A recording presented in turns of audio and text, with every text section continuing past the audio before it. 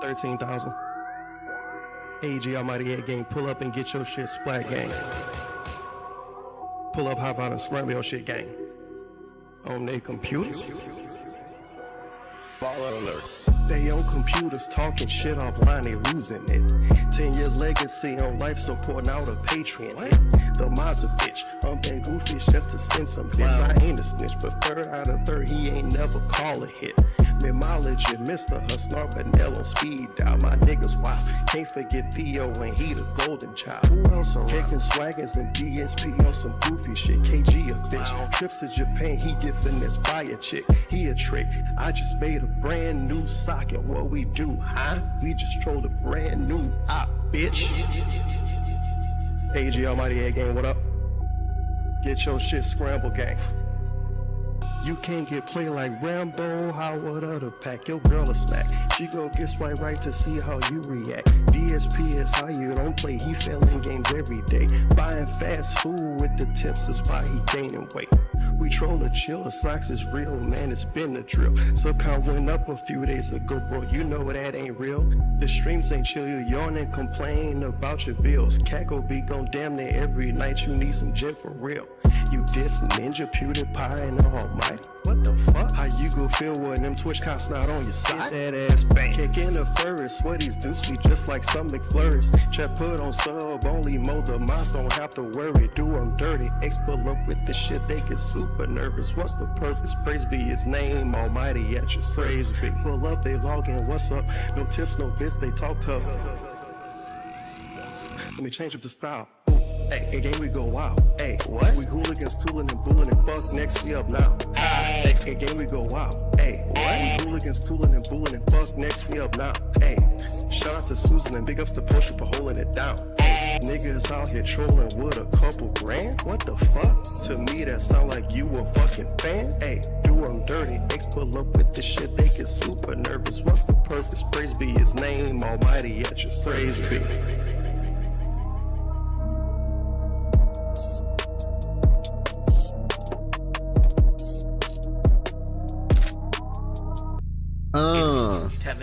Devin's fault. Hey guys. Hello. Hey, welcome to the stream. Welcome.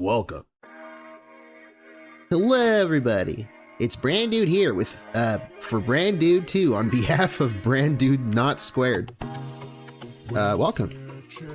We're gonna be checking out the very epic, very epic Countdown! Big ups Snortwave Records for the music as always. Meerkat. Great stuff, man. Great stuff. The Game Awards. This thing. And we've already checked out 2022. In case you are wondering why I'm starting with 2021, we've checked out last year.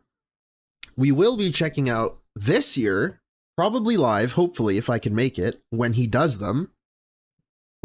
These always trigger me just a little bit, a little extra, just because his opinions are trash. Whatever that means. But anyways, hey guys, Nugs, Smoke One, Mo Gaming, Ghost Hunter, yeah.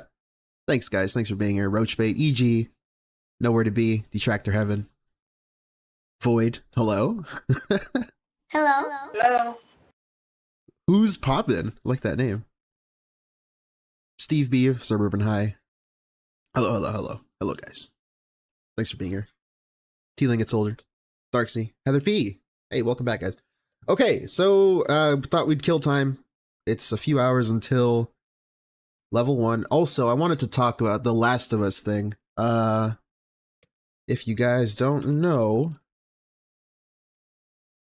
they announced that they canceled their online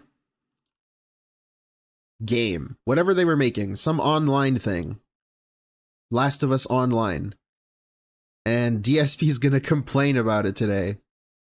He's gonna say that people should get refunds, and I already know he's gonna fucking be annoying about. I think he already tweeted about it. I'm trying to find the fucking. Where is it? Oh boy, disaster stream. I'm trying to find the tweet. There it is. Okay, got it. Here, I'm not starting soon. Let me get rid of that.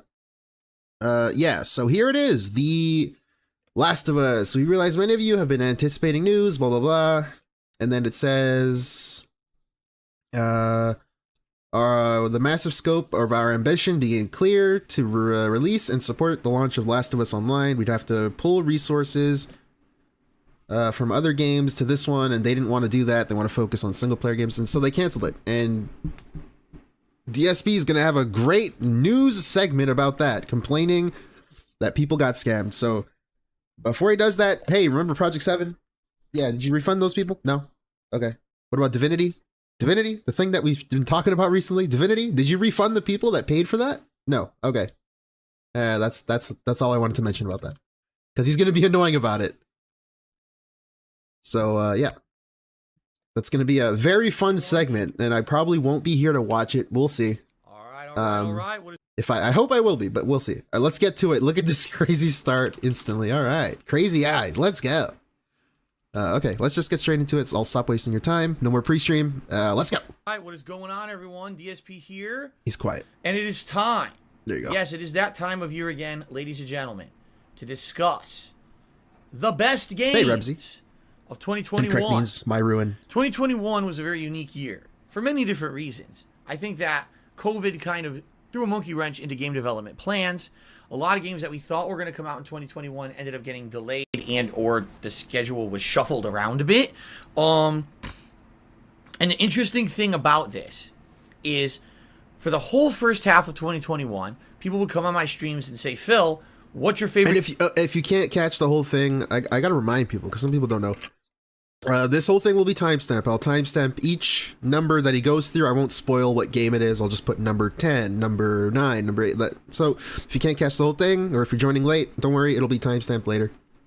Big ups. Thanks for being here. Game so far of the year, like what's your front runner for game of the year? And I'd be like, man, besides like maybe 1 or 2 games tops, I don't even know that there's been a game that's been exciting enough for me to even say.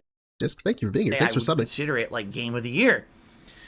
And then the second half of the year hit, and within a very short time frame, a ridiculous amount of game releases came out, and many of them were actually shockingly good to the point where I didn't even think they were going to be good, and they were way better than I expected.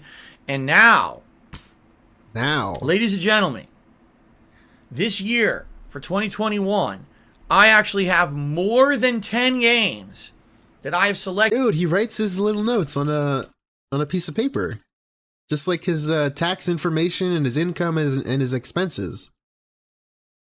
Damn, he's old school like that, you see? I've selected for my Game of the Year awards. It's probably right next to his like income information. So he's got like bills, 5,000, whatever, and then he's got like God of War Ragnarok right next to it. Countdown. In fact, I have selected a lucky number 13. 13 games that I'm going to go through that I will personally tell you are my favorite games of the year. Okay? Now, a few things to go over. Number 1, these are my personal picks. These are not based on, taking common opinion or whatever. If I took common opinion, there'd be 4 games on here I didn't even like. That's a weird thing to even bring up because it's your countdown list. I don't understand why you would even have to say that. That goes without saying that, hey guys, my personal list is my own personal opinion. I don't know. And people weird. This year, I don't know. People really seem to, especially in the mainstream media, they liked games that just didn't make any sense to me, saying that they were Game of the Year contenders. That's just my personal take. But this is basically my personal opinion on the games that I played over the year. However, it's only based on the games that I've played. A lot of times when I do Game of the Year awards, people disagree. Like, what about this game and this game? If I didn't play it, I can't rank it. All right? Understand that. I am a one-man, and I do daily gameplay streams. I play a ridiculous amount of games in a year, but I can't get to everything. And I've actually found in recent years it's a lot harder now to stay on top of every new release that people say is good. In some cases, some of these games I'm about to go through, I skipped it at launch and ended up playing it later and ended up absolutely loving it and putting it into my Game of the Year countdown. All right? So, we're going to do that. I'm excited. So, that's relevant to current year because one of the reasons he said he was playing Baldur's Gate, it was like it's like one line that he said, he just shoved it in there in the script, was that he can include it in his Game of the Year countdown thing. So that's a little interesting too. Just a little side note there. Now, if you're watching this on demand on YouTube, not the live stream, but if you're actually watching it as a video on demand on YouTube, you have an exciting opportunity. The comments are on. For the first time in so many years, the comments are actually on this video. They really? Yeah, they are. They are on. If Phil and John Rambo were still friends or played co-op with Kat, It Takes Two would have been game of the year. Sad face. Got one reply. If only people on the internet weren't the absolute worst. So did he moderate these? You will have opportunity to have intelligent discussion with other people watching this video about my choices. Do you agree? Do you disagree? What? Do you think a game should have been ranked higher or lower? You can actually talk about it. And I'm excited about that, man. So did he moderate these? Did he have to approve these? I think so. Because none of these comments... Yeah, none of these comments are like, get a job, Phil. So he had to approve these, I guess. And so I hope to see many comments on this video and actually engage in a nice discussion with you guys after the fact. All right? Comments are on, you know what to do. I'll think of something funny. All right. Before we get started, BeastBod tipped $1.50. Says, you mentioned David Cage games. Are you looking forward to Star Wars Eclipse? I am. I like Star Wars. I like David Cage games. I think it's a good combination. So we'll see what happens when we get more information on that game moving forward. Because it is apparently still kind of in earlier development. Don't at me. Okay. All right, guys, let's get started. Excuse me. Let's get started. My number 13 best game of 2021. Some of these are going to... I should preface this. Some of these will surprise you guys. Here's why. I don't review games anymore. Okay, I used to be a full reviewer of games. I would have the Hateful Truth game series where I would give them a number score. I don't do that anymore. So you guys literally have no idea how I'm ranking the games from this year at all, right? What? All right, here we go. Wait, what? That's a little weird. Full reviewer of games. I would have the Hateful Truth game series where I would give them a number score. Oh, he doesn't review games, so you don't know where he'll rank the games. That's, I mean, even if he... Whatever. 13 is a game that I bet you no one will see coming. Ladies and gentlemen... It is. What is this? Mario? Never shows it. Because I think I have a little intro here. Mario, Come on now. Game? It's going to show it any second, I swear. Oh my lord. He planned this. He set this up. He did this. Like, how did he fail this hard? This is the one thing you had to do. Past this. I'm getting too much money. Hey, thank you, Nowhere to Be, for the for becoming a member. Dude, thank you. In 5. Appreciate it. Enjoy your emotes. 3. Oh my god. 2. God damn it. Okay. Super Mario. Not really. Bowser's Fury. What? Who remembers? If you remember Bob. Oh boy. Dude, Nowhere to Be. Thank you. Thank you for the bomb. The gifted member bomb, dude. Thank you so much. That's really nice of you. Enjoy your emotes, guys. Wow, Nowhere to Be. You legend. I'm him. Thank you for the bomb, dude. Thanks, dude. Bowser's Fury from earlier on in 2021. Okay? Now, this game was a very unique experience. Because okay, wait. Before he starts talking about the game, pay attention to the buzzwords. These buzzwords are very similar to like how he describes his streams, and he repeats them. And they're always the same. Innovative, iconic, the graphics were good, fun, immersive, good atmosphere. That shit.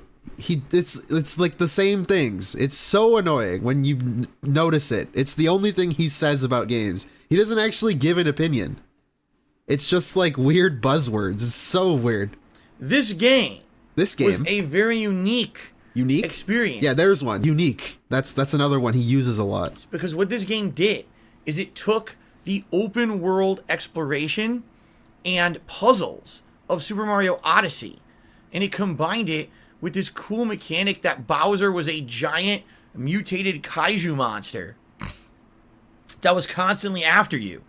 The game had these unique things where you could transform yourself into a giant Mario to battle the kaiju monster. Unique things. Giant Mario has never been done before. While you were also trying to like run around and solve puzzles, ride Plessy the Plesiosaur. It was really cool. The Plesiosaur? That's not how you say that, is like it? run around and solve puzzles, ride Plessy the Plesiosaur. Plesiosaur. It was really cool. And by the way, it was agrees with me? absolutely different from anything Mario that I had played up to this point. Sure, it had some very familiar mechanics from Super Mario Odyssey for sure, but the fact that you're always on the run from Bowser chasing you and you're trying to find a way to fight him in a big time boss fight and stuff was super duper unique. Now, super duper unique. Wow, cool opinion. There's a major reason why this is number 13. Because honestly, it's not a full-fledged game. So this is pretty much a DLC. This was included with a full-fledged game in 3D World on the Switch re-release of it. It's pretty much a DLC, and he included it on his Game of the Year awards? And then he uses that as a negative, like he uses that against the game. But it's like you put it on your list. Why? It's not really against, it comes with a full-ass game, too. A pretty good game, one of the best in my opinion, Mario games. 3D World. Okay, that seems like a pretty good fucking package. It's meant to basically be a taste. And nobody bought a Wii U except me, of course. But it's like, so people got to play that. That's such a great package. Taste of things to come, I feel. Like, I think that Nintendo wanted to show you, hey, this is our idea for something unique that we can do in the future, maybe as a full-fledged game. And remember, what they wanted to do is they wanted to re-release Super Mario 3D World, but just re-releasing Super Mario 3D World, which is an older game, they probably couldn't warrant a big price tag, you see? Why not? So they did that with Donkey Kong Country, Tropical Freeze. They just straight up re-released the game. Why are you making weird assumptions? That's pretty weird. They wanted to bundle in something unique with that. Look at that, he's failing at this like slingshot. He doesn't understand how to fling himself. Is an older game. Look at this. They probably couldn't warrant a big price tag. Look at the screen, guys. Look. Wow, look. Yeah, you see that? You so see? They wanted to bundle in something unique with unique again, yet again, another unique. That. And this is what they bundled. In my opinion, this is quite good. Okay, I actually really liked Bowser. Look at this. Look at it. He's like, huh? Huh? How does this work? How do I fling myself? It's not working. In my opinion, this is quite good. Okay, I actually really liked Bowser's Fury. Huh? The fact that you had Bowser Jr. kind of teaming up with you. Look at the problems I'm having right now. What the clip that I selected to show you guys, let me tell you, very representative of how good the game is. But anyway, That's so annoying. He turns his laziness into a joke, which I guess could be funny if he was like a character, but it's not. You want people to take this seriously. He actually wants people to take his opinions and his gameplay seriously sometimes. It's just ridiculous. Come on. This is like your countdown. This is the gameplay you show. That's how like low effort this is. It was just fun as hell. And I can't, like, some of them just straight up have menu, like just menu for like minutes straight, and that's always fun. What I would say is I really liked it, even though it's very short. Bowser's Fury, I believe, was what, like 5-6 hours long. It was a very unique and fun experience. And what I would say is I would hope that it sold well enough that they will actually make a full-fledged game out of this. Because I liked the fact that it was Super Mario Odyssey. Hey. You just named it. Isn't that the game? Go play Mario Odyssey, dude. What? It's fun and unique. In a set playing with all these puzzles and hidden items, and you had to find ways to defeat Bowser. It was very unique. It was something unique. Different and refreshing. Different, and unique. I like that about refreshing. When Nintendo will take a first-party franchise, and instead of doing the same thing over and over and over, they take risks and they do something a little different. And Bowser's Fury. Whoa, that's weird. We just saw him review the Mario movie, the Mario Brothers movie, in case you're wondering. And he was complaining that the movie was too different from the games. And I know that's a movie, and this is not a game. He's talking about games right now, but he was complaining that it was too different and it was like not exactly like the games. But now he's praising, or now, I guess back then, he was praising that the Mario games are each different? Over and over and over. What? They take risks and they do something a little different. And Bowser's Fury absolutely did that. If anything, it was actually a little disappointing that they didn't make a full-fledged game out of this yet, but hopefully this was a test of this formula and it went well, and now they actually will make a full-fledged game like this. How about if this was like 10 different maps, right? 10 different worlds, and each world had a different giant monster, a giant blooper, a giant Koopa, a giant Koopa Kid, right? Block, huh? And each time you had to like do unique fights and do these bosses while also Jordan. solving puzzles and things. I actually feel this would be super duper fun. Moving unique. So, Bowser's Fury. Super the only duper unfortunate fun. thing about it, you can't just buy it, right? I wish you could. What? I wish you could just buy it. What? And be able to play it by its own without having to buy the collection with Super Mario 3D World. Because what? I wish you can buy it. You can't buy it except for the way you can buy it.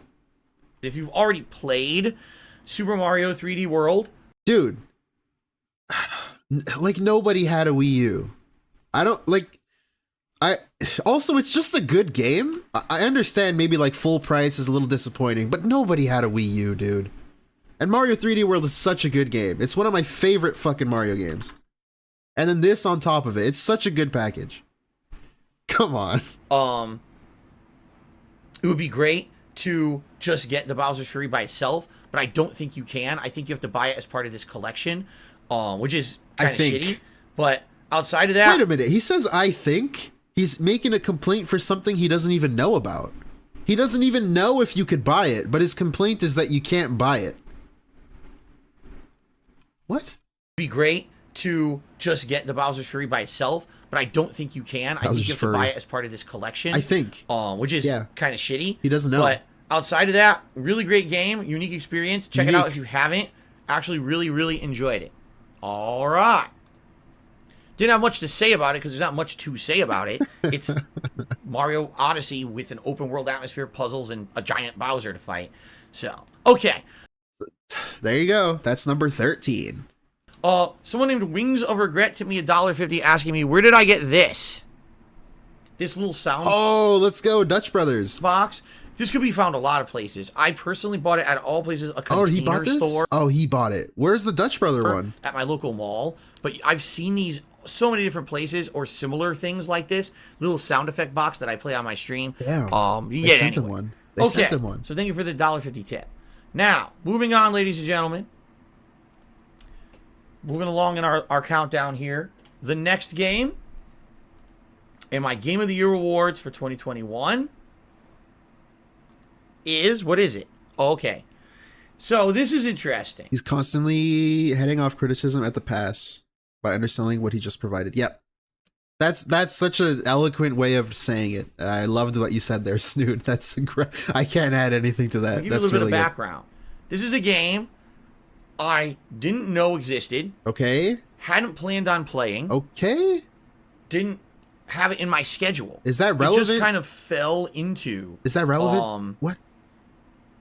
Happening on my streams. In fact, I can massively give a shout out to my moderator, Swaggins, who had recommended this game to me. He had been playing it personally and said that he liked it and thought that it would be right up my alley. And then when I actually eventually played it, I was like, oh my God, this game is actually quite good. Now, is this game groundbreaking, blow your mind? Good. No, but it definitely needs to get a shout out, ladies and gentlemen.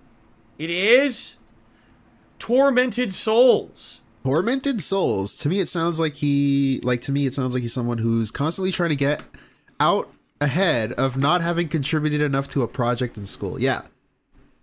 Yeah, and it bothers me when he makes a joke of it. Like the part where he was fumbling with the thing and he's like, this is a really good representation of how it makes the game look. It's like but this is your thing. What the clip that I selected to show this is your really video, dude. Bowser's Fury. Like, what are you doing? That you had Bowser Jr. kind of teaming up with you. I don't know. It's like look at the problems. It's just a weird little thing that he does, and then he laughs about it and plays it off. But it's like, dude, what? You want me to take this seriously or not? Get a shot like me, gentlemen. Here you go. It is so number 12. Tormented Souls. For those of you who are old school survival horror fans, you can relate to that title, like me. Okay, this game was everything good about classic survival horror. Cheesy voice acting. What the fuck is he doing? And a plot that made absolutely no sense because it was convoluted and silly. but nonetheless, it was scary. Okay? That's weird. Graphics that, for the time, are quite good. The tank controls... What do you mean for the time are quite... What does that mean? What? in fixed camera angles. These buzzwords. He doesn't even give an opinion. It's just... This is the summary of what it is. This game I gotta see it was again. everything good about classic survival horror. Cheesy voice acting and a plot that made absolutely no sense because it was convoluted and silly. But nonetheless, it was scary. Okay? Okay. Graphics that, for the time, are quite good. Graphics for the time are quite good. That comment threw me off. What the hell does that mean? This is like a current year game. What? The tank controls in fixed camera angles. The tank controls and fixed camera angles. Is that an opinion or like what is that? That we grew up with classic We survival horror games of the 1990s, including the original Resident Evil games 1 through 3, as well as the original Silent Hill franchise, right? There's just something about the classic survival horror games that kind of, you know, make the genre feel unique and special and creepy and fun, because maybe there's limited ammo, because the camera angles are fixed and you can't really control your character effectively. There's no dashing dodge button where you can magically roll out of the way of an enemy, right? Because of that, it just adds to the suspense and the horror of the feeling that you get when you're playing the game. And this game, Tormented Souls, really, you could tell this game was made by fans of the original Resident Evil. There's tons of references. Some of the puzzles are actually quite similar, while others are overly complex and just totally way more complex than things from the original Resident Evil games. What? I'll just let him play. I'll let it play. I don't know what's going on. Like, I understand before anyone, you know, get benefit of the doubt time. I guess he's trying to give his opinion about a game that he likes, but he can't really put it into words. But then he wants every year for people to show up and take his opinion seriously. Oh, also, I could see the fucking list of games here. Let me close that. And it's just a weird situation where he's trying so hard, kind of, to make you think his opinion is quote-unquote valid. He loves to make sure that you know his opinion is always valid. And then you watch his opinion, and there really isn't any. It's just him describing the game and saying buzzwords and not really providing his input or his thoughts. It's just kind of there. It just exists. It's a really weird thing. I mean, just to give you some perspective, the beginning of the game, you grab a padlock. And then the summary. That's another thing he does. He just summarizes what it is instead of actually providing any sort of input or opinion. Okay? You carry this padlock over the entirety of the game and never know what it's for. At the very tail end of the game, thank you for the spoiler. Use the padlock to solve a puzzle. Like, whoa. Right? That's pretty crazy. Like, you would never really think of that. Nope, okay. It's been in my inventory for a reason. All right, and then you use it. It's pretty crazy. That's crazy? Like, the enemies are creepy. Positive? Although, admittedly, they're not as fleshed out as, say, enemies from, say, Resident Evil or Silent Hill. They're just kind of mutated freaks. The plot, again, is kind of silly and ridiculous. Yeah, it's not meant to be taken very seriously. But, again, if you like the plot line of classic Resident Evil or Silent Hill, you're probably going to enjoy the game. The boss fights, nothing too special. What's up, Doc? What I did like about the game is, much like classic Resident Evil, you're going to go through this big building, mansion, building, police precinct, big house. I'm not even sure what it is. What? Because I swear it has things that look like all of those things in them. Even a hospital has a hospital ward. So it's kind of like they really tried to mishmash in all the themes and areas from classic survival horror titty physics into in this game. game. What the fuck? I just got to forewarn you.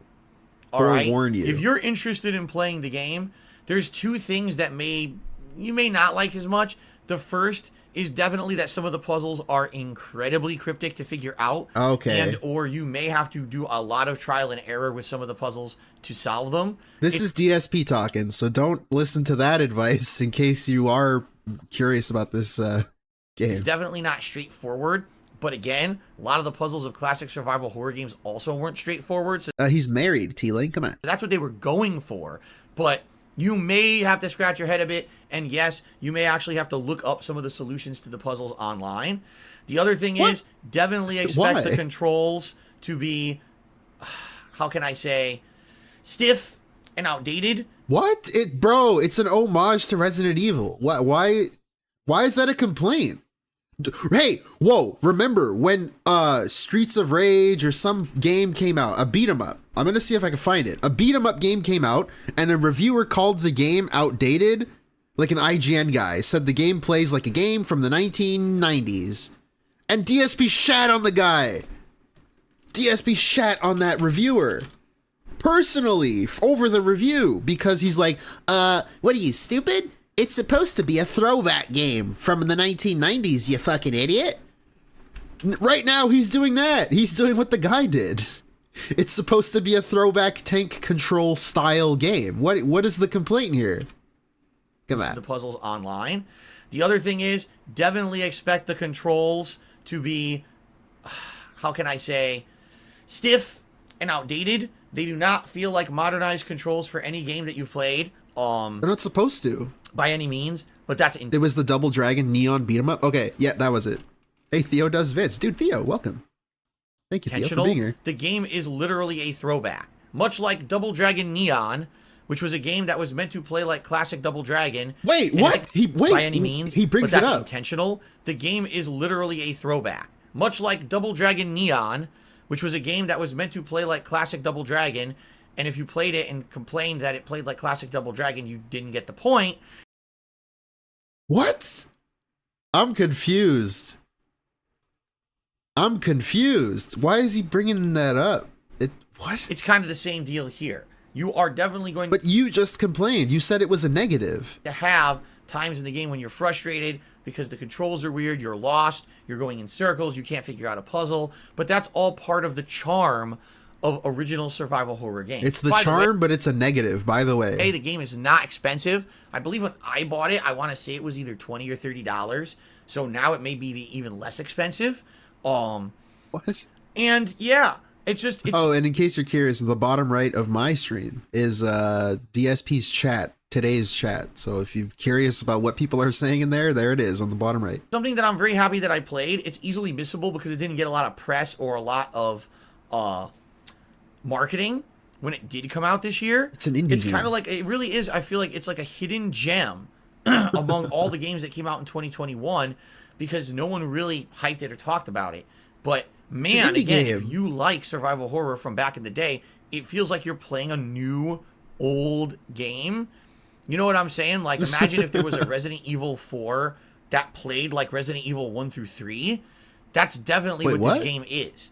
And so, it means like Resident Evil 4? What? So it's definitely like an homage or a spiritual successor to the games of yore that you never get to see anymore, right? Survival horror has gone in one of two directions, either third-person action or first-person kind of survival, almost like walking simulator kind of deal, which is not bad, but man, do I miss the days of the old school stuff. And this game, dead on, is exactly how I feel a new Resident Evil game should be if they ever made one, or a new Silent Hill. So, Tormented Souls, give it a look, especially if maybe you never... Wait, this is how a new Resident Evil should feel if they ever made one, implying they don't make them. They literally do. What? Didn't Village come out this year? 2021? The new game? What? I don't know. Whatever. Heard of it before. If you like the old school stuff from the 90s, I really, really, really think you're going to enjoy this game. All righty. Again, no opinion. Very nice. Okay. That's hot.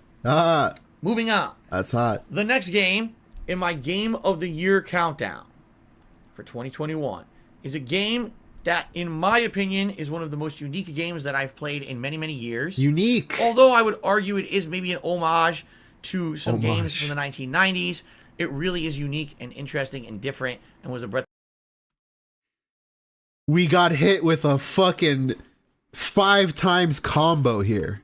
The combo. He didn't drop his input for this one. Check this shit out. The buzzword combo.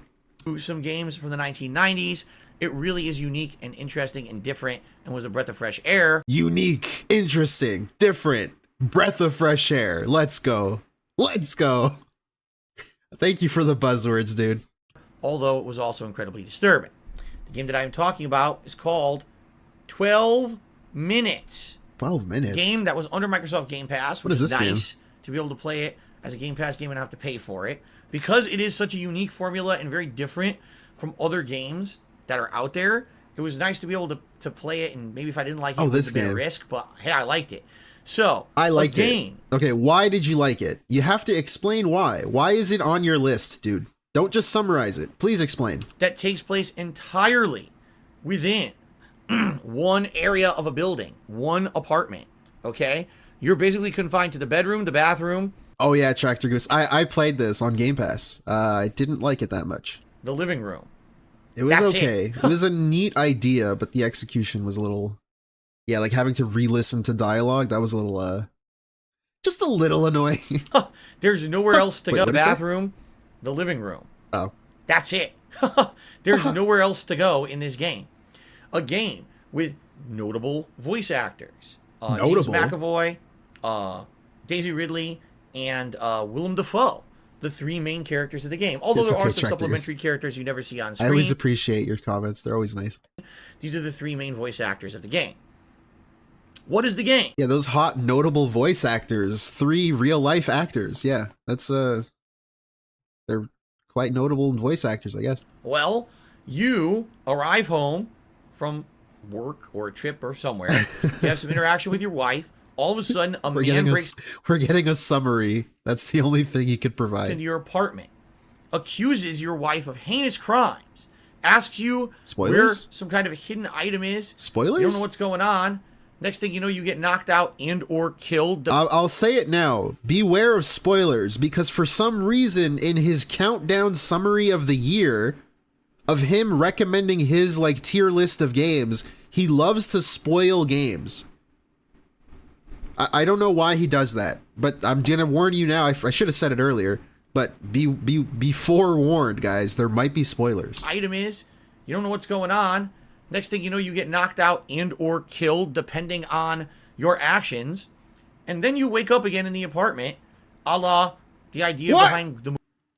A la Bloodborne. What? He still says that? I thought that was like an old thing.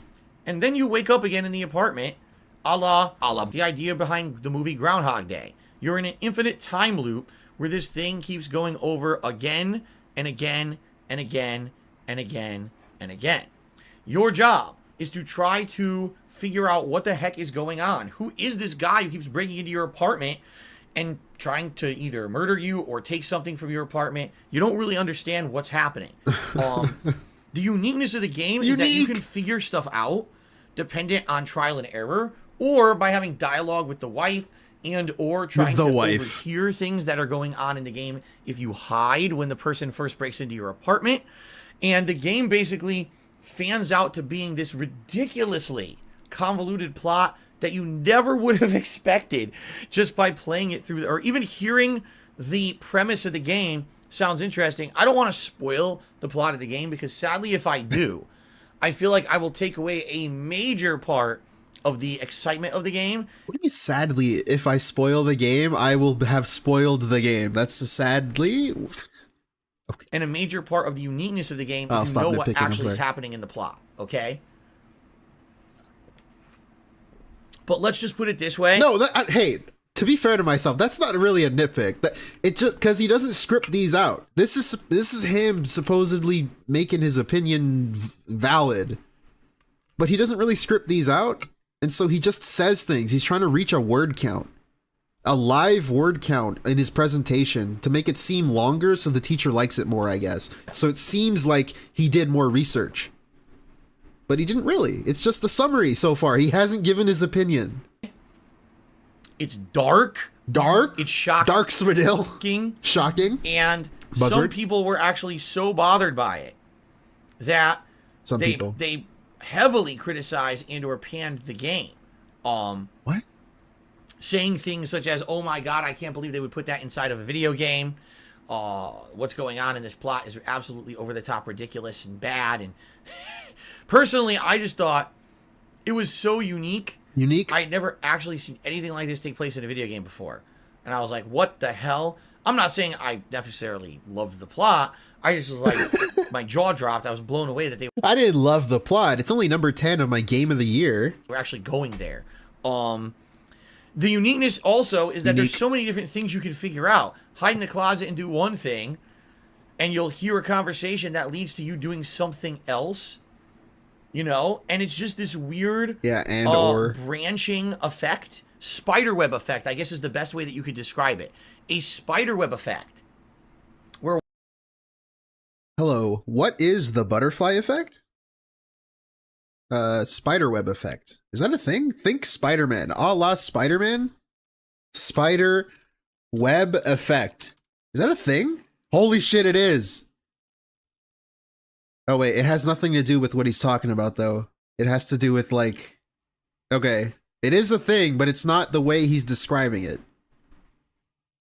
It's some weird like theory. Like, you want to see this shit? Look at this. It's like some weird, probably a fucking weird virus website. I don't know. Whatever. one thing yes, what is the spider web effect? Found out can lead to a la Spider-Man. Branching effect. Branch? Spiderweb effect, I guess, is the best way that you could describe it. A spiderweb effect. Where one thing you found out can lead to another thing, can lead to another thing. And the next thing you know, oh my god, a revelation here, a revelation there. And then you can actually try to fight the guy who's breaking into your apartment. Or you could try to fool him. Yeah, he won't spoil it. You could try to call someone who knows him and convince him not to do this heinous act that he's doing in your apartment. It's pretty interesting. He won't spoil it though. So I think he means domino. Yeah. liked it. It was very unique and different. What is the butterfly effect? I don't know. Graphics breakthrough? No. Is the gameplay revolutionary? No. But man, it was absolutely one of the most unique gameplay experiences what? that I had. Come on. I'm going to nitpick this. What is this? Is it graphically good? No. So, gameplay, no. I really liked it. It was very unique and different. But it's unique and different. Are the graphics breakthrough? No. Is the gameplay revolutionary? No. But man. What a cool point, dude. It has man in it? I got to get it now. It was absolutely one of the most unique gameplay experiences that I had in 2021, and quite frankly, in a very, very long time. How can you say, was the gameplay good? No. And then say literally the next sentence, it was one of the most unique gameplay experiences I've ever played. Literally the next sentence, he contradicts the previous one. Come on, dude. I don't know if they'll ever even make another game like this, quite frankly. In fact, the closest thing that I would compare this to is like Secret of Monkey Island or something else. Yeah, they don't make point and clicks anymore. Nobody does. But man, with the whole time loop mechanic and everything, it just makes it so different from other games that I've played. It's and of different. course, the voice acting is top notch in this game. So I really enjoyed having that level of production value in it. So 12, and he brings up production value while also simultaneously saying the graphics didn't look good. He just contradicted everything he just said. minutes.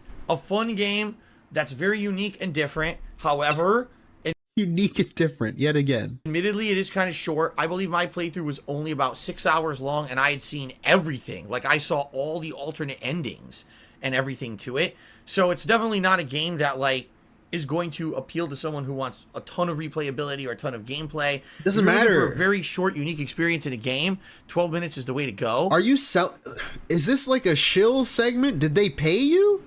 I thought this was a countdown. Why are you selling the game to me? What? I don't care if it appeals to me. It's supposed to appeal to you. It's on your list. What the hell?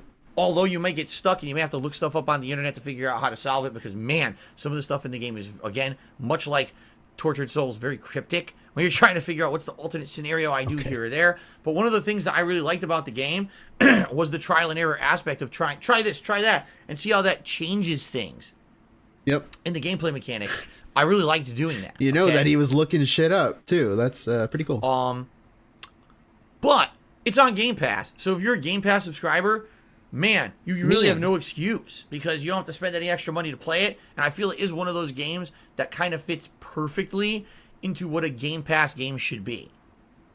Okay? All right. Up next in my countdown. There was no opinion. My best games of 2021 I'll move on. is a game that if you... So this is what, number 9? I'm sorry. It's for the timestamps. I gotta pay attention. Game Pass games should be. Okay? Alright.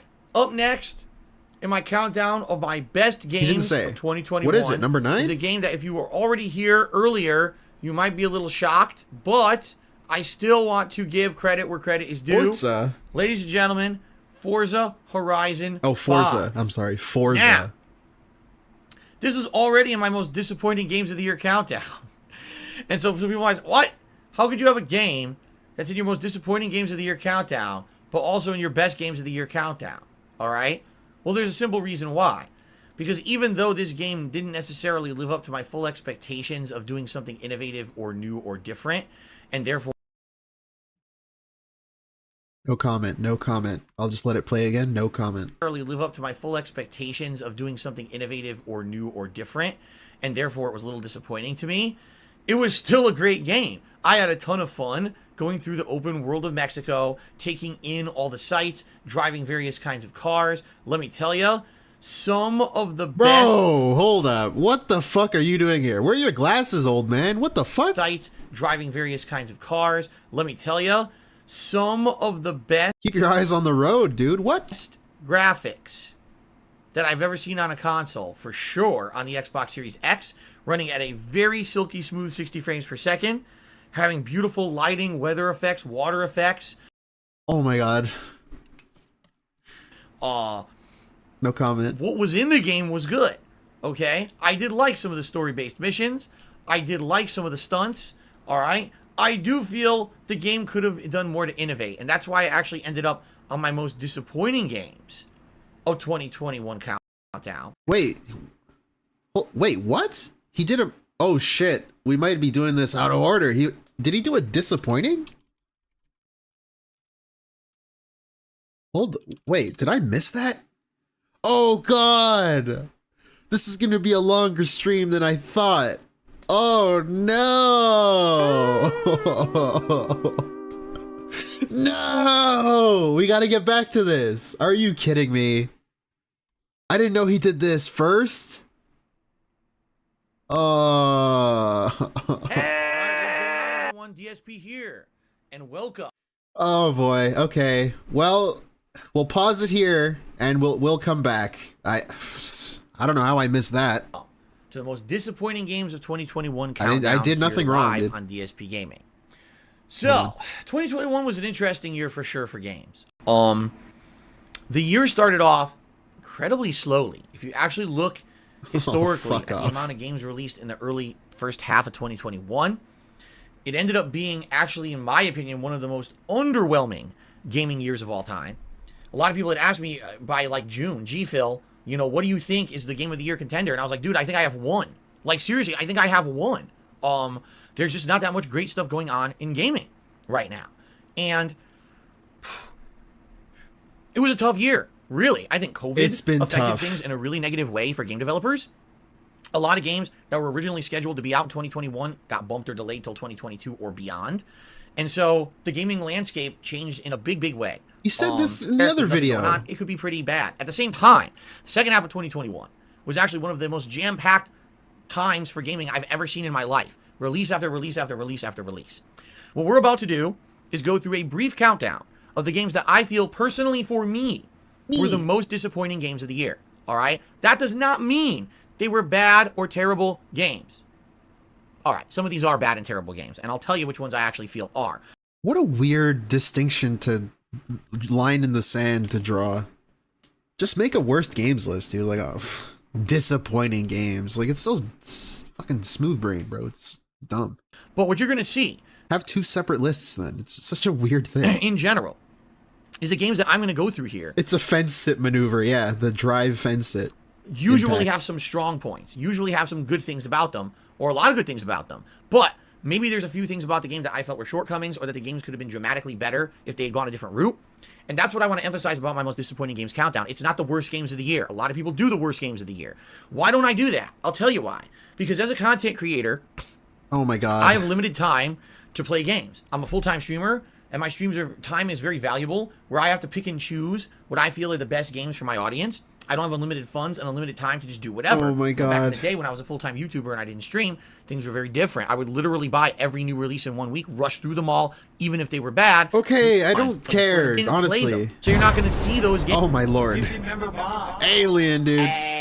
Hey, what's up, Alien? Thank you, thank you. Thank you for the gifted bomb, dude. Thanks. Thanks for bombing the stream.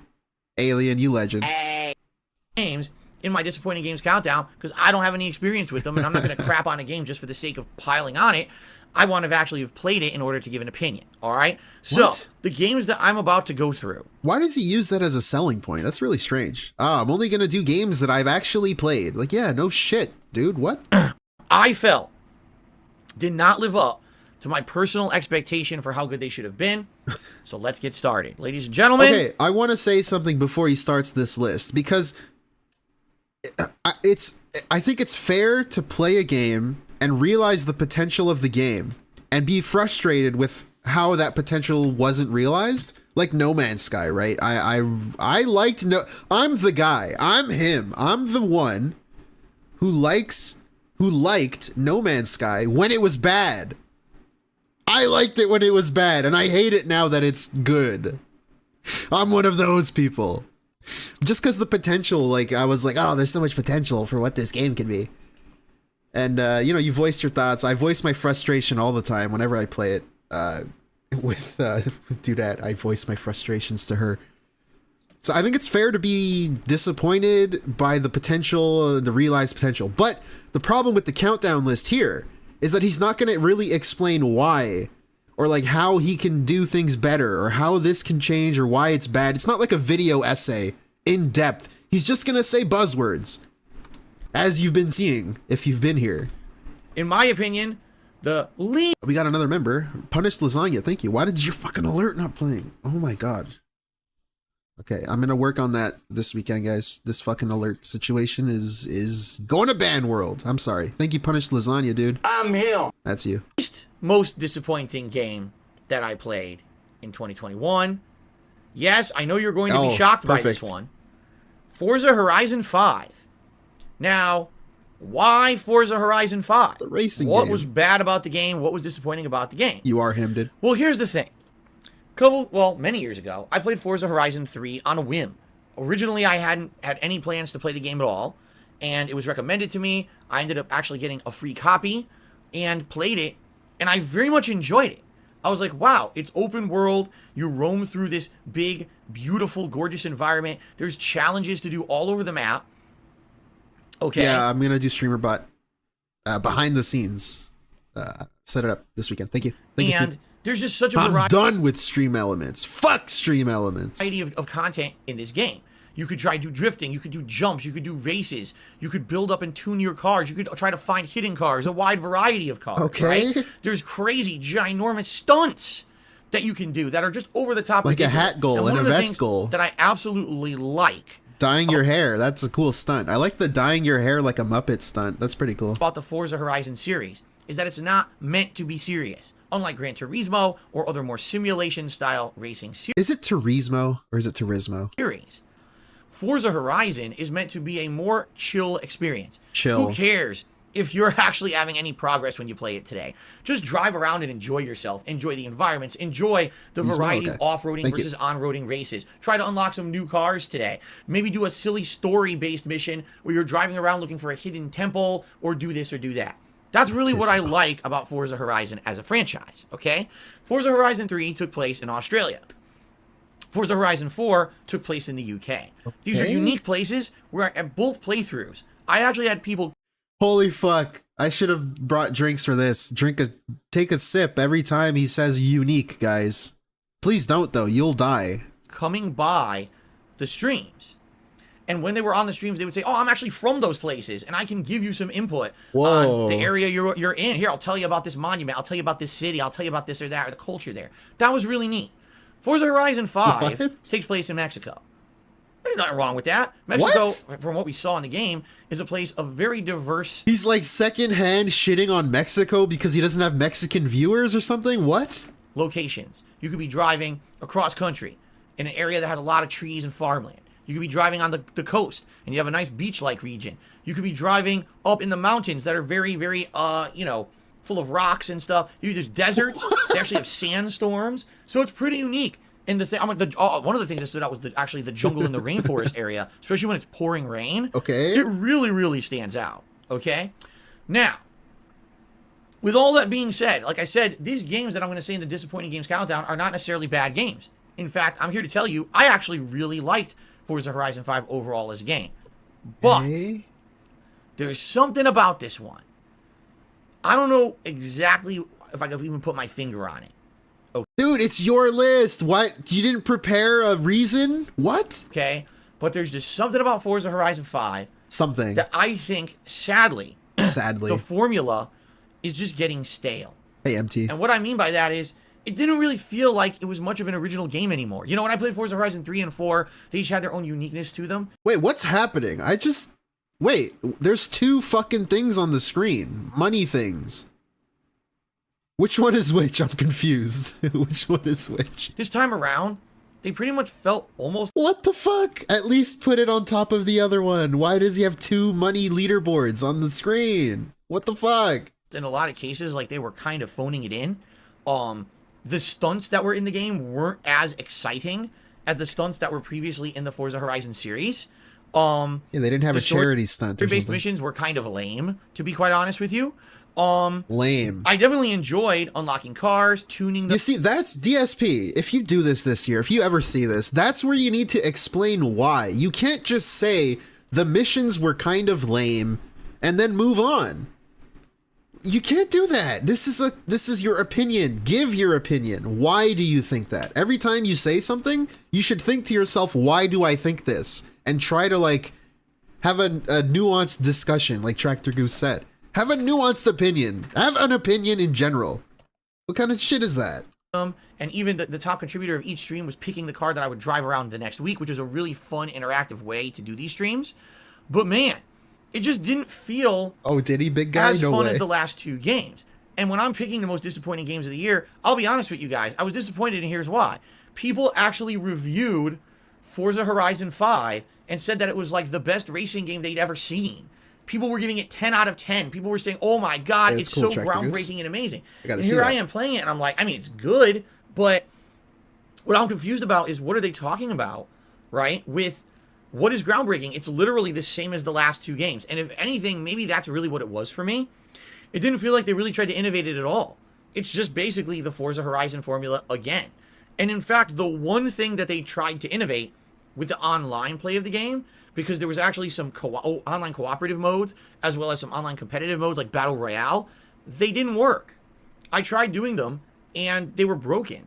I tried doing Battle Royale, and let me guess, they were laggy, and he lost. Everyone was invisible, and no one could challenge each other like they were supposed to because it didn't work. Okay, it took them several weeks to actually fix the game, to have the online functionality work, and I was already almost done with my playthrough. What? So I didn't really care. You didn't really care. So a game mode that you said innovates that you didn't even play, and then they fixed it, but you didn't care to play it.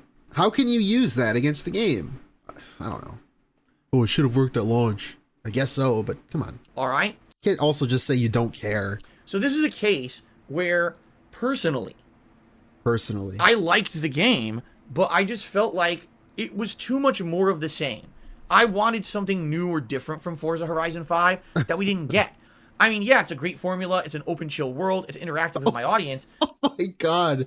Hit us with a combo there. This is the third one that I buzzword combo played. And by the way, it should be noted that they took extra time to make this one. This one was in development for several years, while previously they were pumping these out at a more rapid pace.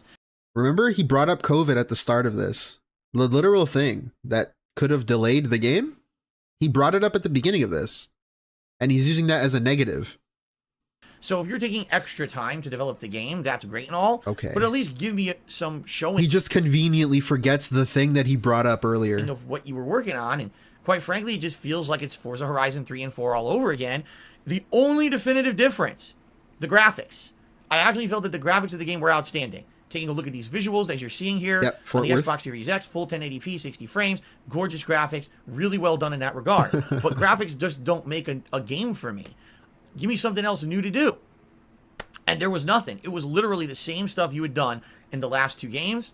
And for me, that is a formula for disappointment. And that's why I feel Forza Horizon 5 is actually one of the most disappointing games of 2021 for me, just based off the hype that the media built up, saying, oh, the best racing game, it's 10 out of 10. And I play it, I'm like, it doesn't even, to me, feel as good as the last. That's so stupid. That is so dumb for you to use the media, the phantom media. Who the fuck are you even talking about?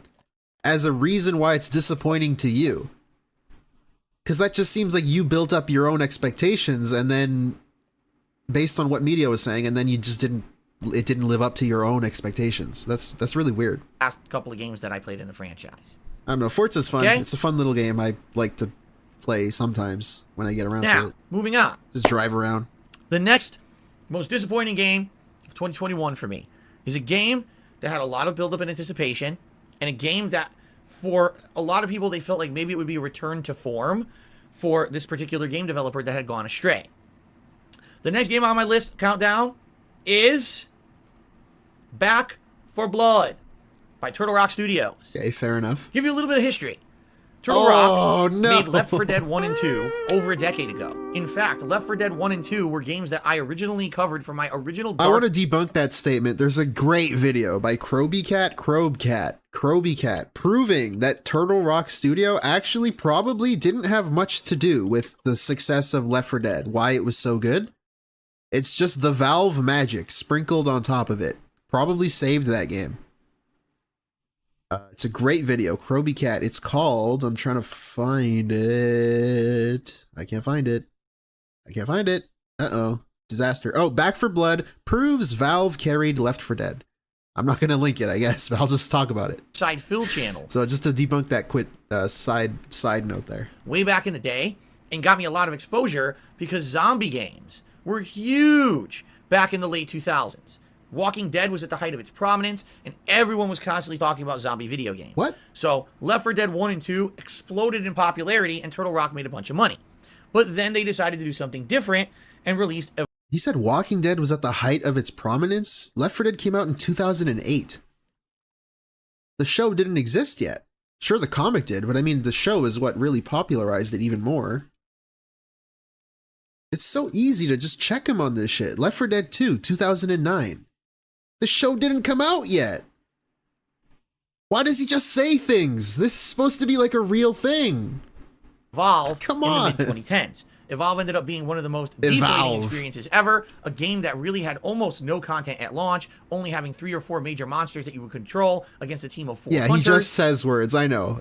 We're just fact-checking him and shit. It's so easy to do that. Come on, dude. Very bare bones, limited amount of maps and content, and to make matters worse, they nickel and dimed you, trying to charge you individually for expansion monsters and expansion hunters and skins. It basically flopped huge. It ended up being a ginormous sales failure, to the point where about a year or 2 after its release, they ended up making it a free-to-play game, and it why are you talking about Evolve in the Back for Blood thing? Come on, get to the game. Still failed to make any kind of money.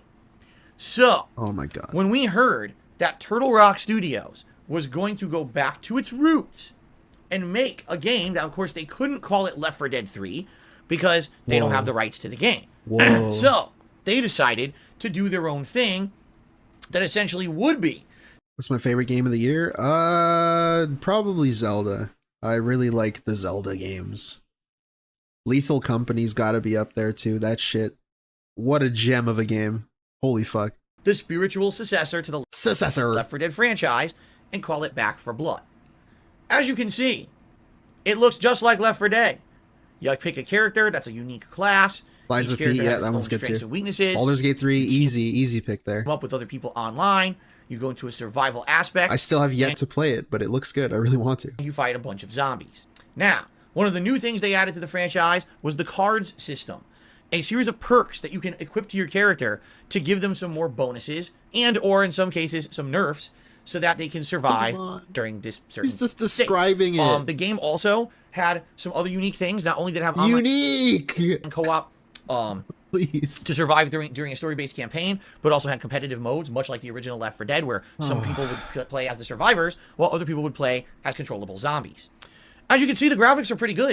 I actually felt that the game ran quite well on the Xbox Series X. By the way, it was under Game Pass, which is an asset. You have to spend any extra money if you're a Game Pass Ultimate subscriber. You could play this at launch. Come on. I know what he means. I know what he means there. I know what he means, but I don't know if it's fair to use the Game Pass thing as a point in a Game of the Year countdown. Like, you're kind of just rating the quality of the game. I don't know if it's fair to say, like, oh, it's a Game Pass thing, so there you go. I don't know. Is that relevant to the game? I mean, kind of, I guess. I don't know. That's a discussion for another time, I guess. And if you played Left 4 Dead, essentially you know exactly how to play this game. All right, you're going to be grabbing loadouts. You're going to be trying to survive against hordes of zombies. One of the more unique things about this game is the upgrade system. Easter? I don't think The so. more you play it, the more you can upgrade the weapons and things in the game to make them better. As opposed to in the original Left 4 Dead, you didn't really have that much of an upgradable system. You just grabbed unique weapons and used them, and that was it. Being able to actually have progression with experience points, the unlockable perk cards, and the customizable weapons were some of the more unique things that they did with this game. Whoa, leveling up, having like stat cards, and leveling up abilities. That's really unique. I've never seen that in a game before. That's super unique. Unique and fun and immersive. But Big juicy butt. sadly, the game just didn't seem to live up to the expectations that were built up to it, especially because of the insane amount of success that the Left 4 Dead franchise had. All right? First of all, the game is interesting when it comes to the dialogue and the interactions of the characters. They all seem to have their own unique personalities and the like, and that's good. I actually think that the human characters are done pretty well in this game. There's actually an ongoing plot The human characters? during the course of the story-based As opposed to the zombie characters? What the fuck does he mean by that? campaign of the game, where you're unfolding different things going on with the zombies and, you know, fighting different levels of zombies and infection that went across the planet. There's a plot line where you have to rescue a scientist who's trying to invent a bomb that'll kill the zombies and stuff like that. It's pretty interesting in that regard if you're actually paying attention to the plot. Not to say that that's needed or essential. It's just something nice to have. They purposely added that in there, didn't have to have it.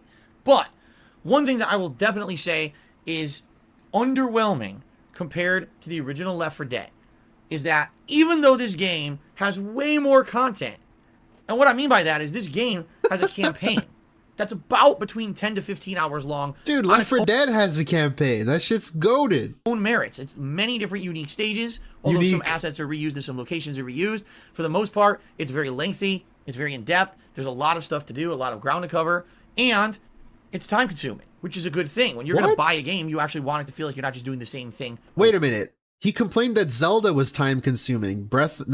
Tears of the Kingdom. He complained that it wasted his time, and he never knew where to go, and he didn't know what to do. But now he's saying when you buy a game, you want it to be time-consuming. What? Huh? Okay. What? Over and over, you want to feel like there was actually some meat to the game. Then on top of that, there's the multiplayer modes, where again, you're either survivors or you're controlling the zombies, and that has some replayability as well. All right? But definitely one of the shortcomings of the game is that it just doesn't seem to have that it factor. Okay. I can't really describe it. I can't describe it. The second game in a row where he can't really describe why he's disappointed by it. This is your list, brother. Come on. I can't really put my finger on it. But back in the day, over 10 years ago, when Left 4 Dead 1 and 2 were very popular and prominent games, it was a unique time. The Walking Dead was exploding in popularity. No! Fact check. I gotta show it on screen. Left 4 Dead. Left 4 Dead 1 release date. Look at this. It's November 2008. Can you see that? Kinda. Whatever. You see the year. 2008, okay? Left 4 Dead 2. Release date. 2009. Right here. Let's see. Walking Dead TV show. Release date. 2010. Oh, it's cut off. Oh, here, I'll fix it. Fuck, this is my first stream, guys. I'm sorry. Here you go. 2010. 2010. It wasn't even out yet. It's so easy to check them on this. What the fuck? And to have a game where you were doing zombie co-op survival in a first-person setting was unique and interesting. Oh my god. I'm gonna die. I'm not gonna make it through this stream with this fucking unique shit. Prominent games. It was a unique time. The Walking Dead was exploding in popularity. And to have a game where you were doing zombie co-op survival in a first-person setting was unique and interesting and fun.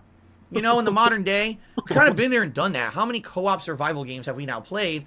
And so to have a game like this in 2021, as compared to, say, like 2008 or 2009, definitely takes away some of its credibility. It feels like you kind of been there, done that. In addition to that, I will definitely say that in the original Left 4 Dead games, the zombies just seemed to be way more interesting. If you remember the very unique classes from back in the day in Left 4 Dead, the tank, the boomer, the witch, all those characters, to this day I say those names, and for those of you who played those games, you probably remember them in your heads. Wow, I remember when the witch would scream this blood-curdling noise, and all the zombies would come rushing in because you alerted her. That was a unique and fun experience. Oh my fucking god, back in the day. I'm gonna die. I can tell you right now, after playing through the entirety of the campaign of Back 4 Blood, it's a fine game. I can't really complain that there was a part that wasn't functional. I can't really say that something was too difficult or too grindy, but what I can definitely tell you is I don't really remember anything about the game that really stood out. These zombie classes that they put into Back 4 Blood aren't nearly as interesting or unique as the ones that they created for Left 4 Dead.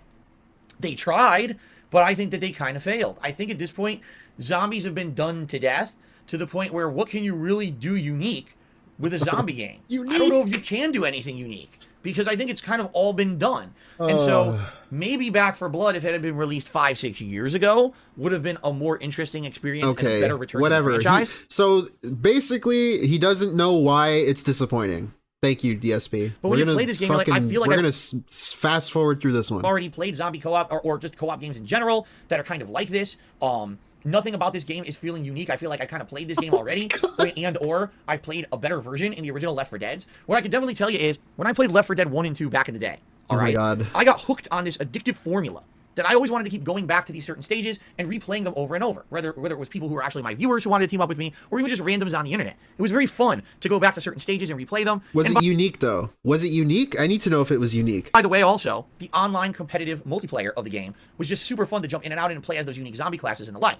Back 4 Blood just doesn't feel like it has the soul of those games.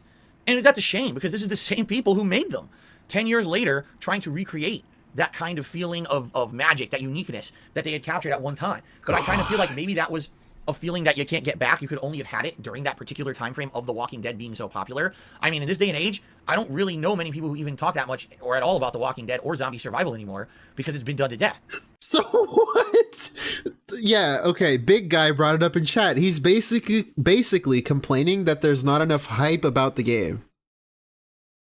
What? There's no hype? Okay, what? No, whatever. To have this game actually give tons of effort, have a lengthy campaign that's way longer and way more content than the original game, but me playing through it and still never really feeling like I was having a blast, or never really having any feeling that, man, I want to go back and do that again and try to do better or unlock more stuff. And maybe that's kind of what it is, because I think the game was kind of designed to be a grind in a lot of ways. You were supposed to play through once, twice, 3 times to keep unlocking the better upgrade cards and the better weapon upgrades and the like, so that maybe it's more fun the second or third run that you do it. Is it more unique? But then the game in that case maybe is too long. I don't want to play 12 to 15 hours that isn't so good just to play it a second or third time and it's better. I don't know. It basically just didn't capture that magic feeling for me.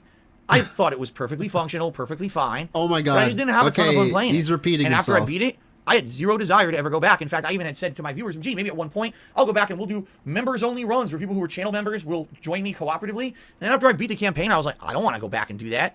That's just nothing really unique about the game that I feel like I want to replay it, which is the complete and utter opposite feeling that I had with the original Left 4 Dead game. So, Back 4 Blood.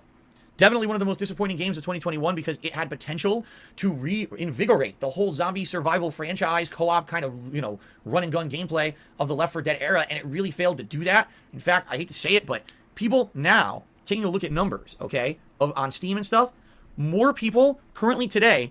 On Steam and stuff. He literally just means Steam. Why does he say on Steam and stuff? That's fucking so weird. Okay, on Steam and stuff, more people currently today are playing the original Left 4 Dead 1 and 2 games on Steam than Back 4 Blood, the new game that just came out in October. People played through Back 4 Blood once or twice, said screw it, and went right back to the originals. And that's saying something. Alrighty, let's continue on. Ladies and gentlemen, the next disappointing game 2021 that I would like to talk Yeah, it's about. on Xbox, but the player count meme, the player count thing, it's just Steam stats. He was looking at Steam stats.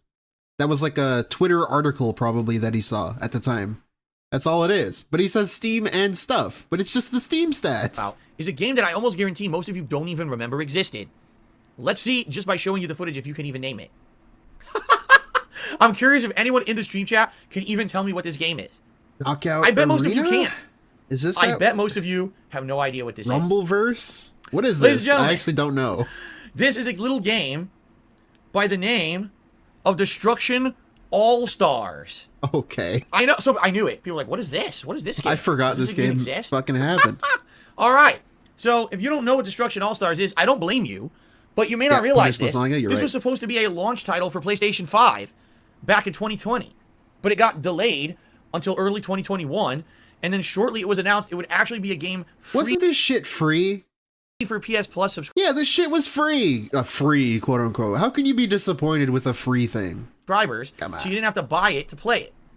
Now, originally, if this had actually... There's no expectation. It's free, right? I don't know. He uses its Game Pass as an excuse. Why can't I use it's free as an excuse? Actually been a launch I guess it's not technically free. But title whatever. for PlayStation 5, it probably would have sold a lot of copies. Because when a new console comes out, everyone's trying to buy every new game that's exclusive to that console to build up a library of games. Phew, man, am I glad that didn't happen. So, Destruction All-Stars. Let's talk a little bit about it, as you can see here. Destruction All-Stars is a game where you control a driver. That driver has a unique design or personality to them. I drive. Each driver actually has some unique mechanics to the way that they move and or their abilities. That driver can either run on foot and do some platforming around an open arena, or they can jump inside of their vehicle and drive around. The goal of the game is to destroy the other characters on the map. Of course, there are also some objective-based modes in the game as well that add a little bit of a unique spin to it. You can be driving around collecting power-ups, collecting things that will make you have more ammo or more weapons or be more powerful, yada, yada, yada. But here's the real thing about the game that I was so confused about, okay? When you're watching this game right now, what's the first thing you think? I think, oh, Rocket League, right? I think, oh, maybe Twisted Metal. And the one thing you think of is, man, I just can't wait to drive my car right up behind that guy and hit him with a missile and blow him up. Except, guess what? Destruction All-Stars doesn't actually have any projectile-style gameplay at all. What you're seeing right now, any projectile-style gameplay at all. What you're seeing right here in this gameplay footage is representative of 100% of the gameplay of the game. You run around grabbing shards. What? What you see is the game. Really? Whoa. You jump in a car. You eventually get some kind of a superpower for that car. And the only real way that you can damage people is by trying to drive into them. That's it. That's the entirety of the gameplay. I hate when he does that. He breaks a game down to such, like, rudimentary levels. I don't know what the wording is. I'm stupid. But, like, his Mario footage. We saw the Mario one earlier. Where it's like, okay, I can just do that with the Mario game. All you do, in 100% of the game, is you move the analog stick and run around and jump around and collect shit. And then you attack the enemy. Like, if you break it down like that, every game sounds terrible. Obviously, what the fuck? It's so unfair. Of the game. You have now watched about 2 minutes. Instead of providing like a nuanced discussion, thank you Tractor Goose for giving me my word of the stream. He just says, he breaks it down to that level and makes it so dumb. He just dumbs this shit down. It's so bad. Minutes of the gameplay of this game, you've actually seen everything in it. There's nothing else to it. It's one of the most simplistic games I've ever seen in my life. And this game was designed to be a launch title for a new console where you're thinking, oh, it'll show off graphical capabilities. It'll show off gameplay mechanics that are new and unique. No, the game literally didn't try to do anything interesting or different. Once you play the game for about 5 to 10 minutes. Are you kidding? Are you kidding? Isn't you just trying to run people over and running around in an arena trying to hit cars? Isn't that kind of unique? That's not really like anything. If they added guns in it, that would make it less unique. That would make it more like other games. What do you mean? What does unique mean to you, Phil? Come on. Like whatever. You actually realize how freaking boring it is. And I thought when I played this game, oh, it'll be addictive. It'll end up being like Rocket League, where you're pushing, a soccer ball into a goal. You're trying to do these cool tricks and everything. Why is it like Rocket League? Because it has cars in it? I don't know. It's a totally different kind of game. Nothing like that in this game at all. The game is so basic. I don't even know how someone could have designed this game, played it for more than a few minutes, and thought that it was fun. Oh my God. Like, I couldn't even tell you anything fun in the game because there's nothing fun in it.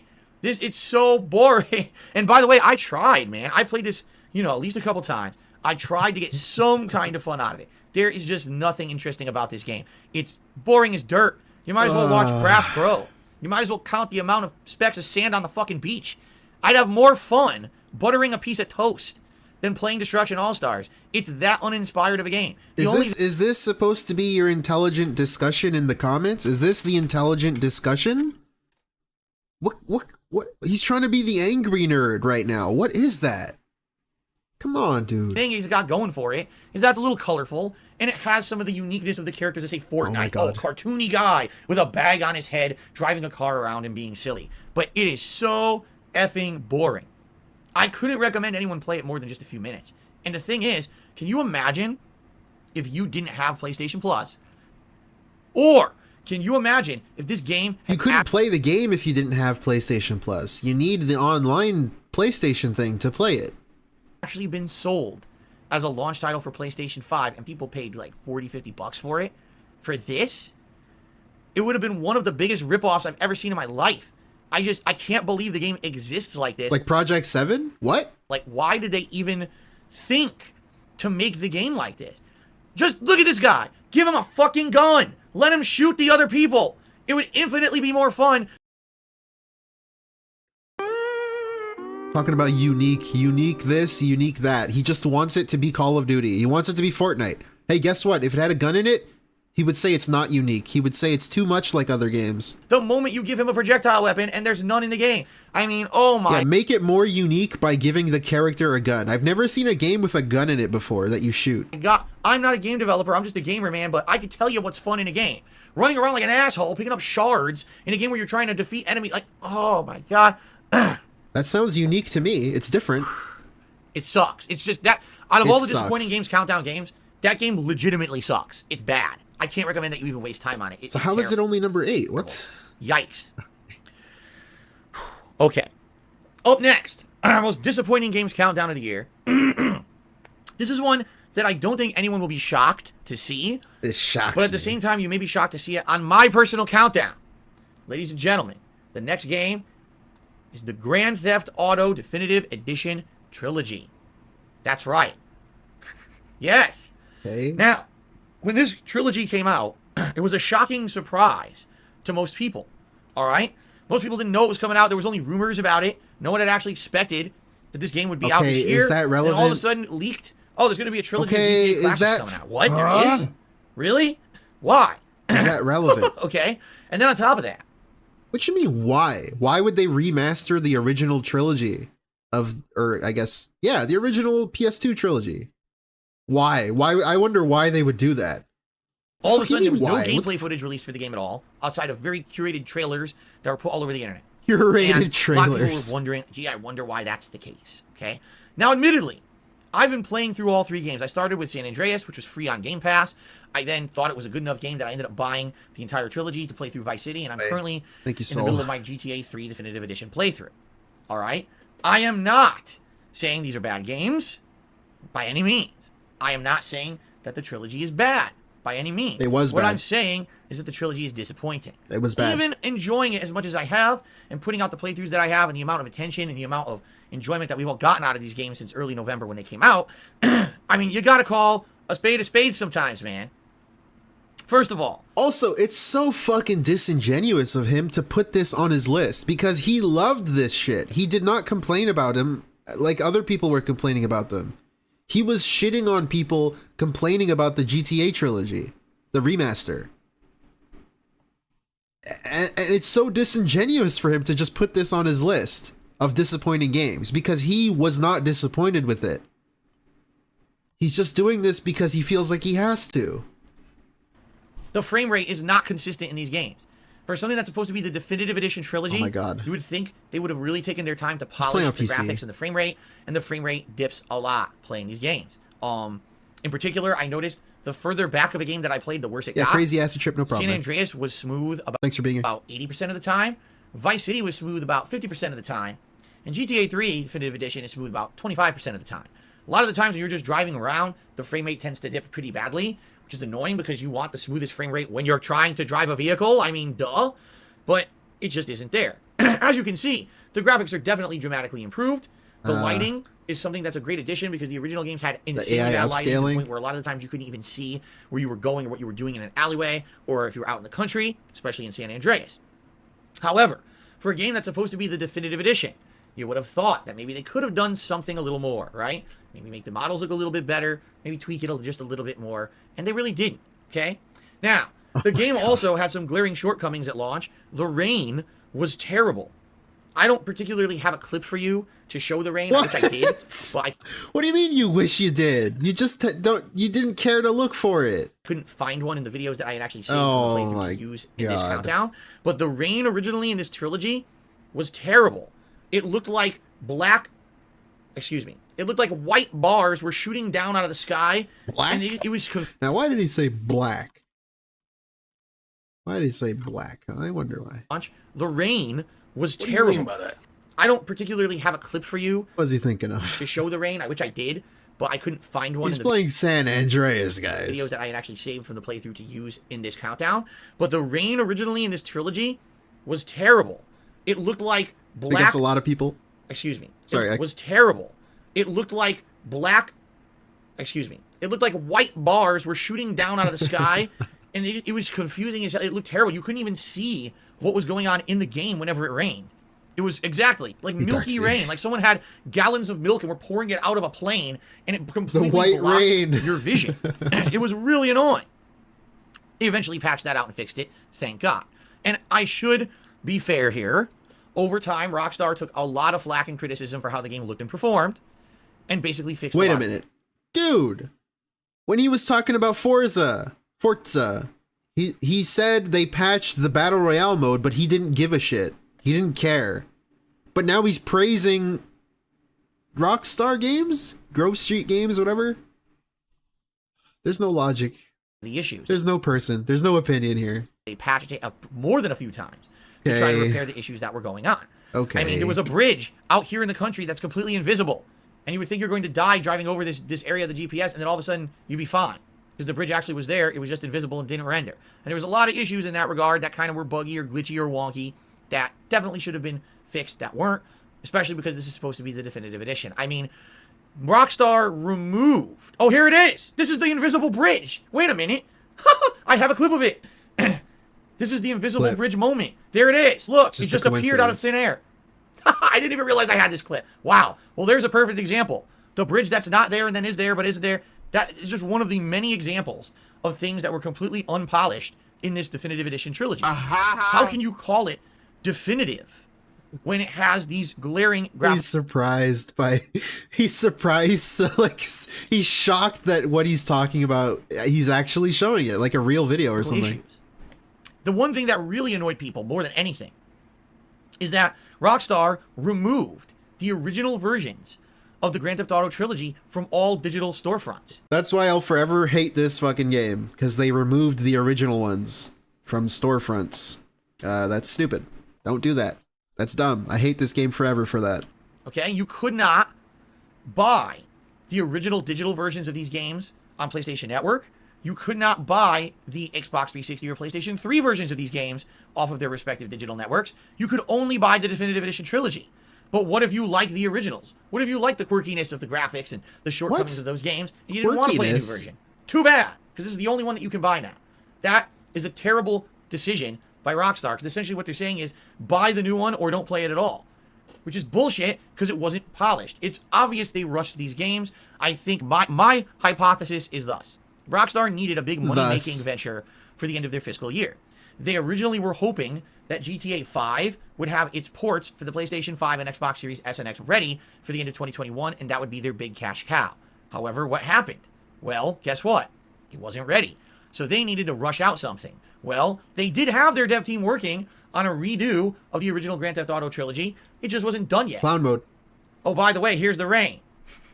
So I do have examples of both the Invisible Bridge and the rain in the unpatched version of the game. So they need something to make money. What do? Rush out the unfinished versions of the game. I mean, are they playable? Yes. Do they have any game-breaking bugs where you can't make any progress? No.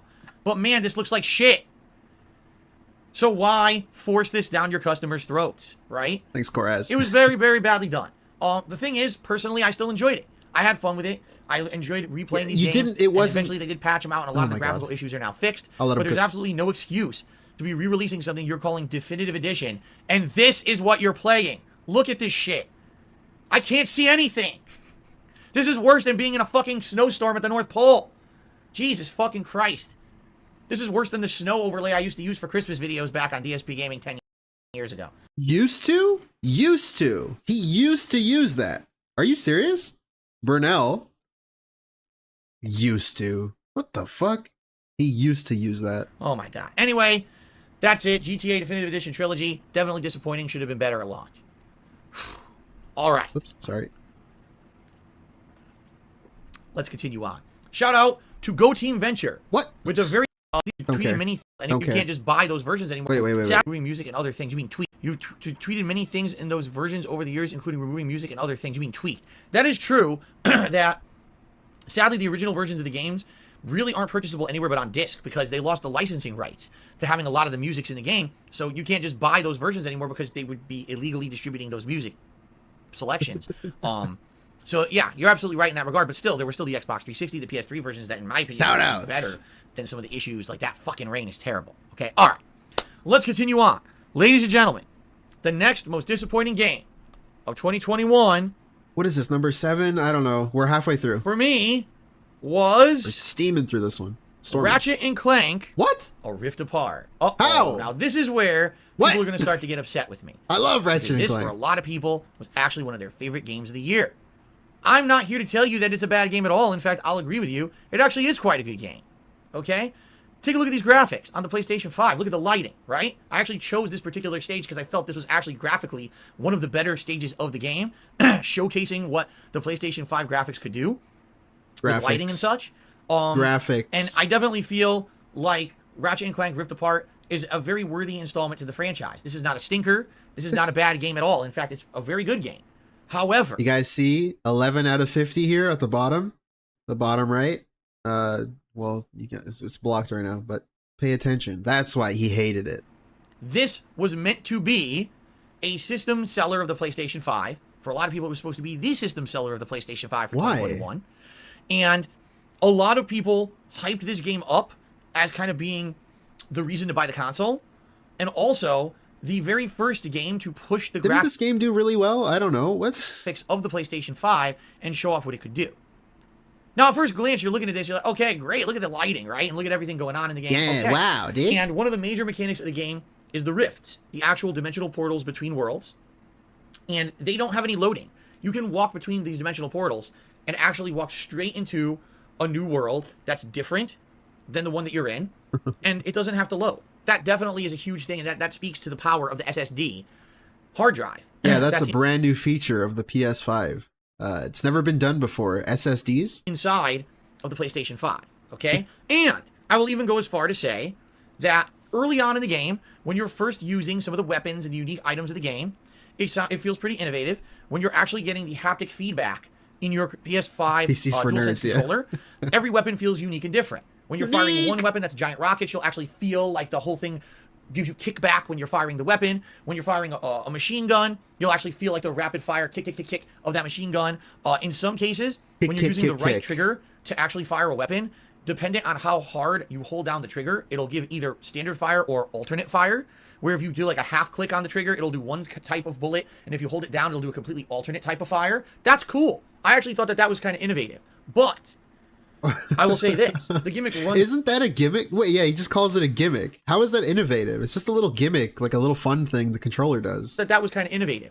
But I will say this. The gimmick runs out about halfway through the game. What does that mean? As you continue to play through Ratchet and Clank Rift Apart, what you start to see is that kind of the game is a one-trick pony. Okay, What? so what's innovative about the game? The graphics. Okay, what else? How the fuck are the graphics innovative? What does that mean? Feedback. Okay, what else? Well, there's dimensional portals. Okay.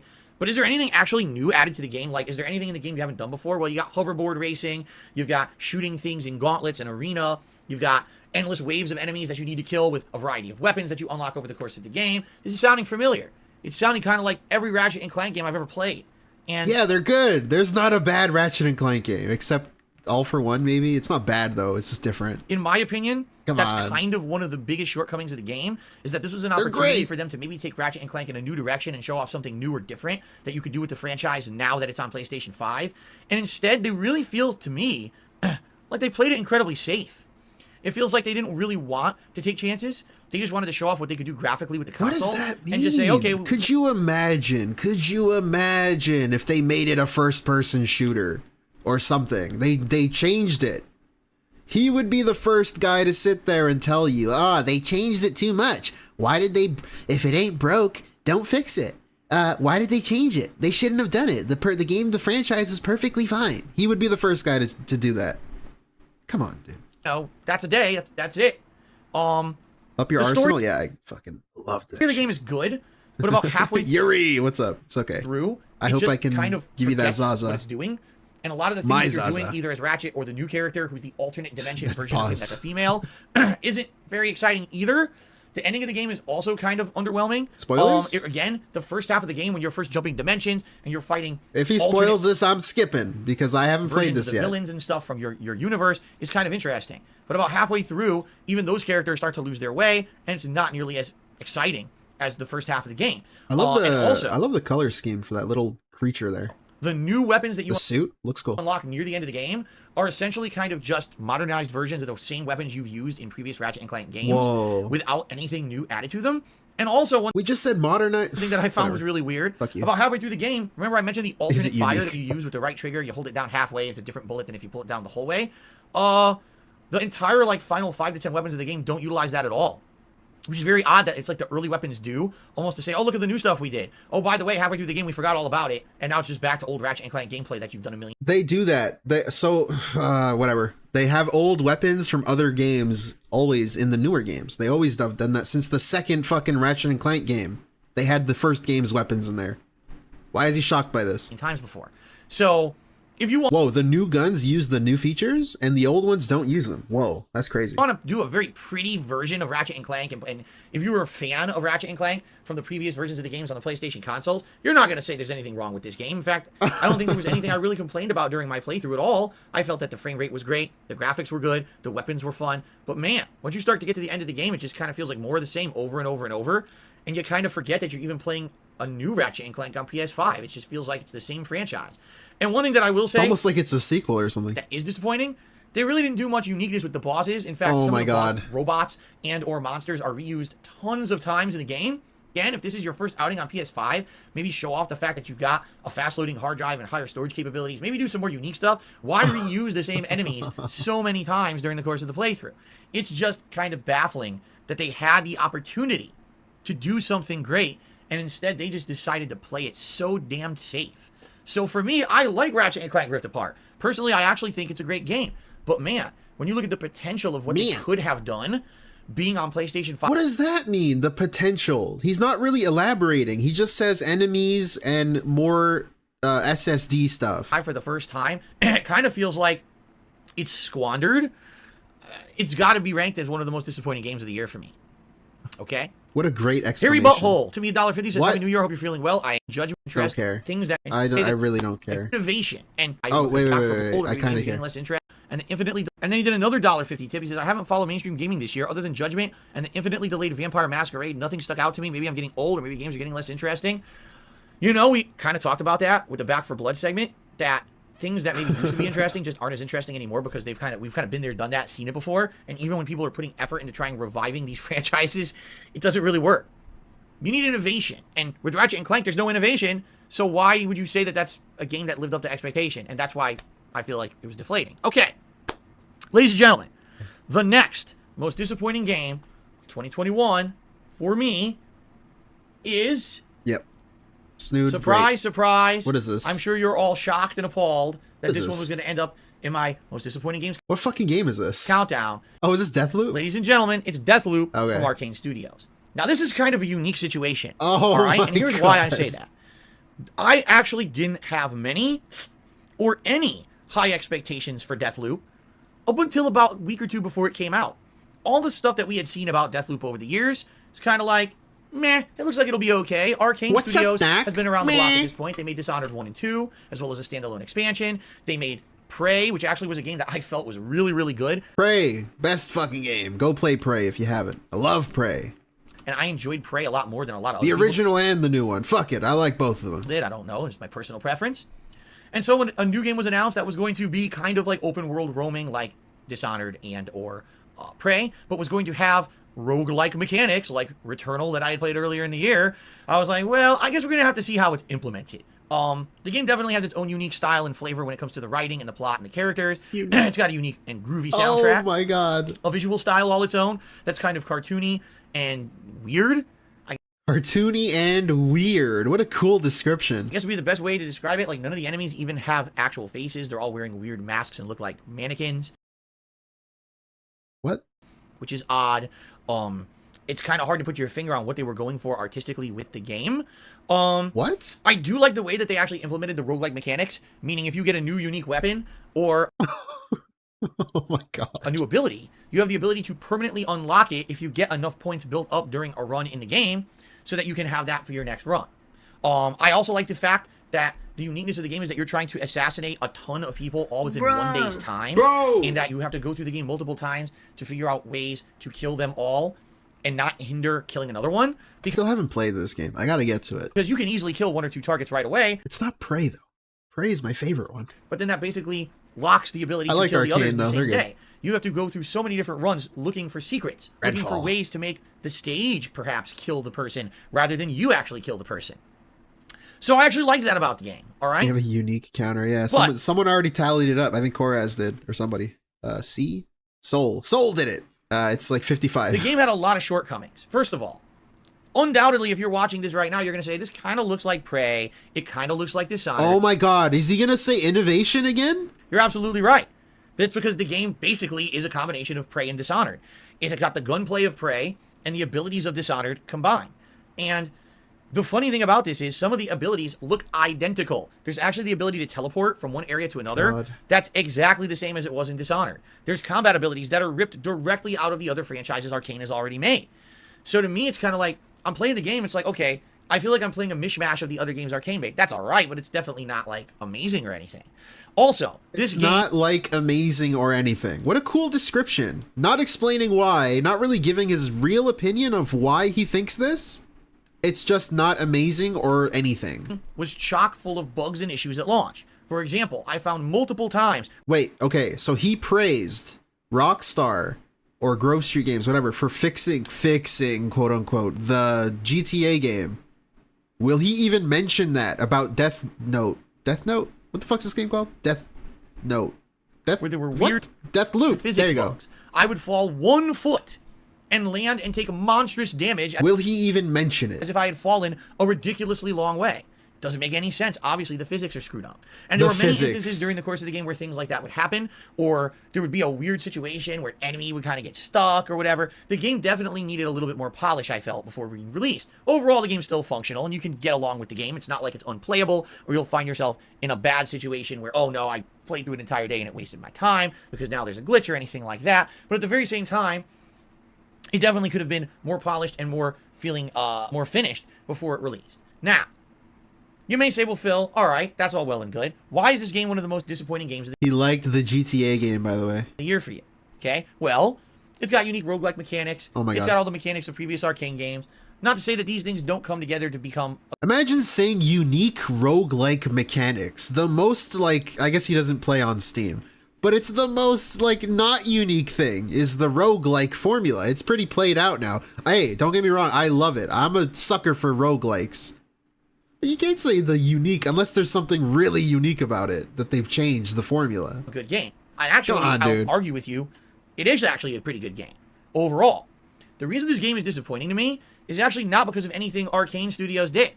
The reason that this Deathloop is a What? big disappointment is because the gaming media What? For some ridiculous reason that I don't understand. Huh? Kissed this game's ass. Yes, Nick. And when they got their We're the same person. advanced copies of it, were saying things such as 10 out of 10, game of the year. Okay? Okay, that's their opinion. Also, how the fuck can you base your countdown on someone else's opinion? What? That's how fucked these are. I can't wait for this year's. We're going to be watching it live if I can. This is insane. How can you place a game on your disappointing list based on another fucking reviewer's opinion? Make that make sense, man. What the fuck? I couldn't tell you That seems like a Phil issue. If you're gonna base your opinion, oh, this game has got good reviews, I'm gonna say it's gonna be the best game ever. And then you play it and you don't think it's the best game ever, but you still think it's good. Like, that's not really disappointing. That's just you being fucking stupid. single reason Come on. why I would think this game is game of the year. Okay? First of all, it has flaws and bugs with the physics, with things about the game just at the get-go. It's not a perfect game. So just objectively, before I even get to other things, I can tell you a game with game bugs and stuff in it should not be 10 out of 10. It just shouldn't be. I just don't get it. Now, on top of that, the game reuses assets and or ideas from the previous. Also, you know what I think that was? Because IGN got shat on for a Prey review. Prey had a game bug. Like, the reviewer lost their save and they had to like replay the whole game, so they gave it like a 4 out of 10. And people were upset, especially around this time. People were upset about that. And so that could have been like a reactionary, like, oh, we got to give this game a 10 out of 10, even in spite of the bugs kind of thing. So, I don't know. Maybe that played a part. I don't know, dude, but it's stupid to base your own list off of that. That's really dumb. Arcane games. Maybe if I hadn't ever played an arcane game before, I would have enjoyed this game a lot more. But I did. I played Dishonored 1 and 2. I played Prey. I've seen a lot of these abilities and things before in previous arcane games. So basically, it makes me kind of like feeling as That's so dumb, though, because this dude apparently plays every game ever. Most of them, all the big ones. And all he plays are big games, mostly. So you're pretty much seeing similar games all the time. There's nothing really different. It's kind of similar. It's a lot of shooters. It's a lot of the same ideas, just like iterated upon. So how can you use that as a negative for this specific game and for these specific games when you kind of play everything? Maybe the game isn't unique enough to be said it's the best game of the year. Oh my gosh. Like, don't get me wrong. I played through the game once. I had a good time with it. The plot is interesting, although admittedly a little fucking weird. There's some plot points that I'm still scratching my head about. Spoilers? And after beating the game and getting one of the endings, it didn't feel super fulfilling. I almost feel like maybe... Whoa, one of the endings? It didn't feel fulfilling. Maybe you gotta like play it multiple times because it's like a time loop game. You're supposed to like play through it and do things differently. That's a crazy concept. you need to play through the game 2 or 3 times and see the various ending opportunities. Whoa. And the way that the plot can change depending on your choices at the end of the game. Maybe then it would have been a more fulfilling situation for me. What do you mean But maybe? my one run in the game was all right. I had fun with it. Oh I my actually did God. enjoy killing off all the targets in a unique way at the end and getting it all done in one day. But by the end of the day, when I beat Deathloop, I basically kind of felt like I could have skipped it and not really What? missed anything. And What does ultimately, that mean? I could have skipped it and not missed anything. Like, you could say that with anything. I could have not watched this video today and not have missed anything. What does that mean? What are you gonna miss? You're talking about a game that should be a game of the year contender. That should be a game that sticks with you all year. You know what I'm saying? That's a game that when you play it, wow, that really just stuck with me. It really felt like it innovated or it did something unique or fun or interesting that I'm going to be talking about this game for a long time. Ladies and gentlemen, Deathloop was literally the opposite. When I beat Deathloop, I'm curious. That little sentence right there. Let's replay that. That really just stuck with me. It really felt like it innovated or it did something unique or fun or interesting that I'm going to be talking about this game for a long time. God of War Ragnarok was literally his game of the year in 2022. And today, current day, he refuses to play the free update with like new story and a few new gameplay things, like a little short thing, because he feels like it's not worth doing. So he doesn't really want to talk about a game for a while when it's disappointing, but then literally his game of the year of last year, he also doesn't want to talk about it or even bother playing something new for it. So it kind of just seems like he doesn't want to do it anyways. So why is that a negative for this game, but not a negative for God of War? I don't know. Make that make sense. Ladies and gentlemen, Deathloop was literally the opposite.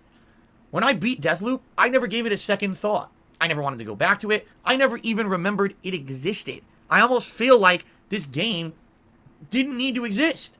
What? It didn't do anything uniquely or innovate anything. Oh, You've played boy. roguelikes that are better than this. You've played first-person shooters that are better than Have this from I? Arcane before. It just kind of is.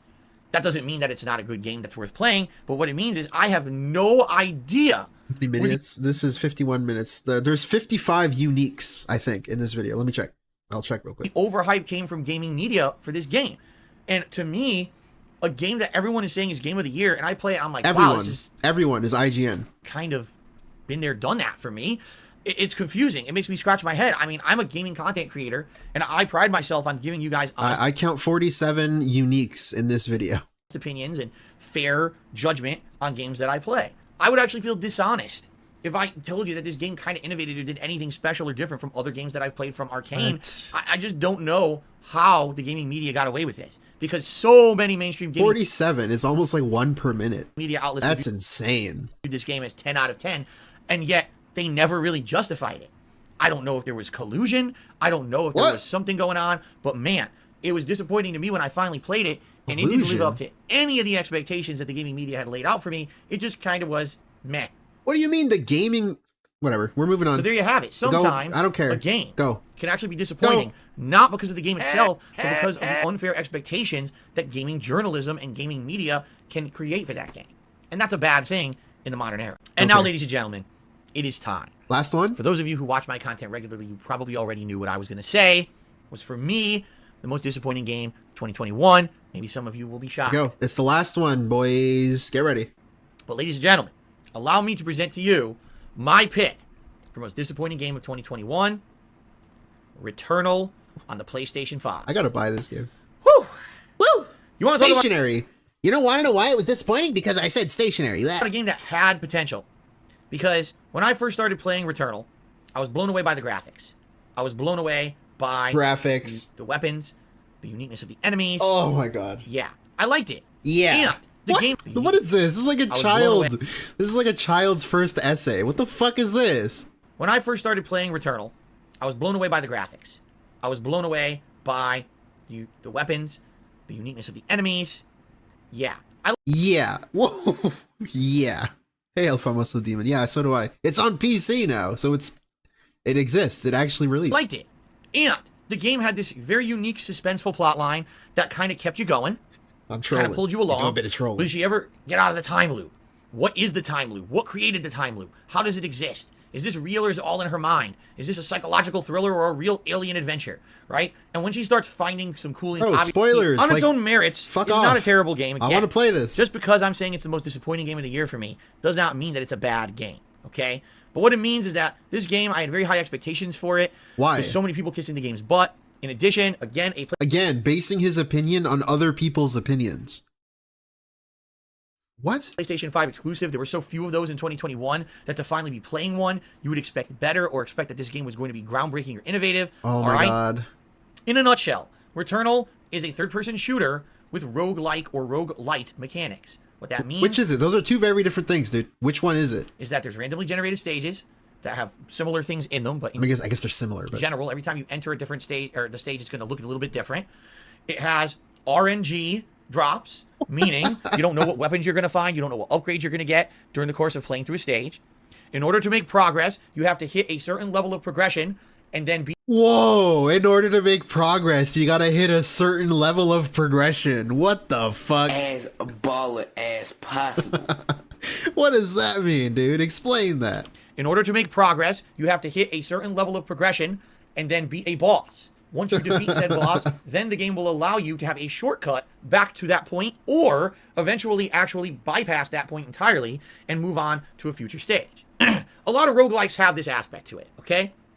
So I'm not here Like to which criticize ones? Like which ones, dude? Explain. the greater design points of roguelike games. What? All right? In fact, I will praise this game. I think, my opinion on this game, I think it's crazy that it actually exists. The fact that Sony actually tried something different, they let a studio do this, a new IP, a AAA roguelike. Are you serious? What the fuck? Sony did that? They didn't just do Last of Us 17? What the fuck? For a few different reasons. First of They didn't just make it another Last of Us, dude. They actually let someone do something different. all, That's crazy. The graphics are great. Take a look at this. Very detailed, beautiful lighting, creepy. Oh my God. The design of the enemies over the course of the game gets increasingly more interesting. By the end of the game, there's many different enemy types that are in it that are kind of fun to fight and or experience. And I definitely don't want to downplay the fact that the gunplay is functional and fun. The gunplay is very responsive. And actually, during Functional and fun. firefights with many different enemies, you feel like you have total control over the situation, dashing and dodging around, especially once you get the better upgrades and abilities Sounds later on awesome, in the game. dude. You feel pretty damned powerful when you get a good loadout, okay? But Okay. I guess I should emphasize when you get a good loadout. Because the game is RNG, you may have a run where you get the worst loadout possible, and you just have to deal with it. And that's That's what makes it fun, dude. not fun. Yes, it is. What? Dude. Okay, it's fun. Okay, Binding of Isaac, right? I love that game. It's fun when you're overpowered. That's when it's like really fun. But also, it's also fun. What am I, DSP? To get like an item that throws a wrench in your plans and then trying to adapt to it. That's just part of the fun.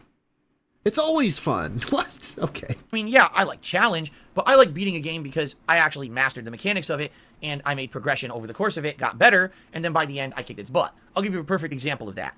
Go watch my Sekiro playthrough from 2010. No, where when I'm I good. started playing the game, I sucked ass. I couldn't parry, I couldn't do the combos, I couldn't do anything. By the end of the game, I mastered the mechanics, and I beat the final boss on my third shot. Mastered the mechanics. Okay. Faster than most people who ever played it. Whoa, he's like a speedrunner, dude. He knows the information. He knows all the data. Okay? And whenever I did something in Sekiro, the game saved it. So even though I was dying, when I finally made some progress, it stuck around. Returnal is a game that sadly does not respect your time as a gamer.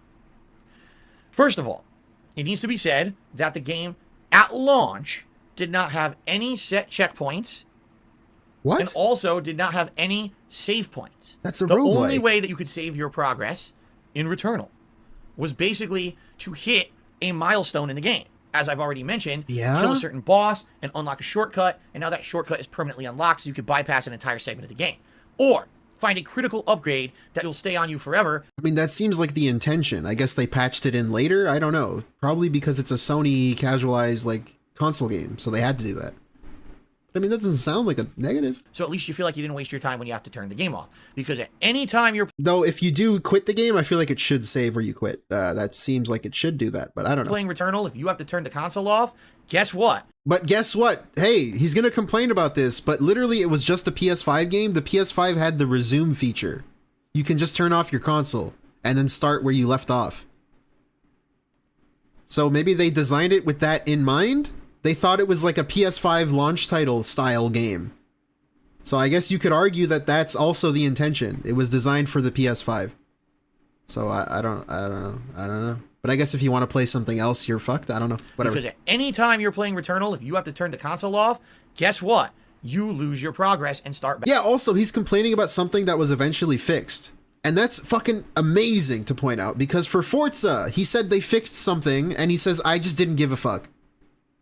And then for Rockstar Games, a game that he liked, the GTA trilogy, he was like, praise on them, praise on Rockstar for fixing the issues. And then now he's complaining about something that was fixed. What the fuck? Which one is it? At the beginning, much like any other roguelike. However, I can very firmly tell you that over the course of 2021, I played other roguelikes that do the roguelike formula way better than Returnal does. Like what? There were many times when I was Like playing what? Returnal, Like what? and I would play upwards of 1 to 2 hours, die, go back to the beginning, and feel like I wasted 2 hours of my time.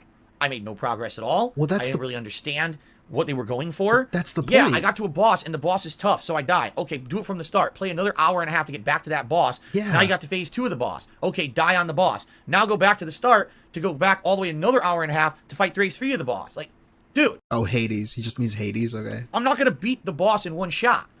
So why aren't you respecting my time and giving me checkpoints, or at least allowing me to learn, rather than having to replay an hour and a half of boring, grindy gameplay to get back to that one point in the game that I can't beat? That's frustrating as hell. If the game had more shortcuts, or the game had an easier way to get back to that boss to make a second attempt, that'd be one thing. But man, the game doesn't really help you in that regard at all. All right? Now, the other major problem is the length of time to get to said checkpoint and or a time when the game will save is too lengthy. I should not have to play the game for 2 to 3 hour chunks in order to even have a chance to defeat said boss and then unlock a next portion of the game that'll save. I know what he means here, but literally earlier with Back 4 Blood, he says when you buy a game, you want it to be time consuming and lengthy. He said that literally earlier in this same video. Now it's a complaint, but I know his point. I get it, but it's just interesting to compare and contrast. Not every person on Earth has 2 to 3 hour chunks to play a video game. We're busy. We have lives. Are you telling me that only people who have 3 or more hours of free time a day in one sitting are worthy of playing Returnal? That's ludicrous. At the very least, they should have at launch implemented a checkpoint system so that if you can't keep playing, you can at least create a quick save, much like you could do in many different open world games such as Skyrim, etc. What? Comparing it to Skyrim? Okay. Where if at least when you pick up your console again the next day, why not just say like Isaac, where you quit the game and it starts you where you quit, dude? What the fuck? You can resume from that point. But Returnal didn't care. Returnal did not respect the gamer, nor did it care at all about your time. I don't think it's fair to assume that. I think a save and quit thing, sure, if you quit the game, but also, again, it was a PS5 thing, and the PS5 was built with that feature in mind. You can play multiple games, just like the Xbox. You can open multiple things, I think. The Xbox, you can open multiple games, and it'll pause, it'll suspend your game, and you can just open it later. So I don't think it's fair to assume they were being lazy and they just didn't care. I don't think that's the case, because they did patch it in later. Probably they didn't think of that. I don't know. But it should have always had a save and quit. That just seems like a normal thing you should do. It just said... But I don't think it's fair to assume they didn't care. Like, I think they just built it with the PS5 in mind. It was literally a PS5 exclusive. Oh, you don't have 3 hours to play? Well, screw you. You make no progress today. Now, in addition... Okay. Sadly, in my experience, because the game was set up this way, most people who played it at launch ended up doing similar runs. And what I mean by that is... Most people. The internet talked to each other and said, geez, man, we want to make... What? Who does he talk to? What the fuck? ...progress and not lose out on it. What do we do? And everyone kind of said, hey, you need to get this particular gun. No, you I don't care. Risked a little more. Maybe. Because sadly, there were... Wait, never mind. I thought he was spoiling it. My bad. And everyone kind of said, hey, you need to get this particular gun. You need to upgrade it a certain way. And once you do, the gun will become overpowered and basically melt everything in the game. And that's what you should do. And that's unfortunate. Because sadly, there were a lot more ways to play the game that if the game actually cared about your time, maybe you would have risked a little more. Maybe if you could save your loadout or you could... Hold on. How is that a negative of the game? If you follow a guide to the T and it's just like, hey, this is how you get really strong. How is that the game's fault? What? If I fucking... What?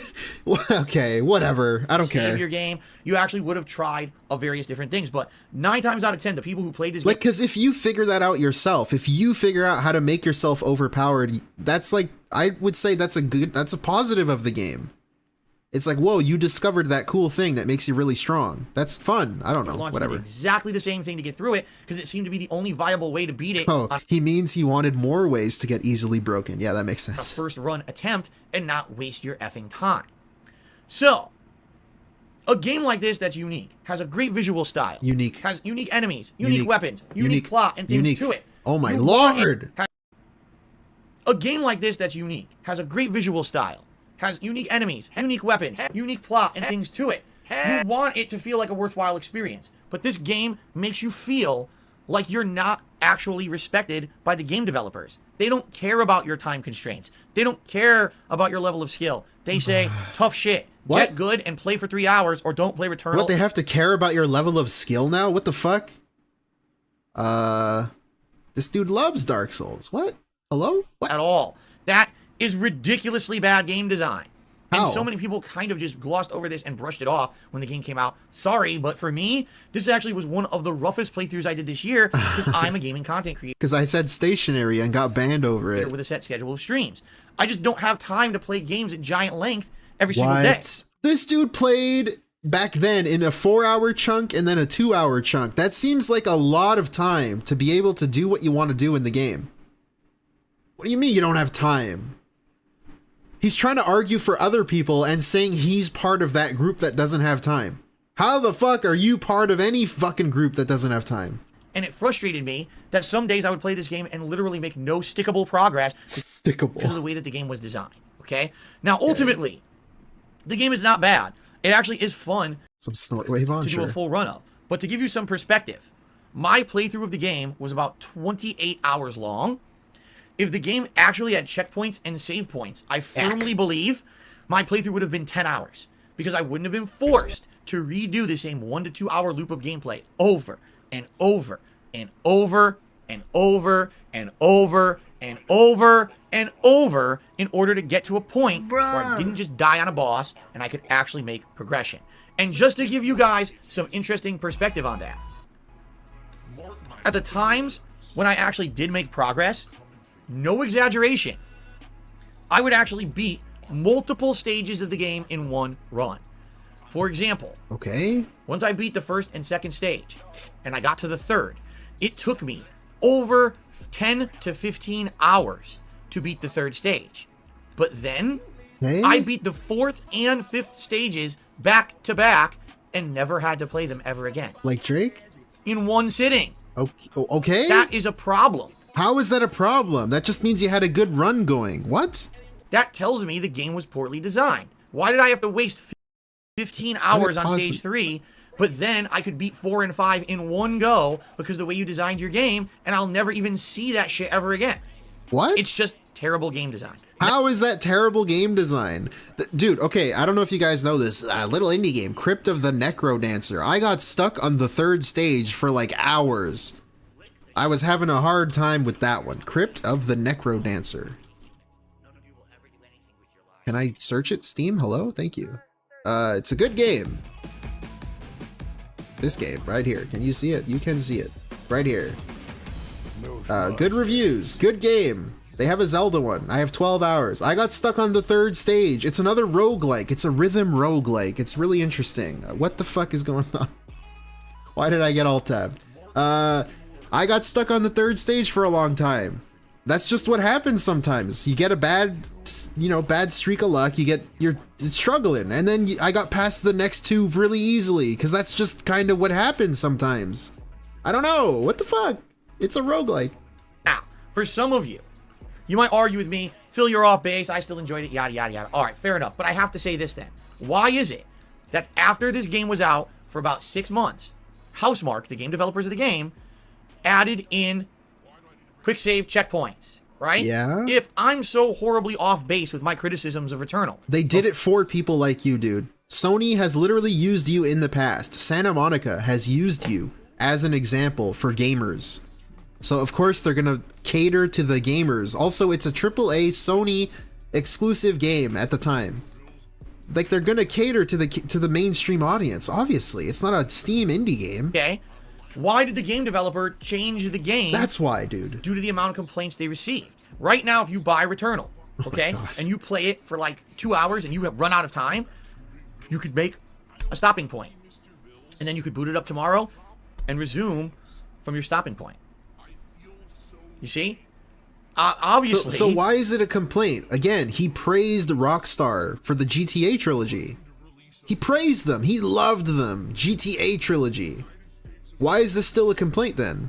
There's some validity to my criticisms. And the truth of the matter is, if the game had either that from launch, or if the game was more similar to, say, Hades, where every time you play through it, you're keeping some progress, all right? Okay, I played 2 hours, but at least my gun now has an upgrade that I kept. At least I have a little bit more HP. At least I'm a little faster. Then at least it feels like I'm a little bit taller. You've made some progression and you didn't waste your time. The problem with Returnal is, it literally feels like 80% of the time you're playing it, you're wasting your time because nothing sticks. Okay. And there's no checkpoints, so if you die, you lose everything. Terrible. A game that literally... Doesn't it literally do that? I don't know. I haven't played the game. It has about 5 to 10 hours of content that takes you 30 hours to beat because it was poorly designed.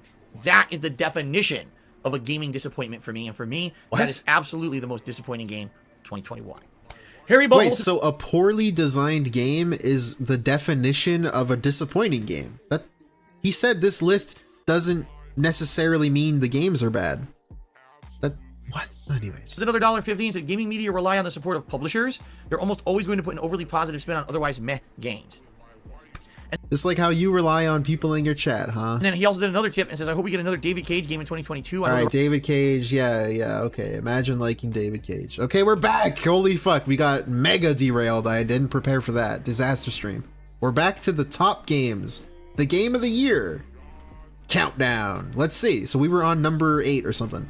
But for what was there, it was all polished and good and fun. In fact, the only issue I ever had was with the... Here, we'll just redo. We'll just restart it. When you're trying to figure out what's the alternate scenario I do here or there, let's try that. Okay? Man, you really have no excuse because you don't have to spend any extra money to play it. And I feel it is one of those games that kind of fit 2020. Yeah. But one here you go. Is a game that if you were already here earlier, you might be a little shocked. But I still want to give credit where credit is due. Jesus. Ladies and gentlemen, Forza Horizon 5. Now, this was already in my most disappointing games of the year countdown. And so some people ask, what? Yeah, how could you have a game that's in your most disappointing games of the year countdown, but also in your best games of the year countdown? All right? Well, there's a simple reason why. Because even though this game didn't necessarily live up to my full expectations of doing something innovative or new or different, and therefore it was a little disappointing to me. Yeah, this is on both. He does this a lot. Both with an L. It was still a great game. I had a ton of fun going through the open world of Mexico, taking in all the sights, driving various kinds of cars. Let me tell you, some of the best graphics that I've ever seen on a console, for sure, on unique, the Xbox Series X, robust, running at a very silky smooth 60 frames per second, having beautiful lighting, weather effects, water effects. What was in the game was good. Okay? I did like some of the story-based missions. I did like some of the stunts. All right? I do feel the game could have done more to innovate, and that's why I actually ended up on my most disappointing games of 2021 countdown. But for what was there, it was all polished and good and fun. In fact, the only issue I ever had was with polished, good, and fun. The online modes, which did not work at the one point that I wanted to try them. Apparently, for what I'm to understand now, they've patched the game, and now the online modes all work nice. So if you were holding off to play this game, now might be a great time to play it. Again, it's another one under Game Pass. And by the way, it has a ridiculous amount of content for a driving game. I mean, I think I played it around between 15 to 20 hours and probably, arguably did about half the content in the game, but I did all the things necessary to complete the story of the game. There was still a ridiculous amount of stunt jumps and getting cars and challenges with drifting and racing and things that I did not do. I basically just did the things that were necessary to advance the Sure, here you go. A la Bloodborne. Think Bloodborne, the major plot of the game. But if you want to take your time with this game, there you go, Cuddy, and do all the content, I could see someone getting upwards of like 40 or more hours out of the game, just driving around open world Mexico and checking out all the different things that are in it. So I want you guys to understand something. What's the opinion? Just because I'm disappointed a bit in a game does not mean it's not one of the best games of the year. I firmly believe Forza Horizon 5 was the best racing / driving style game of 2021, which is why it absolutely deserved a spot in my Game of the Year award countdowns. Could it have been better? Yes. And that's why I do feel that it was also one of the more disappointing games for me, but it was still a great game. He hasn't said why. He straight up just hasn't said why. He's just saying things. Absolutely play it if you're interested in anything to do with driving or racing or simulation like this. If you like driving games, play the driving game. Whoa, that's crazy. It's a must play. Do not skip it. Alrighty then. In that case, I didn't have as much to say about that one because I already talked about it in my disappointing games countdown. All right. All right.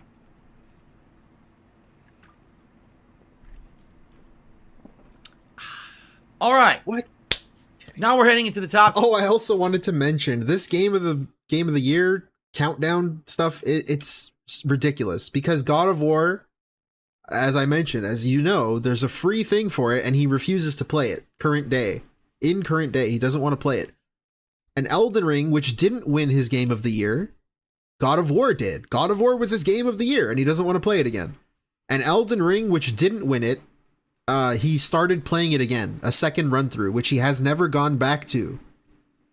So I found that pretty weird too. 10, my friends. So my number 9 most liked game or favorite game or best game. Yes, favorite game, liked game, best game. How the fuck did he play his not favorite game before he played his favorite game a second time?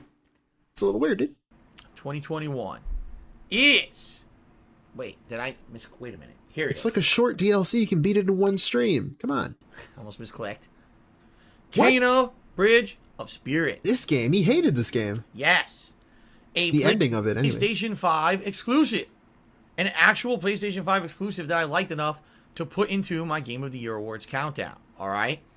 Now, Kano Bridge of Spirits. Let's talk a little bit about this game. First of all, was made by a smaller studio. Okay? Not a game that had a ridiculous amount of budget or investment or an insanely huge dev team. Is that a negative? What they pulled off in this game, I was quite impressed with. Okay. The visuals, first of all, as you can see, are stunning. Yes, they are a little bit cartoony, but it has this unique own style. Unique. And the rot... Somehow being cartoony is implied to be a negative. He says it's stunning, but yes, they are cartoony, but it's unique. Why is that implied? Why is the implication there that cartoony equals bad? It's a little... It's a weird nitpick that I'll put out there. First of all, as you can see, are stunning. Yes, they are a little bit cartoony, but it has this unique own style. And the rot creatures that you recruit over the course of the game all being unique and cute and fun. Oh my god. Look at the amount of them that actually spontaneously generate here on PS5. It's pretty impressive. What?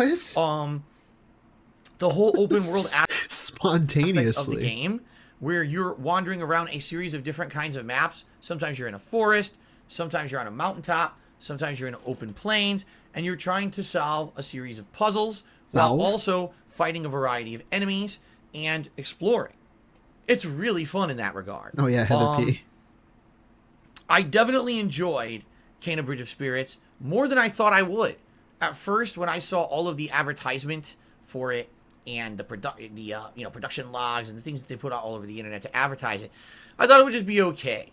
But what happened is, as I played the game more and more, it grew on me. As you can see, there's some pretty unique and interesting things in the game for abilities that you gain over time. And these abilities just make the game feel like it has its own unique identity. Turning those rot monsters into a ginormous water creature that then runs around the map to try to solve puzzles. Pretty fun and unique. Having floating stones, right? And then the further you play into the game, the more gameplay mechanics you actually unlock. Okay? Is it Bree or Bry? I'm sorry if I'm saying it wrong. Including no problem, a bow ability. It'll be time-stamped. The ability to actually do like double jumping and hovering and stuff like that. That basically makes it feel like not only an open world exploration game, but there's a ton of puzzle element and exploration to it as well that makes it super fun. Timestamp. I like open world games like this because it gives me more opportunity to do things and discover things for myself. What? Rather Zelda? than say Zelda. Yeah, he loved Zelda. A game that's way more linear. I feel like if Kano had not been open world, it wouldn't have been nearly as good of a game as it was, because it makes you feel like you're actually kind of solving unique puzzles and things for yourself rather than just going along a guided path. You know what I mean? Boss fights are quite fun. The visuals of the game hold up and actually are very beautiful. Again, for a game studio that was relatively not that well known, I was very impressed with what they pulled off with this game. At first, admittedly, I feel like the first third of the game is slower, and then as the game progresses, it gets more interesting the further in you get, and the more abilities that you unlock, the more rot monsters you find, which then give you, more combat capabilities and more puzzle solving capabilities. This is ridiculous, man. It's usually Bree. Okay, good. I like Bree. See you later, man. I do feel by the end of the game, it's very, very good. But it is a slow build of sorts at the very beginning. If you can tough out the first maybe 5 hours where you're very basic in the things that you can do, and then this is like a high school presentation. It really is. He never evolved past level 1 or whatever.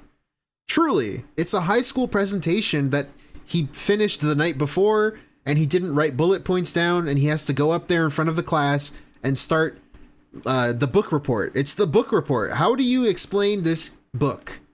What did you think? And this is what he does. Just this with buzzwords and weird vagaries and just like run-on sentences and trying to reach like a time limit. He's trying to pad it out so that it looks like he did more work than he did. And that it's fucking crazy. Eventually realize that once the world opens up that it becomes a lot more entertaining. Yeah, 8th grade book report. I think you're really going to enjoy your experience with the game. Now, I'm going to be honest here. Uh-oh. I really liked it, but for some odd reason. Yeah, he rage quit the final boss. He was at the final area and he rage quit it. Okay? My viewing audience didn't necessarily like it nearly as much as me. How do you know? So perhaps this is one of those cases where this is a game that's more fun to play than watch. I'm not sure. For me, I was having a blast with it, solving puzzles, taking my time, looking for optional upgrades and hidden rot monsters, and then, you know, enhancing the combat over time. I just really had a good time with it. But the money? In general, the people who Is it money? Is it money? Attending the streams were kind of like, meh. You know, what's up, Doc? They were like, meh, what's up, Doc? But in general, the people who were attending the streams were kind of like, meh.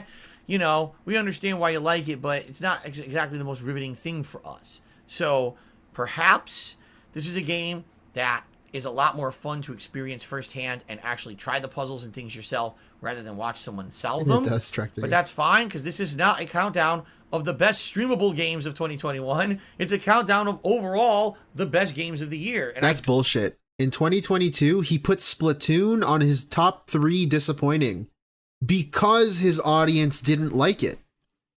Splatoon 3 last year was literally number 3 because the audience wasn't engaged. But now all of a sudden, it doesn't matter. It's irrelevant. Rather than watch someone solve them. But that's fine, because this is not a countdown of the best streamable games of 2021. It's a countdown of overall the best games of the year. And I definitely feel like Kena Bridge of Spirits did something unique, interesting, and different with the whole action platformer kind of genre of games. That's definitely worth your time to check out. By the way, I was already corrected. It is not a PS5 exclusive. This is a game that was... Okay, so here it is. Let's just get to it rather than dilly-dally, because I really feel like this is probably the most unique one in the countdown for me. Oh my god, Ladies, he does it in 2022 also. Gentlemen, number 10 in my disappointing games countdown is Splatoon 3. Is Splatoon 3 a bad game? Hell no. Splatoon 3 is a great game. It's fun, it's competitive, it's got a great variety of weapons, it's got colorful graphics, it's got interesting content and gameplay. Alright? So why in the holy hell is Splatoon 3 on my most disappointing games countdown? Let's be honest. Splatoon 3 is the most popular game in Japan for 2022. It was the highest selling, fastest selling game ever in the country of Japan. So do I disagree with the Japanese? Actually, I don't. The Japanese. I do think it's a great game. Okay? Why on earth is Splatoon 3 in my most disappointing games countdown? It's a very simple answer. Because I was playing it. I played maybe 2 streams of it. And you guys, look at this, the viewers, got bored of it. Look at that. What? Burnell, please explain. Burnell, please explain. Because a year ago you said this. We understand why you like it, but enhancing the combat, someone solve them. It's a countdown of overall. It's not a countdown. Burnell, please explain this, okay? Please. Rather than watch. This is 2021. Solve them, but that's fine, because this is not a countdown of the best streamable games of 2021. It's a countdown of overall the best games of the year. And I definitely feel like Kena Bridge of Spirits did something unique. Explain this. Now this is 2022. And you guys, the viewers, got bored of it. You told me that this is a game that's basically more fun to play than watch. And after having watched me play it maybe 2-3 sessions, you guys got so bored with it, you told me to drop it. And the thing is, I had plans to play the single player. I had plans to play the multiplayer for a while. We hadn't even unlocked nearly half the content of the game when you guys got bored with it. And that's disappointing. That's a different... So that's disappointing. In 2022, that's disappointing. You see, he changed. I guess he must have changed in a year. He changed a lot. Different kind of disappointment. I'm not disappointed with the game devs. I'm not disappointed, you know, with any of the game's performance at all. As you can But I thought it was a list of games that are good. down things yourself rather than watch someone solve them. But that's fine, because this is not a countdown of the best streamable games of 2021. It's a countdown of overall the best games of the year. And see, it ran well, it played well. The problem is, just for some reason, this game doesn't resonate with the viewing audience. You guys had absolutely no desire to see me play this for more than just a couple streams. And that's disappointing for a game that worldwide is getting so much love and attention. Okay, make that make sense, please. I definitely feel like Kena Bridge of Spirits did something unique, interesting, and different with the whole action platformer kind of genre of games. What? That's definitely worth your time to check out. By the way, I was already corrected. It is not a PS5 exclusive. This is a game that was also on PS4.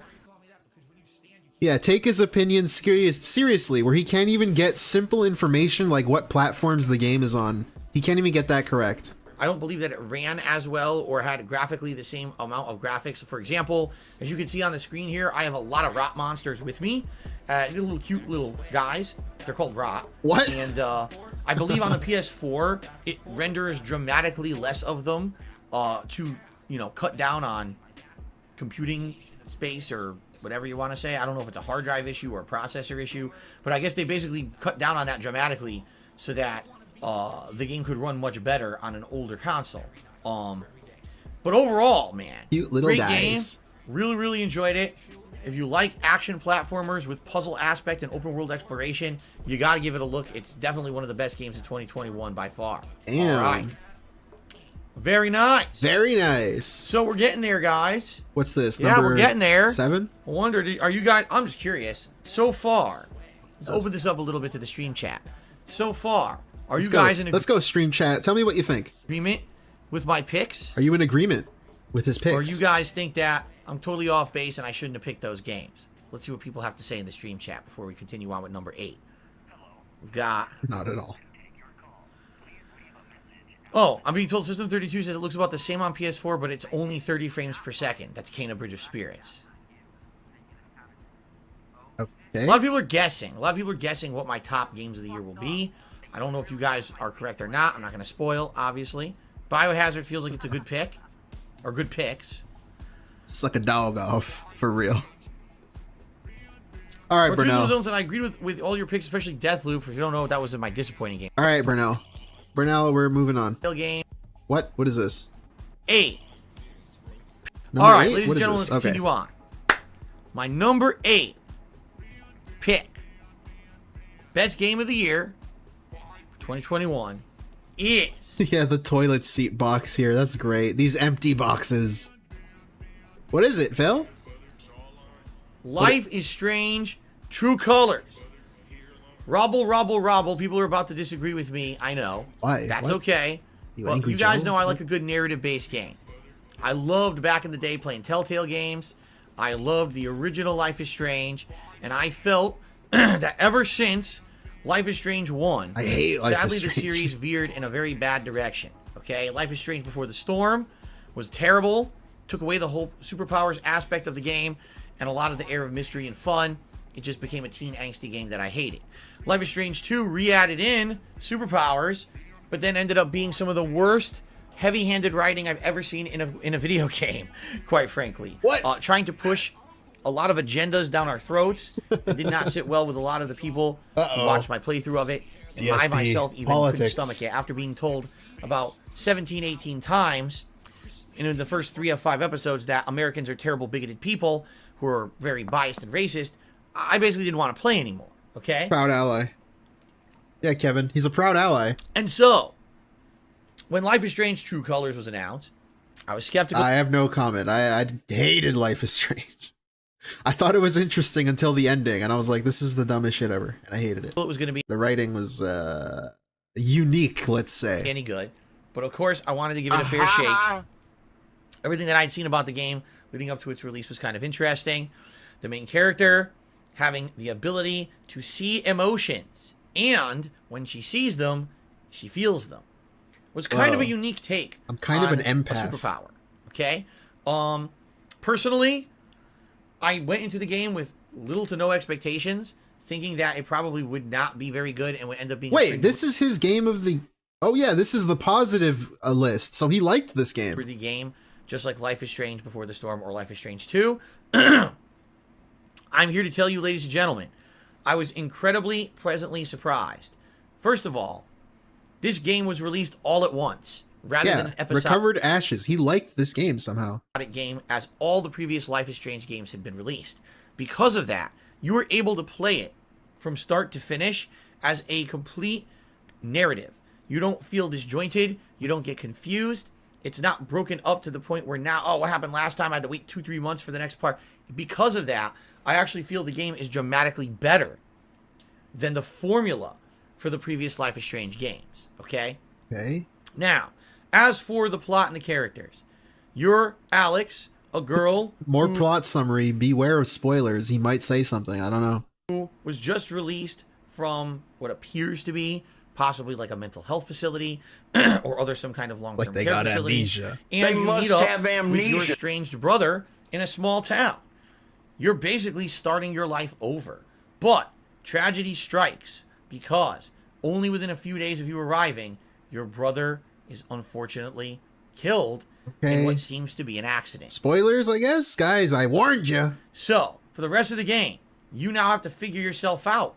Are you someone who fits in this small town? Can you befriend the locals and find a place to actually have a place to fit in? This game looks nice. What actually happened I like with the art your style. brother? Was it a setup? Was something sinister going on behind the scenes of this small town that actually had your brother get murdered? Was it just an unfortunate Hey, Justice accident? Stamp. What Welcome. actually is going on?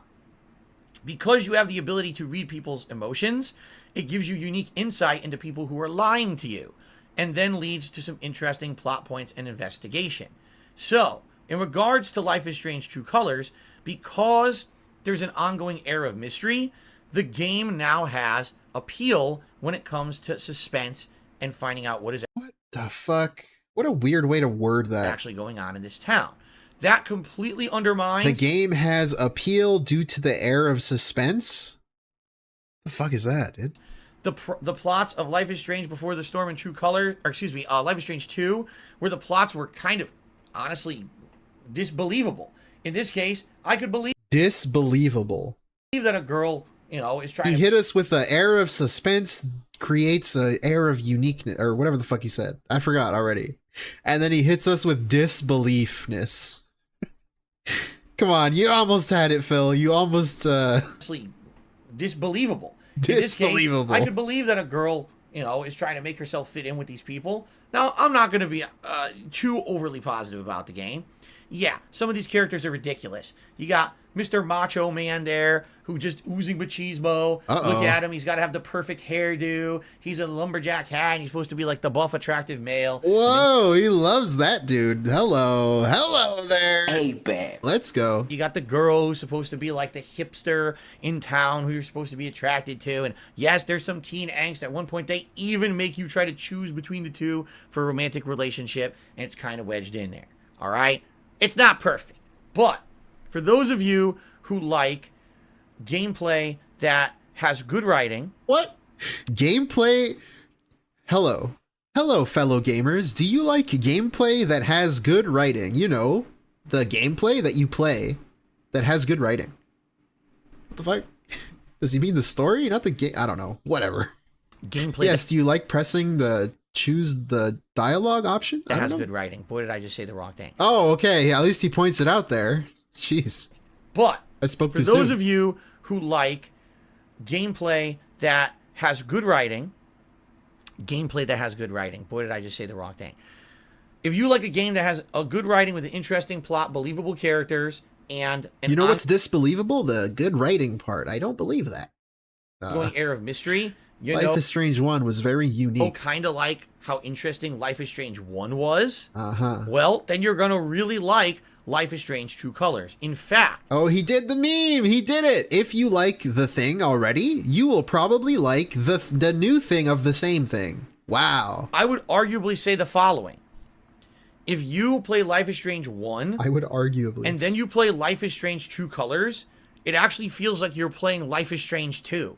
It does. It feels like you're playing the direct sequel because this game is very similar to Life is Strange 1 in many different ways. In addition to that, the game has... Oh, look at what he's doing, by the way. He has to pick a love option or whatever, and he gets really cringe about it and really fucking stupid and unique about it. And he starts doing this. Look at him going fucking hog wild here. Strange 2. It does. It feels like you're playing the direct... He doesn't want to pick one, so he gets really cringe about it. Sequel, because this game is very similar to Life is Strange 1 in many different ways. In addition to that, the game has a lot of unique parts that are very interesting and fun to me. Like, for example, there's an entire stage where you're LARPing, and I know that sounds ridiculous. But at the very same time... No, he's not doing it today. He's doing it in January. We'll be watching it live if I can. The entire stage of the game is played as a turn-based RPG a la Final Fantasy. It's unique that they actually stuck something in like that into a otherwise narrative-based style game. By the way, the graphics are good, even though admittedly they can be choppy at times, and I wish that the frame rate was a smooth 60 frames. I gotta clip that. Hold on. What did he say? But at the very same time, the entire stage of the game is played as a turn-based RPG a la Final Fantasy. I gotta clip that. Where's the other one? I gotta watch my video again. He said a la something else. Unique that they... We gotta get the collection. It's like the fucking Chaos Emeralds. We gotta collect them. Actually stuck something in like that into a otherwise narrative-based style game. By the way, the graphics are good, even though admittedly they can be choppy at times, and I wish that the frame rate was a smooth 60 frames on PS5. The graphics are pretty good for this kind of game. The character development is good. There's no ridiculous, unbelievable, over-the-top bullshit that makes you hate the game by the end, which is exactly what happened to me in Life is Strange 2. Overall, it was a really enjoyable experience, and I was shocked at how much fun I had with Life is Strange True Colors when I had been so off-put by Life is Strange Before the Storm and Life is Strange 2. I'm surprised you like this. Like cringe stuff. What? Yes, there is some cringe in the game, but you'll be able to get by it and still enjoy the game, I feel. I don't think that because of the missteps of the last two Life is Strange games that someone should pass this game by and not give it a chance. I actually feel like it is a pretty damned good gameplay experience for someone who likes narrative-based games. Okay? So... It's a good gameplay experience for someone who likes narrative games. That's like a contradictory thing. You don't really play narrative games like David Cage games for the gameplay experience, dude. I know what he means, but come on. How can you say that? Get your book report right, at least. Come on. Life is Strange True Colors. A return back to form for the series. I personally hope that the game did well, and I hope that they stay with this style. I hope that they've realized that their missteps in the last two Life is Strange games led them here back to square one, and that square one was... Yeah, we're getting... The footage we're getting is a text reading for like 5 minutes or 3 minutes. Good square to be on. They didn't need to veer off in these weird directions and do these odd things. They don't need over amounts of teen angst. You don't need really heavy-handed, you know, liberal plot lines and things wedged in. Just give me some unique, fun characters and a suspenseful mystery to solve, and you're going to end up liking a narrative-based game, and that's what this game did great, so I hope that you'll give it a look. All right. Wait a minute. I just thought of this. He's saying if you like narrative-based games, you will probably like this narrative-based game. But then when he complains about games on the disappointing list, like Returnal, for example, why doesn't he say, if you like roguelike games, you will like this game? Why is that a positive? He uses that as a positive for this game, but he doesn't even bring it up when he talks about his disappointing games. And also, it's just a stupid thing to say, because no shit, if you're a fan of this kind of thing, you will like this kind of thing. Obviously. But he doesn't even bring it up. Come on. Wait, I was just looking online the other day. That game is way cheaper. Oh yeah, he said he's played other roguelikes, and by other roguelikes, plural, he means one, Hades. Okay. Now, like originally, why not both? When it came out, it was actually a full-fledged $60 release. I believe it's down to $60 for a Life is Strange game? Are you out of your mind? Get the fuck out of here. $25 now. So definitely now kind of in line, because it is about, if I remember correctly, my playthrough was that game cost $60 when it came out. 15 hours long or something like that, maybe a little shorter. So you argue, $60 is way too much. Now it's way cheaper. definitely give it a look now that you'll be able to get it for a much more discounted price, and it's a good value for that price. So, all right, continuing on, my number 7 most liked game 2021 is Life is Cringe. That's right, ladies and gentlemen. It's a game that you guys tried to convince me to play when it was a new release in October. Metroid. I kept making excuses. Yeah, good introduction. He's in a fucking menu. What? And beating around the bush and telling you I just couldn't get to it. And then when I eventually did play it, I actually loved it.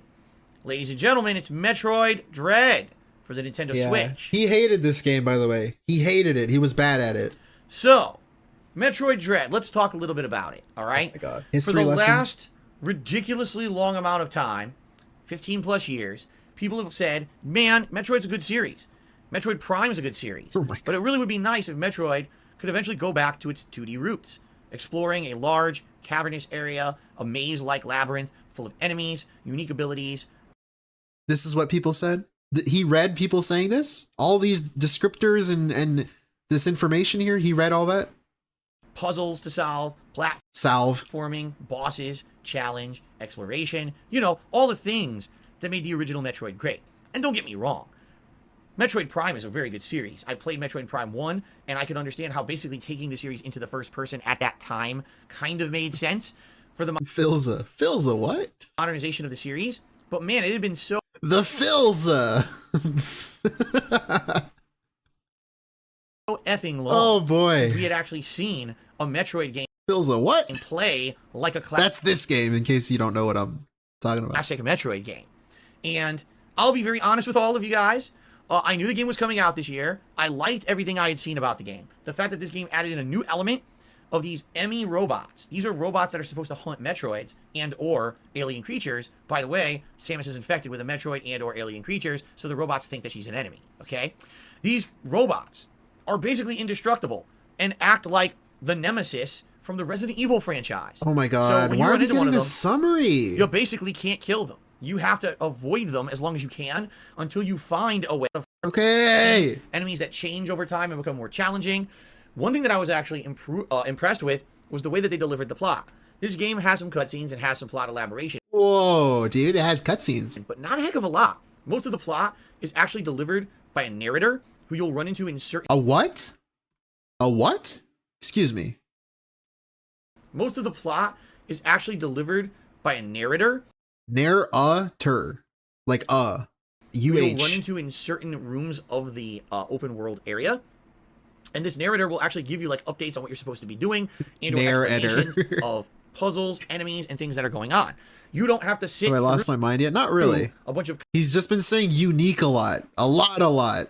convoluted over-the-top cutscenes to understand the plot of And his logic makes no sense. Metroid Dread. And that's a really good thing. By the way, the game has some returning, unique enemies and bosses. How the fuck does that make sense? I know we've been shitting on his unique, but literally he just contradicted himself. Filza? What the fuck? How can it have unique returning bosses and enemies? That's like contradictory. They're not unique because they're returning ones. They're literally old ones that already existed. Thing. By the way, the game has some returning, unique enemies and bosses. What the fuck does that mean? From previous Metroid games, but also adds in a good flair and variety of new stuff that you've never seen before in Metroid. Now, admittedly, I don't think this game is perfect, all right? There's a few things about the game that irked me, and since this is my Game of the Year awards, I do feel like I should tell you guys why maybe this game did not rank higher in my rankings. No, you should tell us why it's even on the list at all. You haven't really said anything, dude. He's going to tell us why it's not higher without even... He hasn't even told us why it's even on his list. This is every game. All right. Oh my God. One of the things that really annoyed me in the game is that some of the boss fights are incredibly cryptic to the point where they're puzzles. And ladies and gentlemen, puzzle bosses. As you know, as a content creator over the years, I've criticized puzzle bosses many times. I don't like them. To me, if you're playing a video game and you have mastered the controls, you mastered the weapons and elements in said game, okay, all right, you should be able... You haven't mastered your own brain yet, though. I think that's the problem, if you can't figure shit out. To go through the game and enjoy it You should have tried mastering your own brain first, dude. And basically tackle all the challenges. Now, I'm not saying the game should be so easy that you could beat everything the first attempt, all right? But what I'm saying is, essentially, you should be able to, on the fly, adapt to what's going on in the game. Maybe Hey, Playgirls Frontline Tune, welcome, by the learn way. a pattern, get better, and then be It's been a minute, dude. able to beat everything in the game, as long as you understand the gameplay mechanics and you paid attention. In Metroid Dread, there are direct bosses that As opposed to non-direct bosses. have absolutely Sorry, I'll stop nitpicking. nothing to do with the gameplay mechanics you have learned up to that point. It's literally a puzzle that you have to complete in a certain order or things you have to do to figure it out. All right? That's frustrating to me. I don't want to have to refight the same boss 27 times because each phase is something unique and different that you didn't even tell me about before. And that's really how I felt with some of the bosses in this game. Some people like that. Personally, that's a pet peeve of mine. I don't like puzzle bosses. In particular, I'm not going to spoil, but the final boss of the game. Okay. So, I'm skipping that. I'm skipping that because he probably will spoil it. the Emmys. They're both kind of... What? All right? Also, the Emmys. The Emmys? They're both kind of, I don't know.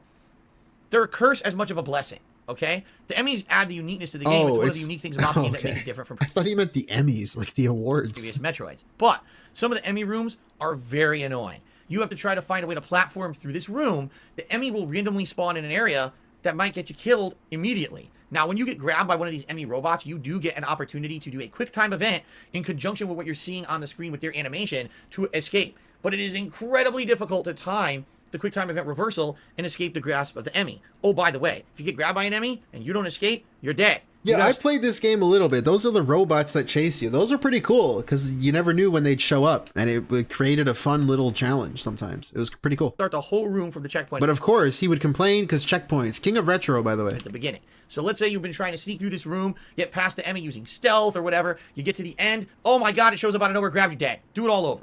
Now, not that that's going to take a lot of time, but man, it could be frustrating if the Emmy just keeps grabbing you over and over and over. And sometimes it feels like more like blind luck. That's a than skill actually issue. Skill getting you through some of these Emmy rooms. That's a skill maybe issue. The Emmys could have been done a little bit differently. I'm not sure. Personally, the one that kind of held me up the most was kind of annoying and maybe took maybe 5-10 minutes to beat. Not a big deal, but at the same time, a little bit of annoyance and a pet peeve as well. So,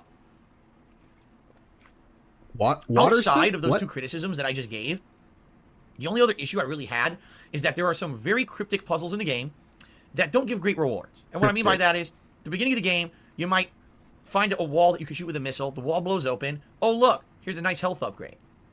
Later on in the game, you may have to solve a puzzle where you have to run through a room, through a door, through another room, do a double running jump, aerial dash, plow through a wall, lay down a mine, blow shit up, go through 17 more walls, and then finally at the very end, you find the same health power-up that you got at the beginning of the game by just shooting one missile at a wall.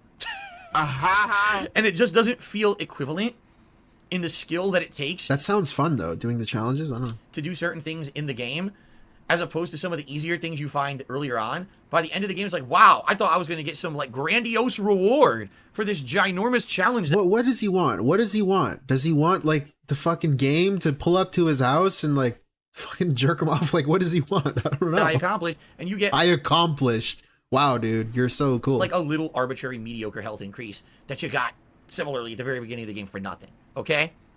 So, Metroid Dread is not a perfect game. But wow. Man, it's a good looking game. It's a good playing game. It is absolutely a throwback to classic Metroid.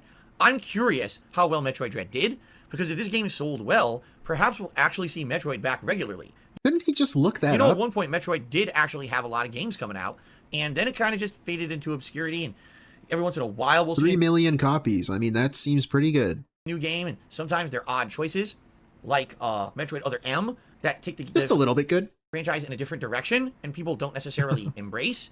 This is a game that's very classic and similar to the older games in the franchise, so maybe it will do well, or maybe it did do well, and we'll see more. I really liked it, and personally, I would prefer that the series stay like this. And in addition to everything that I've said about the game, there's another reason why I really like Metroid. Could you imagine? He just said, I prefer if the series stayed like this. If the next one comes out and it's like this, you know he's going to say, they didn't innovate. There was nothing really innovative about it. It wasn't unique enough. It wasn't meaningful. And it didn't really have anything, like unique about it. That's what he's going to do. Okay. Ladies and gentlemen. Because he's already done that with other things. Metroid Dread. What? Single-handedly proved that Metroidvania-style games can actually be successful on my streams. What? And what I mean by that Beg? is that many times over my history as a content creator, I attempted to play Metroid-style games or Castlevania-style games or a hybrid of the two. Sometimes it was actually Metroid or Castlevania that I played. Other times it was unique spins or hybrids like Ori and the Blind Forest, Child of Light, various other games like Blasphemy. Has he played Hollow Knight? I'm going to check it out. He should play Hollow Knight. Hollow Knight, etc. These are all games that in the past when I tried to play them. Wait a minute. So this is 2021. He's teasing that he can fucking play these games now. And I don't think he's played a single one since then. 2 years later. Almost 3. Literally, my entire audience would tell me this is boring. Stop playing it. Play something else. This game may be a game that's fun to play, but not fun to watch. Please move on. Okay? And so for the very longest time, I stayed away. He did in a Rage-thon, yeah. He hasn't played a full thing of Hollow Knight. From Metroidvania-style games, because that's what that was the feedback I got. That was what I was told, is that this just doesn't work. Okay. All right? But then I played Metroid Dread. That all changed. Attendance was great. Support was great. Please play Hollow Knight. Playthrough and said, please, in the future, play more Metroidvania-style games. Now, I haven't yet. I mean, I just beat Metroid Dread about a month ago, so I'm not going to rush into that. But this game I'm not going to rush into it. It's been almost 3 years now, and he still hasn't done it. So is this you not rushing into it? I don't know. Like, what is, I don't know. Made me feel way more positive about playing that style of game in the future, and I am excited to play more Metroidvania games as a result of Metroid Dread doing well. Yeah, so that never happened. Not only was it like one of the best games and most fun games that I played in 2021, but it also opened up my content to a whole new possibility of gameplay through to the future. Yeah, so that's like a double positive for me. Okay? All right. Wow. Cool. Thumbs up. Continuing on. How are we only halfway through? My number 6 pick. Oh, my lord. All right? For best game of the year is Lost Judgment. A playthrough that I literally just finished last night. After playing this game as a new release when it came out, September 21st, I played it all the way until January 3rd. Holy shit. The playthrough was over 70 hours long. Okay. All right? Holy crap. I'm getting too much money. Hey, John, dude. Thank you. John Snow, dude. Welcome. Thank you for becoming a member. Thank you. I'm him. That's you, dude. Thank you. Enjoy your emotes. Lost Judgment. Oh, hold on a second. I was supposed to do that. Lost Judgment! Because the playthrough went on so long. That's how people reacted whenever I talked about it on stream. All right, let's get that back up there. Okay, that's the last time I get to do that. So Lost Judgment. All right? The direct sequel from the very successful 2019 release Judgment. A game that takes place in Kamurocho, and this time around, as well as in Jinsho, the same open world locations that the Yakuza franchise takes place in. Okay? The difference here is that Yakuza has gone in a different direction and become a turn-based RPG. Why are we getting a history lesson? Much like Dragon Quest or Final Fantasy. While Lost Judgment has now become the game franchise to pick up the mantle of an action-based open world RPG. As you're going through Kamurocho and Jinsho, you're being attacked by mobs, and these mobs are basically trying to beat you up, and you use different hand-to-hand kung fu combat styles that you unlock over the course of the game to fight off said mobs, okay? So, that's interesting, but also, there's an ongoing investigation. You're a detective. This time around, you're investigating a series of bullying cases at a local high school. Spoilers? All right? And it's interesting in that regard, because there is a huge overlapping major plot line where you were trying to figure Okay, spoilers, don't care. Like a big dramatic detective game. But man, by the time you get to the end, spoilers, dude, you dude. feel very, very authentic as you're playing along the game. The cities. There we go. Kamurocho and Jinsho, yes, they reused the maps from Yakuza 7, as they've been doing. They've always kind of reused the assets from the games that this game studio makes. However, because you already have 2 established maps from another game, it opens up the game to a lot of variety of stuff and a lot of locations that are in addition to what you would expect from the original Judgment. It's good to have 2 different cities to kind of transport between and explore. You know, the world is vibrant. It's full of businesses that you can interact with. It's full of citizens. Just join the Discord. Hey, Archimedes. Well, thank you. And you'll stumble upon people in the streets that are going to need help with side missions and the like, and you're going to open up side investigations and cases with them as in line with the main plot line that you're going to be doing in the game. Welcome to the stream, by the way. By the way, I was fairly certain that the videos I selected had gameplay. Apparently, yeah, what the fuck is this, man? I was wrong. Looks like I picked the wrong video. Well, it is what it is. I already had this playing for like 3 minutes. I might as well just write it out. Oh my lord. I don't know if there's actually going to be any gameplay or if this is just a menu quest. It looks like a menu quest to me. Anyway. Menu quest. He's just unlocking skills, by let's the way. continue. So, that's terrible. He's trying to like laugh off his own failure of his own fucking countdown. It's just so lazy. Lost Judgment. What did Lost Judgment improve upon from the original Judgment? Well, there's more combat styles this time around. So if you like variety of combat, you've got Crane style, which is more like for attacking groups of enemies and his big flaring kicks. You got Tiger style, which is more hand-to-hand combat for one-on-one encounters, and it actually does guard breaks for enemies that like to block or use weapons and are basically trying to hit you with like super armor attacks.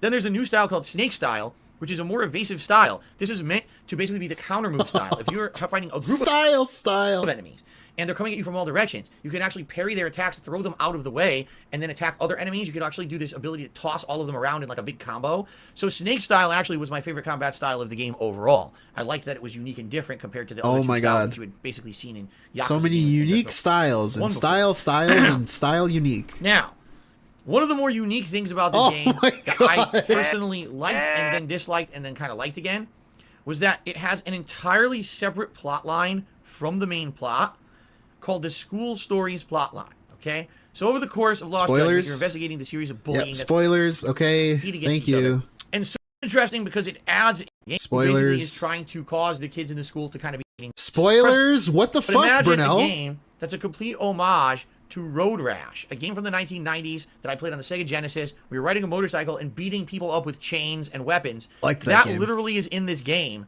in a 3D aspect.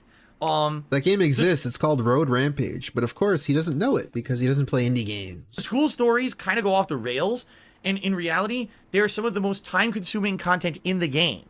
They take upwards of 20 to 30 hours alone to complete if you try to do all the school story plot lines. By the way, they do have a really epic finale plot line that's really neat.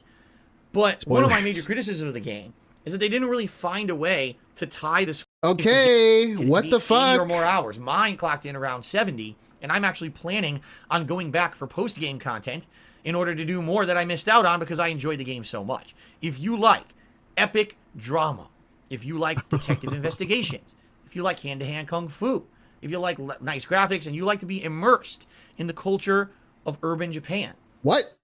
Okay, I thought he was going to say something else. Nail bite. Nice graphics, and you like to be immersed in the culture of urban Japan, then Lost Judgment is absolutely the game for you. But, gotta warn you, there's going to be parts in the game that feel grindy, especially if you're doing the school stories content. There's going to be times that you're going to say, how the hell does this relate to anything we're doing? And the answer is, pretty much doesn't. But yeah, Lauren V, I've said this behind the scenes, I guess, before I started making videos with Dudette. He has like the same words that he just repeats over and over continuously, and he just cycles through them, and he creates sentences that way. That's always a funny thought when you think of it that way. When he speaks, it makes it more enjoyable. Still a great game, personally. Yeah, it makes your brain go numb though. You're gonna die. Plot line of this game, it's mind numbing. I feel wasn't necessarily as good as the main plot line of the first Judgment. Maybe that's why they had the separate plot line and they were trying to make up for it, okay, with the school stories. But overall, the game has a ridiculous amount of content. The game has a lot of fun content. I really enjoyed it, and it actually is one of my favorite games of the year. So, if this is your cup of tea, I definitely recommend you check it out. But I'll tell you right now, if you don't like Japanese culture, whoo boy, you probably are going to feel lost in this game and not enjoy it at all. What do you mean by that? Very heavy delving into the mannerisms, the cultural practices, the hobbies, the lifestyles of people who live in Japan. A lot of the stuff like you know, the girls' bar and stuff like that you may not understand. I don't blame you. What do you mean by that? But hey, it's a hell of a ride. It's a lot of content. It's a great value. It's a great plot. Check it out. Lost Judgment, a great game. Okay. Alrighty then. Alrighty then, Japanese. All right, guys, guys, like so the Japanese? Now, we are about to head into the cream of the crop. We are about to head to the top 5 games. All right, 2021. Let's in go. my opinion. Okay. Okay. Thank you. Guys ready? The number 5 best game of 2021 is a game that blew me away because I did not anticipate that this game would be good. In fact, everything that I was led to believe and had seen about this game actually led me to believe that it would suck. Bro, his shit looks so ass. I thought I wasn't even on HD because how terrible it looks. But my God, were we all wrong? Ladies and gentlemen, what is going on here? It is Marvel's Guardians of the Galaxy. Wow. If you want to talk about a game that was shockingly good compared to what we were actually shown beforehand, and a game that likely Oh, Zion, you don't like any of these games.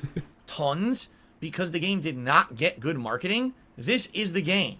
All right? If you like Guardians of the Galaxy from the movies, if you like them from the comic books, or anything in between, this game is absolutely outstanding. I wish this game was like a cartoon series or something. I liked the characters and the story a little bit. I really liked it. The gameplay was like whatever. I didn't feel like playing it, but I liked the story and the characters. The personalities of each of the Guardians to a T. Should have been like a cartoon or something.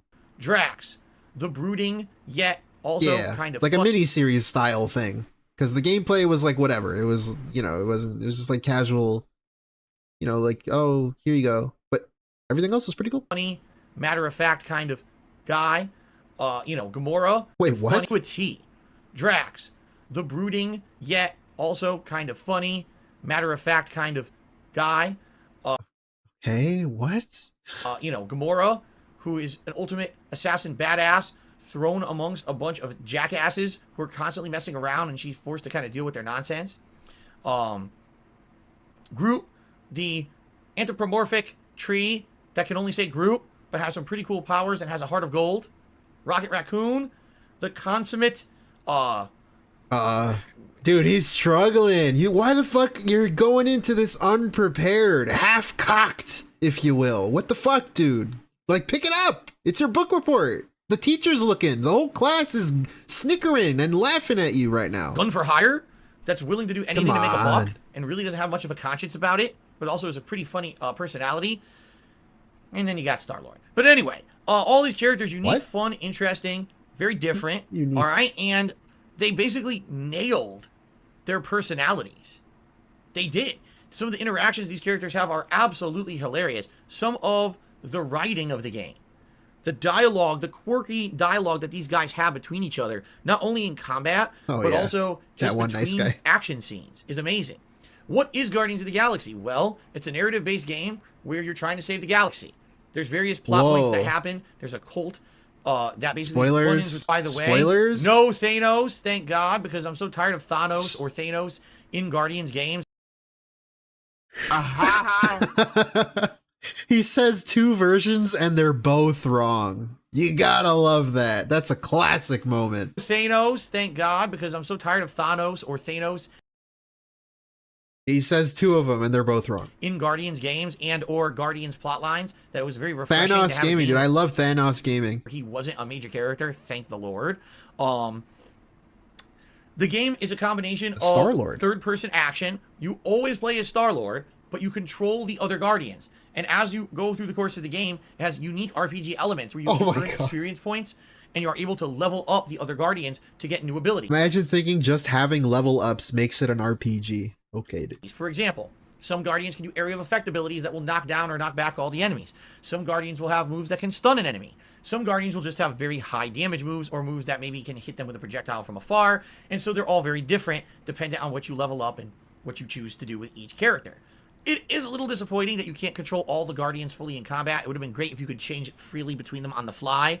But sadly, you only control Star-Lord in combat and just kind of order around the other guys for powerful assist attacks when viable. There's also exploration, puzzles, platforming. As you can see here, just going a little bit to one direction instead of where you were supposed to go directly can lead to a destructible wall, which then can lead to some hidden items, upgrades, and otherwise some really interesting things that maybe you would have missed if you weren't too observant. The game goes through all kinds of locations in the Marvel Universe, including places already known from the Guardians of the Galaxy universe, like the town of Nowhere, but also many other places as well. It has several epic large-scale boss fights. The game is really well done. It basically is, in my opinion, what I think most people kind of wanted or expected out of the Avengers video game from 2020, but instead didn't get. If this game had come out before Avengers, I actually feel like this game would have been a ridiculous over-the-top bestseller. But here's what I think happened. Avengers is a game that a lot of money and marketing was thrown into. Why are we talking about Avengers in the fucking... Oh my god. This is why this video is 2 hours long. Make a game that was more of a cooperative, grindy style experience rather than a unique narrative style one, kind of dropped the ball. And so when the game came out, you would play through the 10+ hour campaign, and as soon as you were done, you realized, wow, this game is now just a grindy mess of repetitive garbage. I'm never playing it ever again. And most people dropped it entirely and never went back. So it was a huge money-making loss for Square Enix. They had hoped that Avengers was going to be a giant cash cow, and instead they actually lost money on it. Square Enix? Did he just say Square Enix?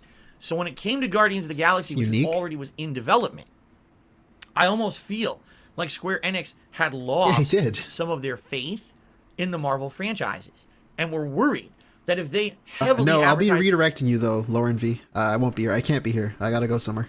Guardians of the Galaxy. That's why I'm disappointed that this has been so long. I might run out of time, but I don't think so. Be wasting their money because it was going to be another performance flop.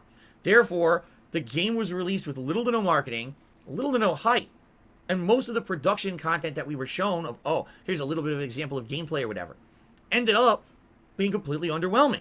So you would look at it and say, man, I guess this game ain't going to be so good. In fact, out of all the stuff that we had seen up to that point, the only thing that looked impressive was the dialogue of the characters kind of talking to each other and having this comedic interactions. But outside of that, nothing else in the game looked very good.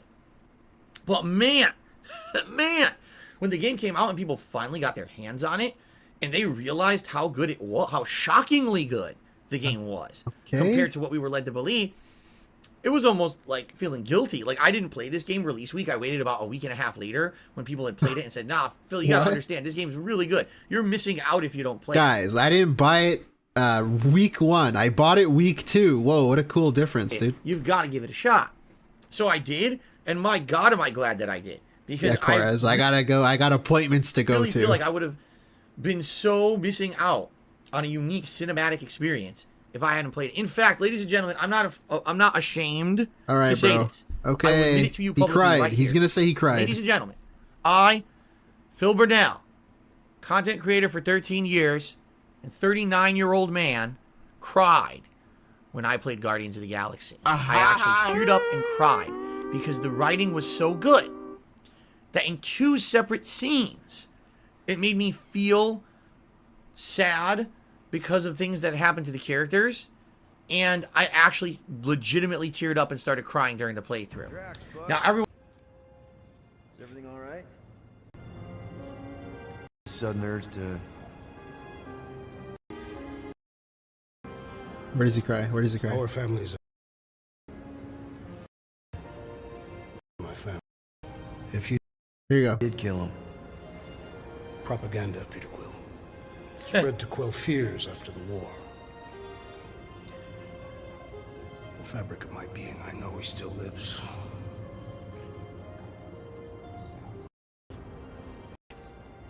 Oh, here it is. He's starting to cry here.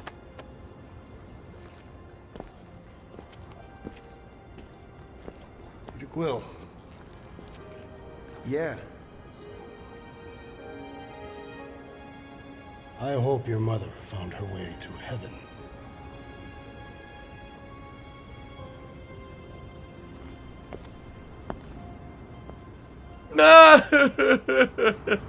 And then he's got to be cringe about it. Let's go. Actually, that scene legitimately made me tear up. I couldn't help it. This scene legitimately, it was good writing and it made me tear up. Now I gotta go blow my nose. Because I'm just a big sissy. What? Sissy? I'm just a big... Can't say that anymore. Sissy. You guys know Isn't that a bad word? that, No. right? I'm just I don't really care, to be honest. A big ball of emotions and tears and sadness.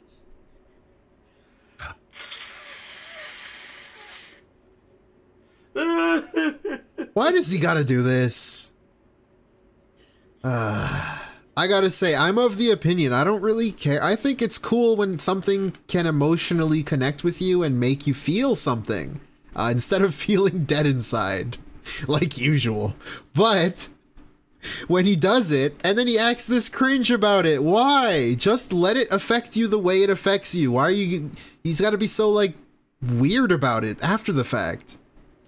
I don't know. I know some people don't like it when, you know, grown men cry about like a video game or movie or something, but I think it's kind of cool when something can emotionally connect with you. I think it's interesting. Nothing else can do that. That's art, if you will. I'll be cringe about it myself. It's art. But then he does this, and it's really annoying.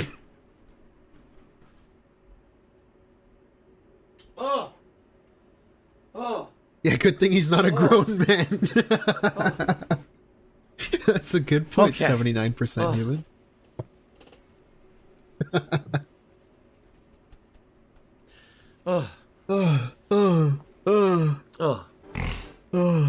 Okay. Gotta calm down my emotions so I don't cry for the rest of the stream. Yeah, he does do it a lot. I'm such a big sissy. A sissy. Oh, man. I still cry when I watch Bambi and his mom dies. I watch that like 3 times a week. So. Jones to Bone says, no, that's masculinity shaming. You can't do that shit in 2021. You're good, Phil. No, I'm a big puss, man. For having emotion from a scene in a game. Obviously, this is fabricated. I totally didn't just like cry on stream or anything for that very touching moment. That was completely faked. I totally knew that scene was coming, and it totally didn't take me by surprise, and this was all scripted. Everyone knows that I'm really an emotionless bastard. Okay, let's continue. Wow, that one, of course, called me a big wimp and a sissy, and they're right. I mean, I shouldn't be crying over video games. I'm a man, but you see what I'm saying? So that was that. He called himself a sissy yet again. The game is actually that good. Don't say, oh, it's another Marvel game. Ah, Guardians of the Galaxy, that's a joke. No, the game is legitimately one of the best written games I've played in many, many years, and actually has very fun gameplay mechanics that are worth exploring. Whether or not you're even really a major fan of Marvel. Of course, if you are, that's just like the icing on the cake. You're going to like the game even more if you're already a fan of Marvel or the Guardians, and then you play this game. Whoa, you're going to be a fan of it, which means you're going to be a fan of it. Whoa. By the way, the game was a sales flop at launch. Then they cut the prices dramatically, so you can probably get Guardians of the Galaxy for around $20 right now. It's worth every dollar. It's a lengthy game, by the way. I believe my playthrough was 20 hours long or something like that. It absolutely Nugs. was one of my shockingly good favorite games of 2021. Zion, you're the biggest hater ever. Now we're getting down to the nitty-gritty. I played it on Game Pass, so. The number 4 best game, 4th best game. He almost put out 3 fingers there. 2021. Psychonauts 2. I love Psychonauts. That really, in my opinion, had potential to go south. This game was in development hell for an incredibly long time. Okay. Was it really, though? I thought they just weren't working on it for a long time. I don't know if it was in development hell. It was supposed to, we expected it to come out many years ago. And the fact that I had zero faith in Tim Schafer as a game developer. What? After having played Broken Age Tim Schafer is a scammer. I remember that. years ago. A narrative-based game that was more similar to Tales of Monkey Island, or excuse me, Secret of Monkey Island, and really was a ripoff because the first half of the game was great. The second half of the game literally reused all the assets from the first half of the game, and basically the game felt completely unfinished. So when Psychonauts 2 was announced, here we go. He basically said, thanks for your money, fuck you, I took your money and spent it on whatever the fuck I wanted, and I don't give a shit if I could give you a quality product, because I already took your money and there's nothing you could do about it, neener, I'm fucking Tim Schafer. Oh, let me go back to Twitter and insult people who support Gamergate again, and tell Anita Sarkeesian how I want to fucking lick her pussy some more. What? Yo, he was wild back then. Holy shit. I was not feeling very positive at all about Anyways, thinking that, man, this game dev team really kind of lost their way, and I don't see how this is going to be a good game, okay? Psychonauts 2, ladies and gentlemen, blew my mind. It was so good. The graphics, the uniqueness of the level design, the ingenuity that was put behind the puzzles, the actual combat gameplay as you get further into the game, which gets more interesting, although admittedly, once you get further into the game, I do feel like the actual combat was maybe a little bit oversimplified to the point where it wasn't ultra challenging, but man, the fact that you can go inside so many different people's minds, and each person's mind is completely different. In one mind, it's a very kind of cut and dry. Oh, you're in a hospital. Oh, you're in like a library. But you know, in another person's mind, everything's colorful and exciting. You're in a bowling alley where giant balls are being rolled around. Okay, spoilers. Have to even bother with. But man, they're telling me the fun to game. Explore and experiment with. Give me your opinion. Stop Graphics, this, on the Xbox man. Series X, they're absolutely outstanding. I never really had an issue with the graphics at all. It was full 60 frames the entire way through. The lighting was gorgeous. And by the way, here's something that actually I have to talk about because I found it very, very interesting, okay? When we were all playing Ratchet & Clank Rift Apart. We were all playing it. Apparently, we were all playing it. Unique parts of that game is that there's rifts, and you walk through the rift, right? And oh, now you went from one world to the other world and experience the power of the SSD of the PlayStation 5. Is this motherfucker gonna say the Xbox pulled it off too? Does he not know it's also an SSD? Is he stupid? Actually, yes. But also, is he actually stupid? What? You notice how there was no loading, right? Well, guess what, ladies and gentlemen? In Psychonauts 2, you go through doors and or portals. You end up in a completely different room and or other world, and there's no loading. So that entire argument that they had about Ratchet & Clank claiming that, oh, only the PlayStation 5 could handle portals and going from world to world was complete. I don't know if they said that. They just said the power of the PS5 lets them do that. But also the Xbox also has power. SSD is the power. What are you stupid? Bullshit. Because Psychonauts 2... Bullshit. They lied. Exactly the same thing. It wasn't like, oh, the guys using PS5 really utilized it. Any game console, any PC, anything that has a speedy hard drive can pull this off. It's not a speedy hard drive. That's not even true. I guess he doesn't know what a solid state drive is. The solid state hard drive. Someone said that earlier in chat. It made me chuckle to myself. Yeah, a speedy hard drive is the same as an SSD. Let's go. Thing. It wasn't like Sony blew our socks off with Ratchet & Clank. Psychonauts 2 did it just the same, okay? So, I really enjoyed Psychonauts 2 more than I think I really should have. Now, one thing I need to tell you... Yeah, also, great point. And Vari, the Psychonauts 2 was less complex graphically. I mean, it looks great. I love the art style, personally. But yeah, it's not as complex graphically. So, I don't know. Dude, what the fuck? All right? Just because you didn't hear many people talk about Psychonauts 2 this year doesn't mean you shouldn't check it out. Just because you didn't play Psychonauts 1 doesn't mean you shouldn't check it out. I'm here to tell you, this game absolutely is a game worth your time. And by the way, it's under Game Pass. So if you have an Xbox console or a PC and you have Game Pass Ultimate, there's absolutely no reason why you should... Speedy Gonzalez drive. Arriba. Skip out on playing this game. It really is a very fun, unique, and enjoyable experience. Yeah, it's always niche. Now, the sad fact is... It was a cult classic that I was part of the cult with that one. I loved Psychonauts as a kid. Game got no marketing. Just like Guardians of the Galaxy, this game was not advertised. No one even knew when it came out that it wasn't an Xbox exclusive. Multiple people came to my streams and were like, well, I don't have an Xbox, I can't play it. Like, well, do you have a PC? Yeah, it's on PC. What? They didn't even know. They didn't know that the game was your chat? On PC. They didn't know it was cross-platform at all. They thought you could only play it on... Who's they? Hold up. Who the fuck is they? Xbox exclusive. Multiple people came to my streams and were like, well, oh, yeah, his chat. Okay, cool. Yeah, that's a good gauge for the fucking mainstream audience. It's actually cross-platform. In the fucking asylum. Okay. So, the audience in the asylum. Completely false. It's actually cross-platform. Okay? So, oh my god, did you see that? I jump scared myself. Anyway, yeah, the game literally got no advertisement budget, so no one really knew about the game when it came out. Come on. I know what he means. But come on. To say literally got no advertisement budget. You know how fucking stupid that makes you sound? In your desperate attempt to be like credible and your opinion is valid? You know how fucking stupid that is? Unless you were a fan of Tim Schafer and his studio, no one... Literally $0, okay. No one really talked about it, okay? This game, even though ended up being one of my favorite games of the year, didn't even make the top 10 most sold games of the month when it released, even though it was free under Game Pass. Wait, what the fuck? This dude, he's been extra special on this one.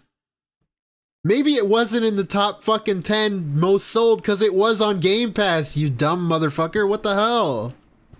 That is very bad. What? When a game is under Game Pass and it can't make the top 10. What do you mean? That's why it's not in the top 10, potentially. I'm not saying it's the reason, but it's a reason. It's supposedly a high-profile game. That's pretty upsetting. Was High on Life in the top 10 of sales? Probably not, because everyone played it on Game Pass. Everyone, I'm being DSP. But a lot of people did. It was like the most played single-player Game Pass thing. That doesn't equate to sales. What the fuck? I feel like this game was completely passed by a lot of people. Sadly, because they didn't know what it was or had no idea it was going to be good. It's ridiculously good. Oh, did they? Dogsplain? Even in 2021? Urge you give Psychonauts 2 a try. And this is from someone who personally did not like Tim Schafer for the longest time and had no faith in his game studio. Personally, I feel like this ended up being one of my favorite games of the year, perhaps one of my favorite games of the last several years, with its creativity, its fun, its colorfulness, the uniqueness of the design, the characters, the bosses, the world, everything about the game is polished and well done. You definitely want to give this game a shot, especially if maybe this is one you pass by because you say, I didn't hear many people talk about it. It's definitely worth your time. All right.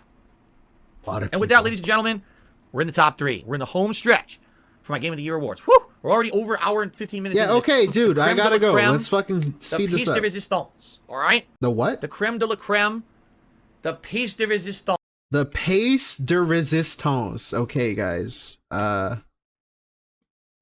that, where's my clip for that? That makes me cringe. Knowing the language makes that extra cringy. Let's go. All right. Pièce de résistance. Let's just go right into it. What am I dilly-dallying for? Number 3 is Hades.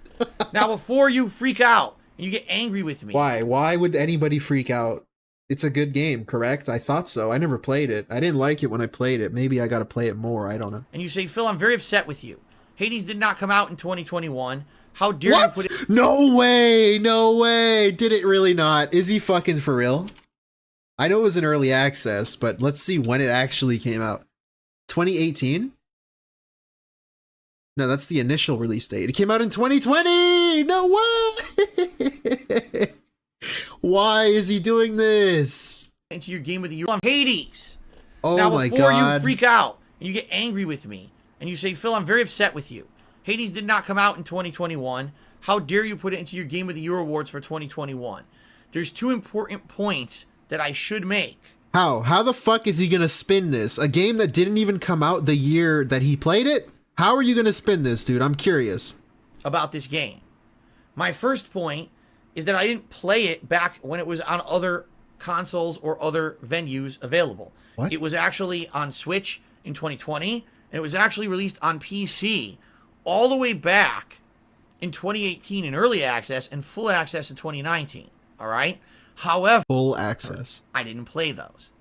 Number 2, this game was only made readily available on an Xbox console during this summer under Game Pass. So technically... Wait, what? This one got into my countdown on a technicality because, yeah, it is a game that's been out for a few years, but... What? That's the dumbest shit ever. It's a new release for 2021 if you played it on an Xbox console. So you see what I did there? No, that's fucking stupid. I wedged it in.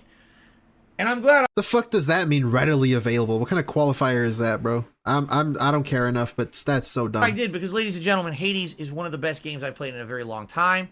I was incredibly pleasantly surprised by how good it was. When I went into it, I didn't have any conceptions of what it was, but I had heard that people had said it was previously Game of the Year. And this is the kind of game that should have been an honorable mention, not a number 3 on your fucking list, dude. What the hell?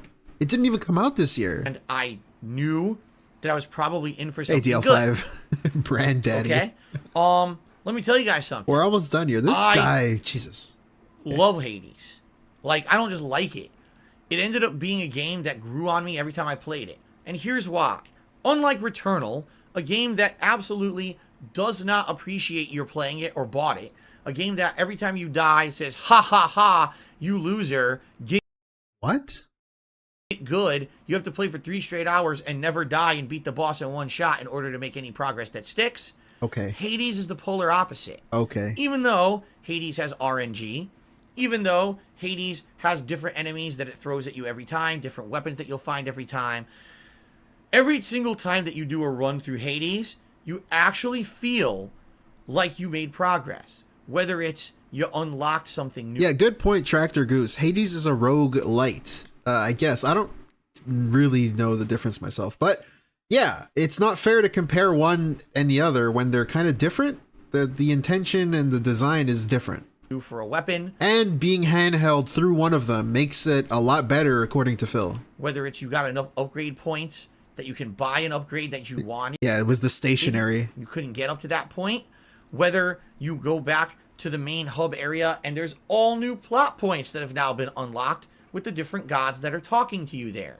No matter what, when you're playing Hades, you always feel like you're moving forward positively. Even if you had a relatively bad run. We gotta do something together, Tractor Goose. it feels fun and I feel like we'd get along. and worth your time with the way that they designed the game. Hades proves that you can make a roguelike game where if you die, it doesn't matter because you're still pushing forward positively. That is the complete and utter opposite from Returnal, which was the first roguelike I played. I really wish I had played Hades first because likely it would have given me a much better and more positive opinion Thank you, Dogsplain. on what a roguelike could be. Yeah, he keeps saying roguelike. He keeps confusing the two. Hades has great graphics, even though they're kind of top-down, hand-drawn art. They really aren't. It's really more kind of like a cartoonish, cel-shaded deal. It has a good variety of enemies, even though it technically only has 4 worlds. There's enough variety in the RNG factor of how those worlds are generated to make it feel unique and interesting and different when you're going through these different runs. I'm done. The weapons, there's not that many, but as you play through the game, you can unlock what's called hidden aspects of these weapons that completely change the way that you use them. The spear originally is just used to poke enemies and throw, but eventually with a hidden aspect, you could charge it up and throw it to do a spinning area of effect attack. Sometimes you can have the spear come back to you and do double damage. As you progress through the game, you're talking to various different gods and asking them for boons, which are basically giving you their powers and blessings, which give you elemental effects and or other things like healing and stuff. Yeah, he's the camera thing. He didn't do it this year. He's just talking over himself playing the game. Powerful. Let me tell you guys something. I played Hades for a pretty exceptionally long period of time. In fact, I can't tell you at the top of my head exactly how long the playthrough was. Probably around 30 to 40 hours, I would think. Not once did I actually play through it and feel like, man, I totally feel like I'm doing the same thing over and over. It was actually the opposite. Every time that I played the game, even my viewers felt like, wow, we can help Phil build a unique build here. Let's give him some advice on what he should buy or what he should get from a god to go through these dungeons.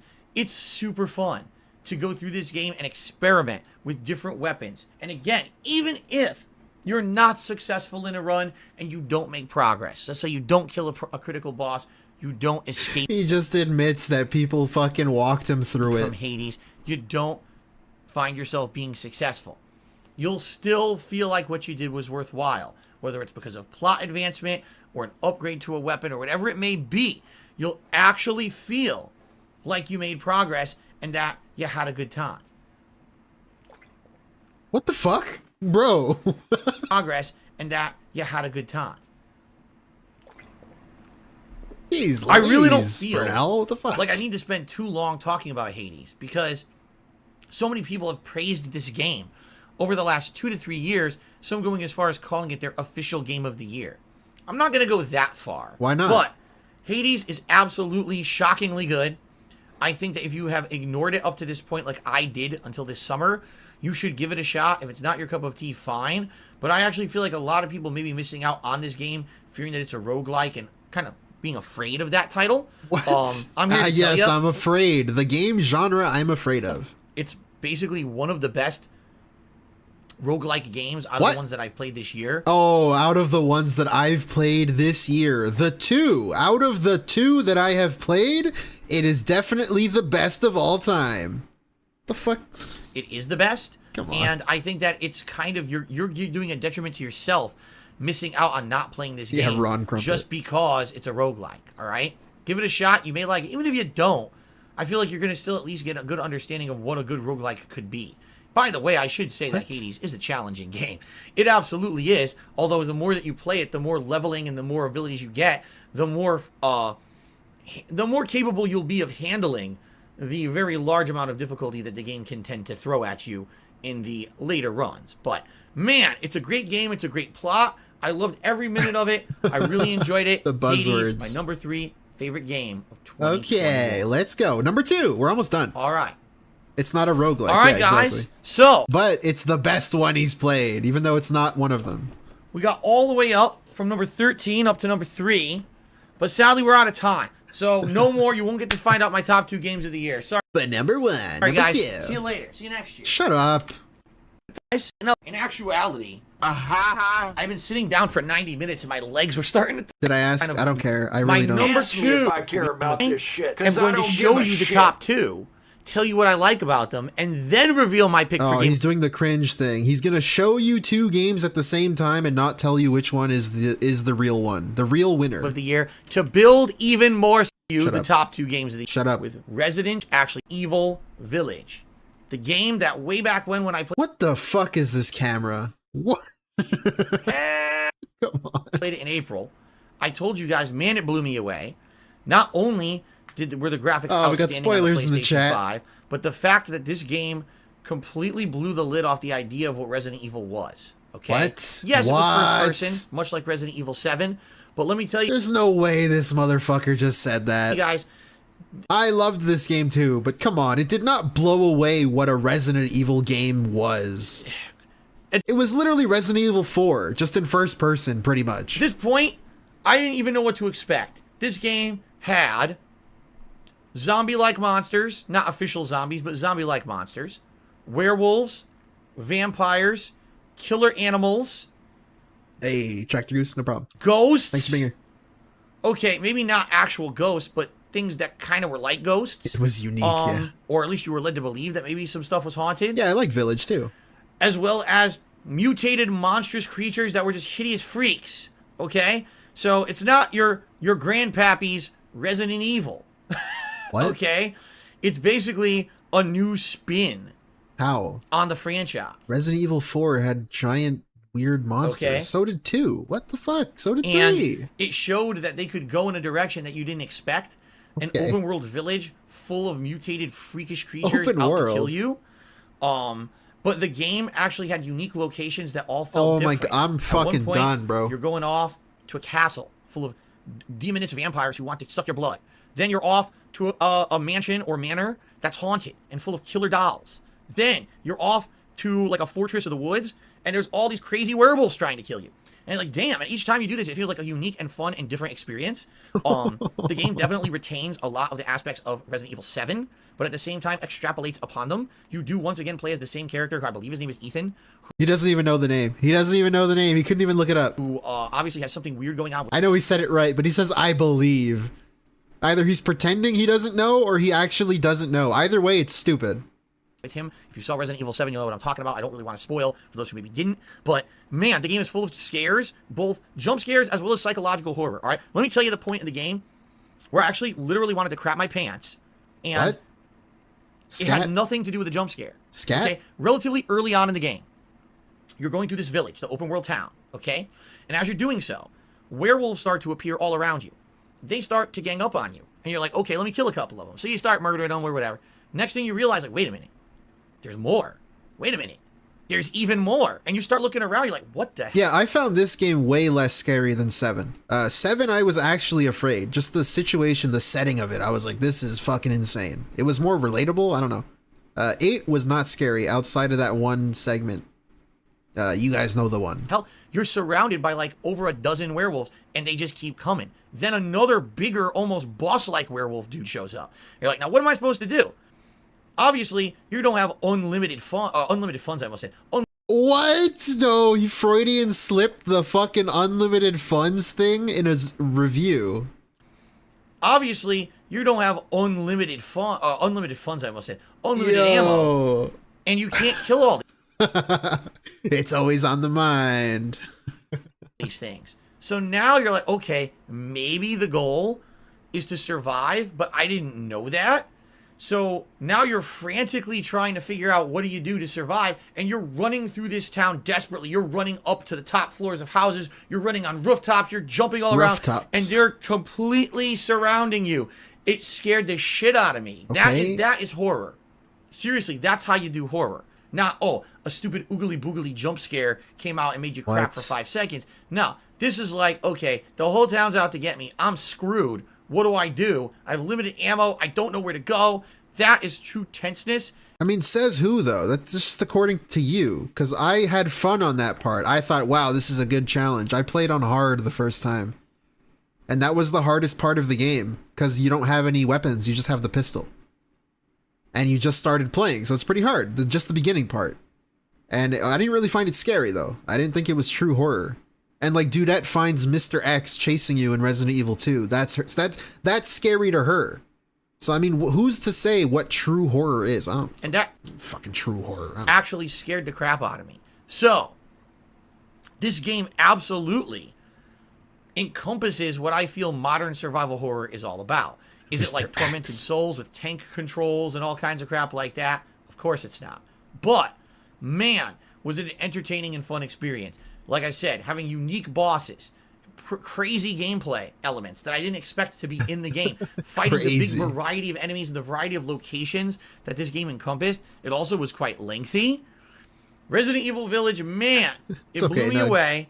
I absolutely positively loved it. Of course, it's not perfect. There were a few times when I feel it went off the rails. There's a particular boss near the end of the game with a lot of robotic parts. Spoilers, okay. Like Resident Evil. By the end of the game, it completely ties in with everything and even goes as far to explain Resident Evil Village. Spoilers? Uniqueness of enemies. Oh really, my god, really well I skipped into a uniqueness. Full of fun gameplay elements, uniqueness of enemies. Really, really well done. And definitely in my top 2 games of the year. But is it my game of the year? We'll find out in a moment, but I need to shout out these super chat meme. What? Halo? Not even close. The game I'm talking about is not Resident Evil 8. I clicked the wrong thing. Halo Infinite. Of course. Halo Infinite. Alright, so. Wow. Do you guys remember when they first showed Halo Infinite off around the summer of 2020? Is this relevant to why you like it? Honestly, just talk about why you like it, dude. How much they made fun of it. The meme about who's they? That character Craig, who was supposed to be a brute, and he looked so ridiculous. His face was so poorly animated and shaded, and everyone completely ripped it a new asshole and said, if this game comes out this fall, my God, this game is going to be terrible, right? Because it looks so bad. And I personally even remember, I personally remember saying, man, this game is not ready. And so they delayed it a year. And that absolutely positively was the right thing to do. If they had rushed this out as a launch title for the Xbox Series S and X. Hey, ALT, thank you for the raid. Welcome, ALT viewers. Hello. Welcome. I hope you enjoyed his show. Let's welcome to mine. We're almost adjourning here. He's talking about the Game Awards of 2021. That's what we're going over right now. And yeah, we're on number 2 and 1 because he's saying both of them at the same time, hoping to keep you on edge. And which one will win? I don't know. Let's see. It would have been a piece of dog shit. Everyone would have laughed at it. And quite frankly, that could have been the end of Halo for good. I actually feel that. I'm very happy that they made the right choice and they delayed it a year. Because by doing that, not only did they put an incredible amount of polish and thought into the campaign, now making it a semi-hybrid game. Yes, there's definitely linear areas in the game when you go inside a base that's like a tower or an underground bunker. Oh my god! Very traditional Halo-style gameplay, kind of fighting gauntlets of enemies, having to use weapons and things that you discover. We're getting another fucking summary, another just straight up summary of the game. No opinion, just a summary. But also, there's these large open. I hope it's unique though. World segments, base takeovers, killing VIP targets, rescuing Marines that are under attack, and all along for the ride is the end-all, be-all, best addition to the Halo franchise that I think they ever could have added, the grappling hook. Oh. That grappling hook single-handedly made the campaign of Halo Infinite interesting.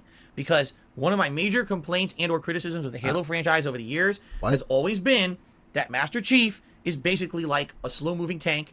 He's not versatile enough. Is that what? It's not Call of Duty, dude. What the fuck? In these games, okay, he's slow.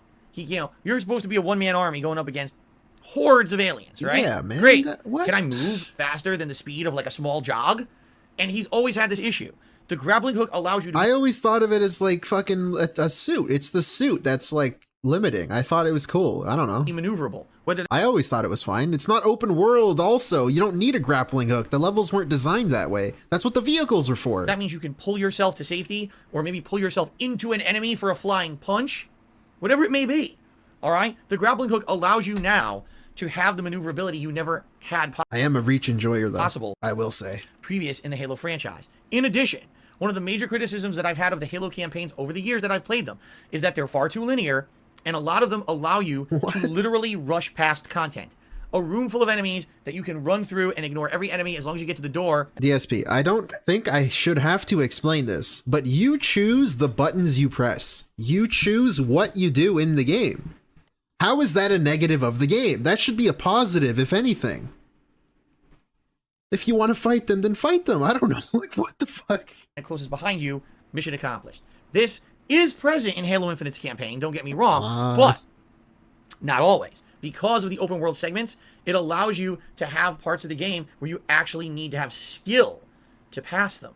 You're fighting insurmountable odds, right? 2, 3 high-level brutes fighting together at once. Or perhaps taking over a base where there's snipers all over the place. There's no shortcut here. You've got to get good. You got to kill all those sons of bitches and take over that base. You can't run through it. Good. You can use the grappling hook to your advantage to be more maneuverable. That's really good. Also, the plot line of Halo Infinite is interesting and fun. Admittedly, is it the best plot I've ever experienced? Is it unique, though? No. Is it even the best plot I've experienced in 2021? No. Is it in the top 5 plots that I experienced in 2021? Probably not. But it's actually way better than the plot lines of the last several Halo games, okay? Sometimes you just got to find something that's good enough, and Halo Infinite's campaign is the best campaign, in my opinion, since Halo 3. That includes Reach, and I liked the campaign of Halo Reach. I actually feel this is a good restarting point for Master Chief to get back into prominence with mainstream gamers. Oh yeah, that worked out, dude. Halo Infinite is awesome. I feel a lot of people don't know about Master Chief. It's a good game. Because the last 2 games sucked ass. Now, people can actually enjoy the franchise again because they kind of rebooted it in a way. Hey, spoiler alert. In 2022, Halo Infinite was on his most disappointing games list for some reason. In 2022, literally the next year after this, he put Halo Infinite on his disappointing list.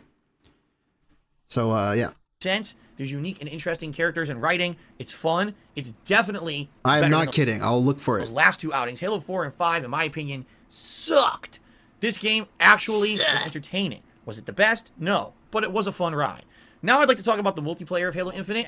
I don't have any footage of that set up, but I just wanted to let you guys know that Halo Infinite, again, this was kind of a make or break situation where basically it could have really flopped and failed if they just tried to do what they had already done, or if they had tried to copy others. What they did was a unique combination. What the fuck? What an annoying thing to say. Whoa, the game could have failed, but it also could have succeeded. Thank you? I don't know. Like, what? You think I care about this shit? Okay. You play the multiplayer of Halo Infinite, it feels like old school Halo combined with some modernized gameplay mechanics. It's not all new like Call of Duty, and it's not all old like Halo 3. It feels like a unique hybrid. And I think that's actually what they needed to do. I want to shoot myself in Minecraft, of course.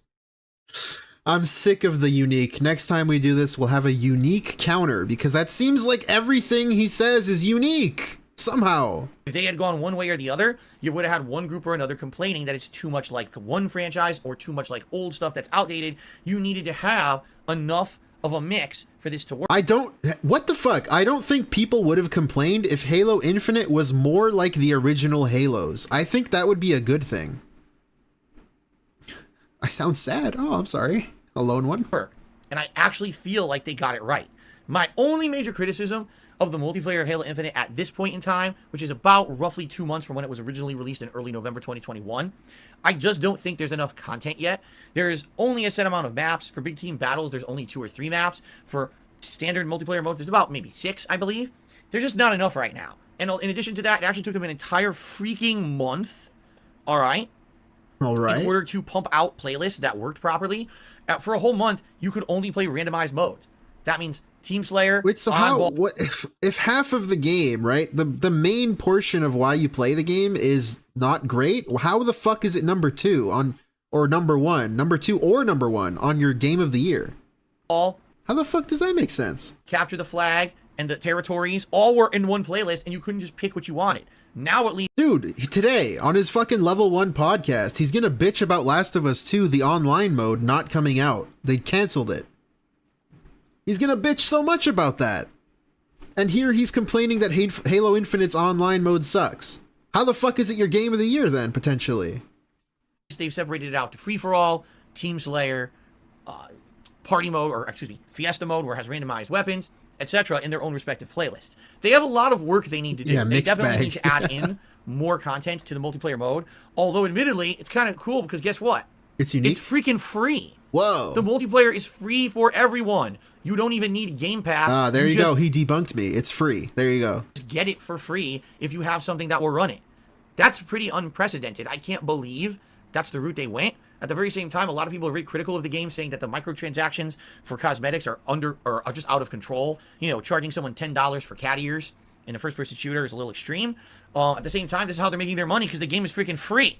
So, Halo Infinite, a return to form for the franchise, shockingly good.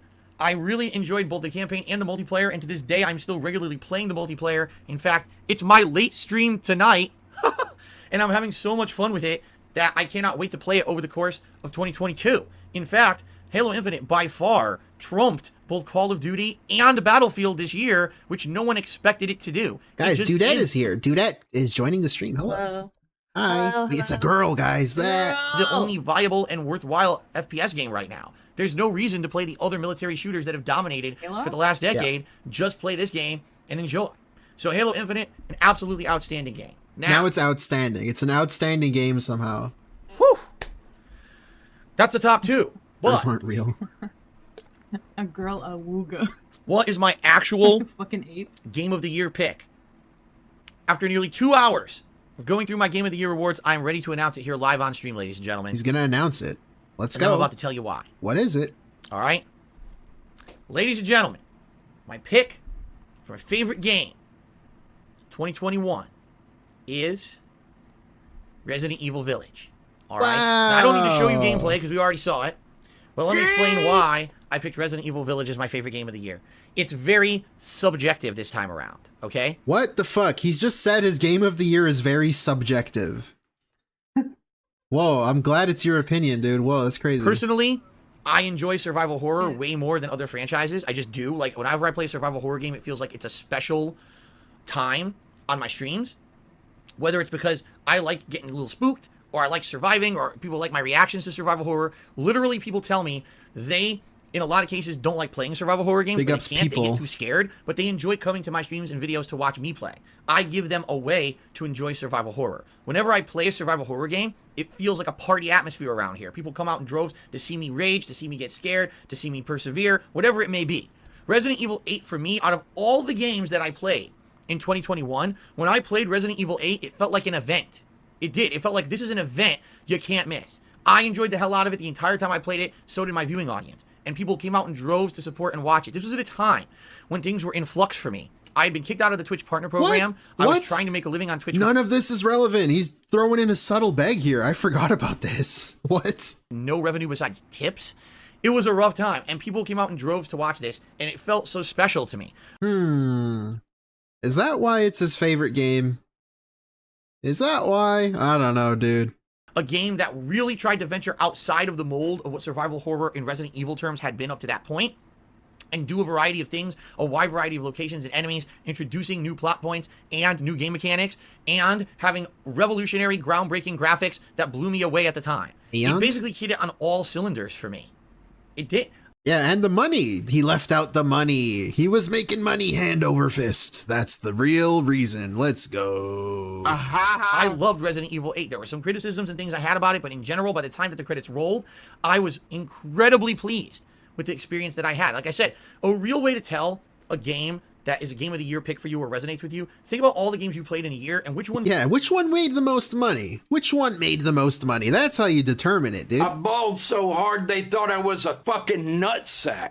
Do you still think about today? Which ones do you still remember distinct moments in the playthrough that you really enjoyed and or resonate with you that are going to stick with you for a long time?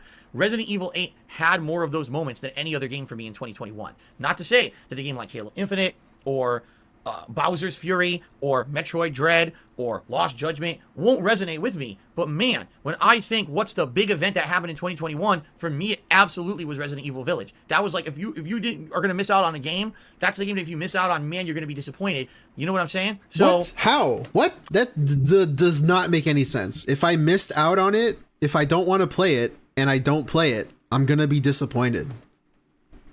What? Okay. I hope that you guys, if you didn't play Resident Evil Village, all two of you out there, will give it a look or give my playthrough a watch here on DSP There you Gaming, go. because I loved that game and absolutely that was my pick. He wants the ad revenue. For the year. I'm not aware of much survival horror coming out in 2022 besides maybe Ghostwire Tokyo, which seems to be like it's going to be a very different style of game from traditional survival horror. I guess we'll see. But anyway, I had a great time.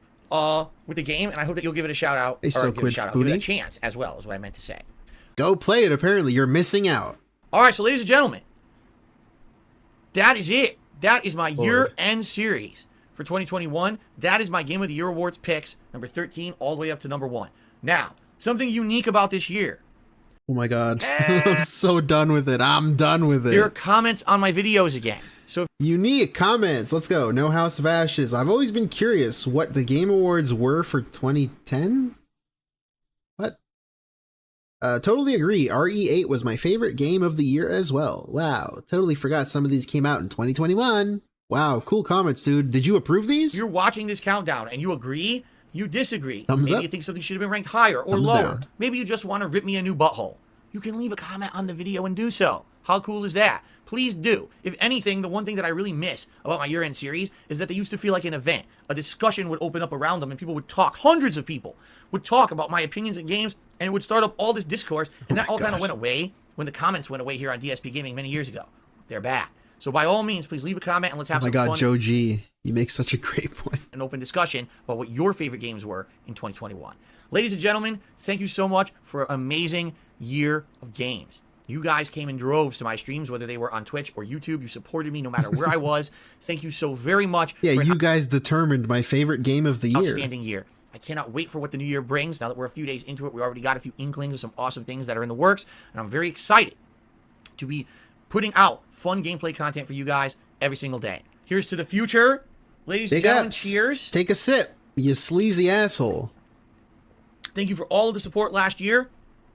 And here is to a positive future moving forward. Thanks, everyone. This is Darkside Phil signing off for his Game of the Year Awards for 2021.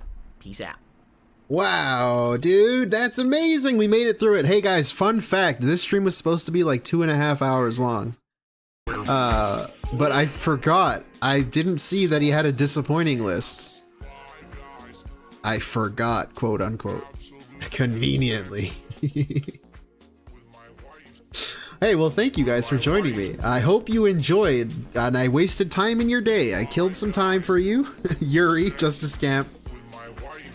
God, oh, here, wait, before we go, I gotta show you.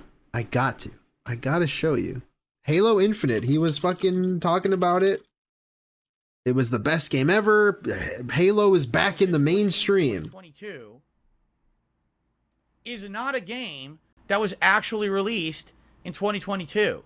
How? Like, how is that possible? And that's why it's just an honorable mention. But let's talk a little bit about Halo Infinite. To understand why this is actually one of the most disappointing games of 2022. Yeah, and he rage quit this game too.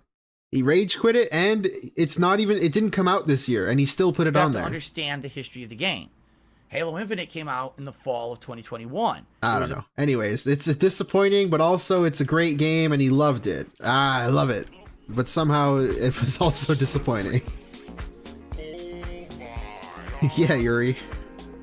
Well, hey guys, I'm done here. I actually gotta go pretty soon, in like 10 minutes, 8 minutes from now actually. So I gotta go. We gotta do a quick adjournment. Hey Kevin, T-Ling Soldier, YouTube account, Yuri. And again, this will be timestamped. If you missed it, I will timestamp it. The timestamps might be a bit late because I gotta go somewhere, but they will be there. I'll redirect you to King Jad. Thank you guys for being here. Chody Taint, It Time Bingo. Yep. I'll redirect you. Don't go anywhere. I have the redirect queued up this time, so remember. I'm him.